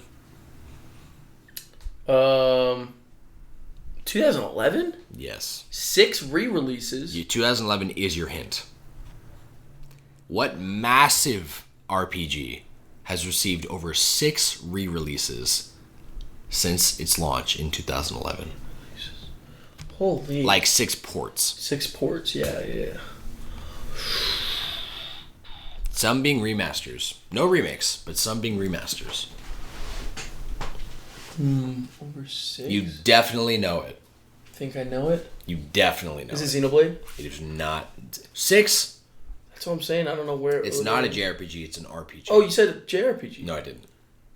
I thought you did. We're going to run through one more time. Okay. And Ask me one more time. I'm going to ask it again. Just please. What massive RPG RPG has received over 6 re-releases since its launch in 2011? The meme is that it's out on everything, including your fucking calculator. Skyrim? Correct. Yes. You knew this, bro. Yeah, I did know that. Oh my gosh. I was going to say 6 Xenoblade? I don't know. Who knows, bro? But I do have another Xenoblade question coming. Okay. Number 10. Let's hear it. 6 classic Final Fantasy games were remade from the ground up while retaining their original style in the name of what package in 2021? In the name of what package? What do you mean by that? What's the name of this collection called? This collection? The Final Fantasy, the cloud version? No. Oh. It's not a cloud version. I thought that was what you were saying. I don't know. I'll give you one more chance. Final Fantasy. Think about it again. 6 classic Final Fantasy games were remade from the ground up while retaining their original art style. Right. In what package in 2021? The 6 Final Fantasy Best of Collection Hot Babes. It is everywhere. Final Fantasy Pixel Remaster. I did not know it's that. on everything. Is pretty it? Much. Well, yeah, it's on Switch. It's on... Shit. Yeah. Well, it's they took Final Fantasy 1 through 6. Oh, right. And they kept the pixel art style. That I didn't put pixel in the description because it would have given it away, to be honest. I forgot. Yeah. It's all good. It's all good. Oopsie. Yeah. All right. Number 11. Which Pokemon game has been remade more than once? Fire. Fire. Yeah. Red. What the fuck is wrong with me? Yeah. Yeah, Fire, dude. You ever Correct. Fire? Red and blue. Yep. Let's go. And Fire Red and Leaf Green. Yeah, Fire Red and Leaf Green. Number 12. What video game has the most ports, versions, and remakes in history? Ooh. That's a good question. This is by a landslide. Landslide, huh? I'm gonna say GTA 5. I'll give you one more guess. Okay. It's not GTA 5 is a good guess, though. Yeah. One of the biggest games ever made. It's not Skyrim either. It's not Skyrim. It is not GTA 5. What video game has the most ports, versions, and remakes in history? I know this game. You definitely know this game. Everybody listening knows this game. Have I played this game? You have played this game, and everybody listening has probably played this game. I've played this game? 100%. You know this. You will literally say, oh, if you get this wrong. Well, not oh. You'll say, oh! Oh! One of your favorite gaming experiences involves this game. I'll say it again. Hold up. Video game has the most ports, versions, and remakes in history? Hold up. Your only hint is that it debuted in 1985. One of my favorite. You guys out there, too. You guys know this. I have to know this too. I have to. I'll give a countdown of 5. What? 4. 3. 2. 1. Final answer. I don't know. The answer is Tetris. What the fuck? What the fuck? I didn't even think of that. I counted Tetris? 85 variants of Tetris. Really? Official variants with Dude, over 100 unofficial. I love Tetris.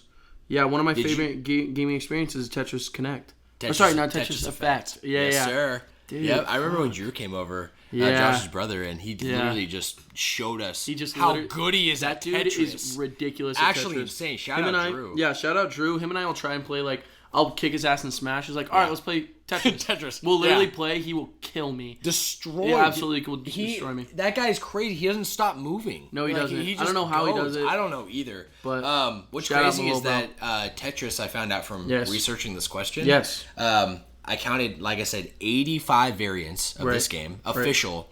Over 100 unofficial. Right. So these are people that literally ported it to their own shit or made copies of the game. Their own copy, yeah. Was one called Tetris. Tetris.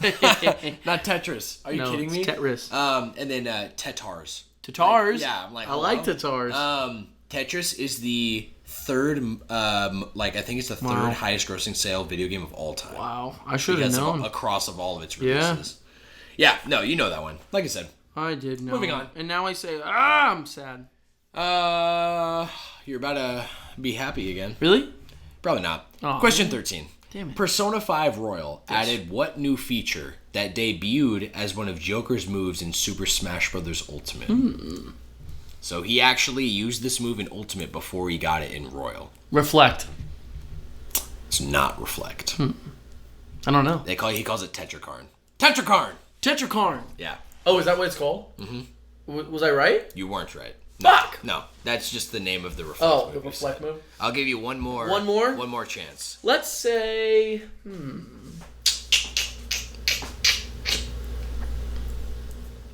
Persona 5 Royal added what new feature that debuted as one of Joker's moves in Super Smash Bros. Ultimate? And your hint is that it's great for recovery. Is it his recovery? Is it his Aegon? It's his grappling hook. His grappling hook? Yep. That was not a feature in the original Persona 5. Why'd they make his grappling hook like so prevalent in Smash then? That's a good question. Maybe they were planning it for the game, and they added it as like a new feature. For sure. Of Joker. So interesting. Yeah, very interesting. Very, it's very one of those things where Smash made history. You know what I mean? Number 14. Yes. The Xenoblade series. I love Xenoblade! Has received several ports and remasters, notably to unify the experience on the Nintendo Switch console. That's true. Except for which notable title? That didn't get brought to the Switch? Yes. From Xenoblade? Yes. We're not talking Xenosaga. We're not talking Xenosaga. We're not talking Xenogears. We're not talking any of that. We're talking. I'll say it again. The Xenoblade series has received several ports and remasters, notably to unify the experience on the Nintendo Switch console. Except for which notable title? You definitely know this.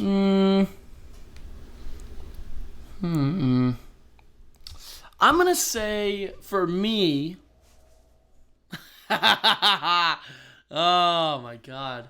That's a good question. I think.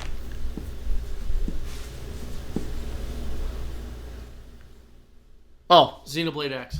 Yeah. Nailed it, bro. Come on. Yeah. Yes, Come sir. on. Gotta give me a Xenoblade sec. Chronicles X. Yep. Number 15, Josh. Which Wii U Kirby game has not received a port or remaster for the Nintendo Switch?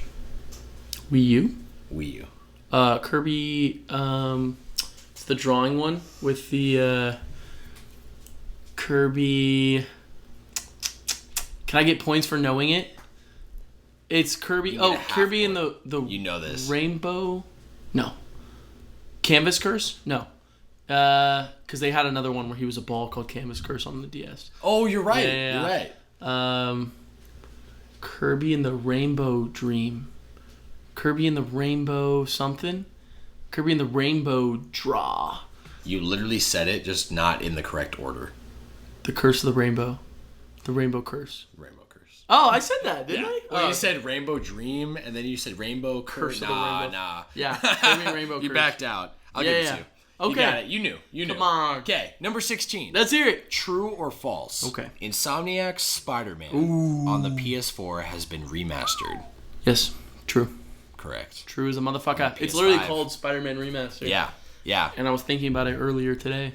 Were you? Yeah, because I want to get it, but I don't have it.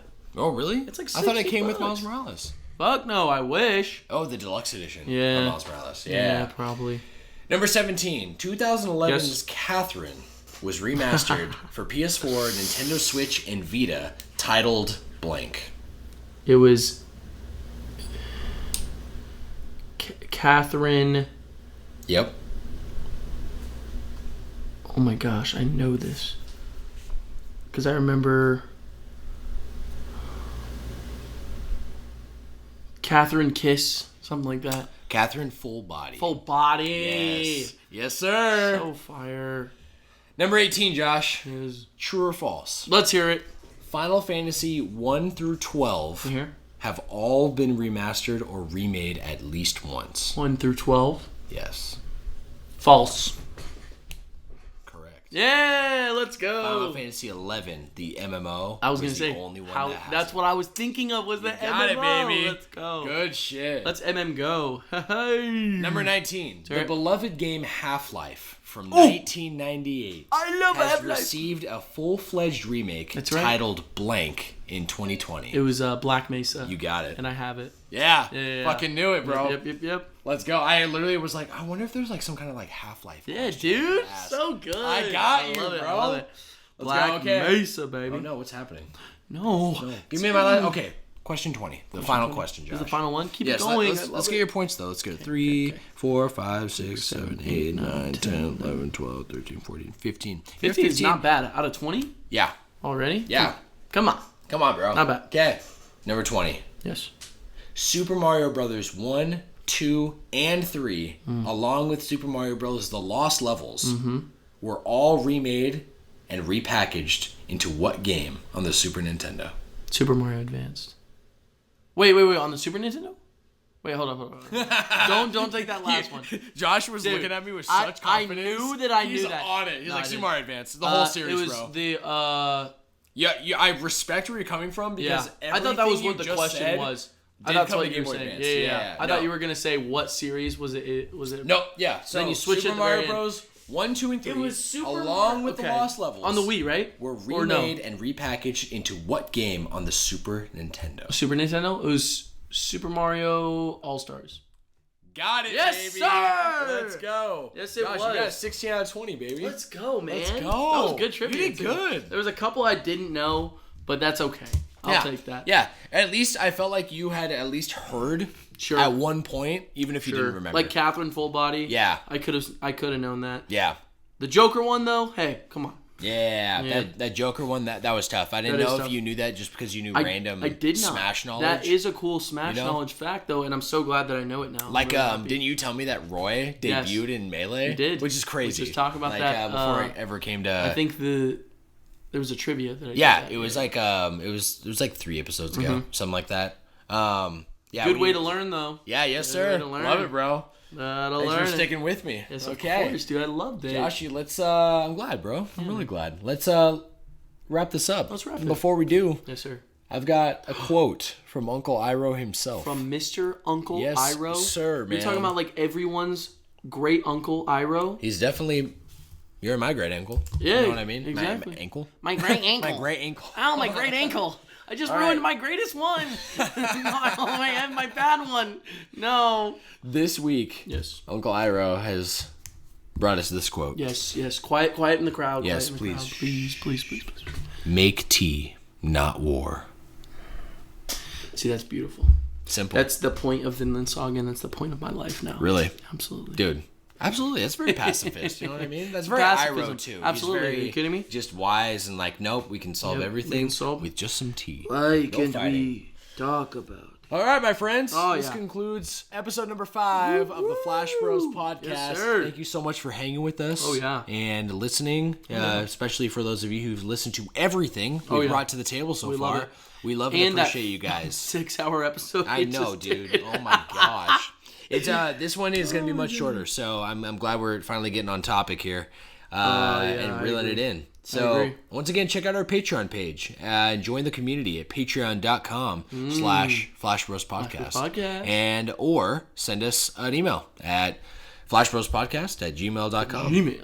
We'd love to read it on the air next week. We will do it if you guys send it, so please do, because earlier today I cried in the microphone. You did. Because I don't know if you missed it, but... Yeah, I don't know if you heard. But, hey, it's okay if you don't. It's okay. Thanks for joining me today, Joshy. Of course, man. Appreciate you. Thank always, you, Sammy. bro. Yes. We'll see you. Love you, bro. Yeah. Stellar. We'll see you guys next week. Be safe.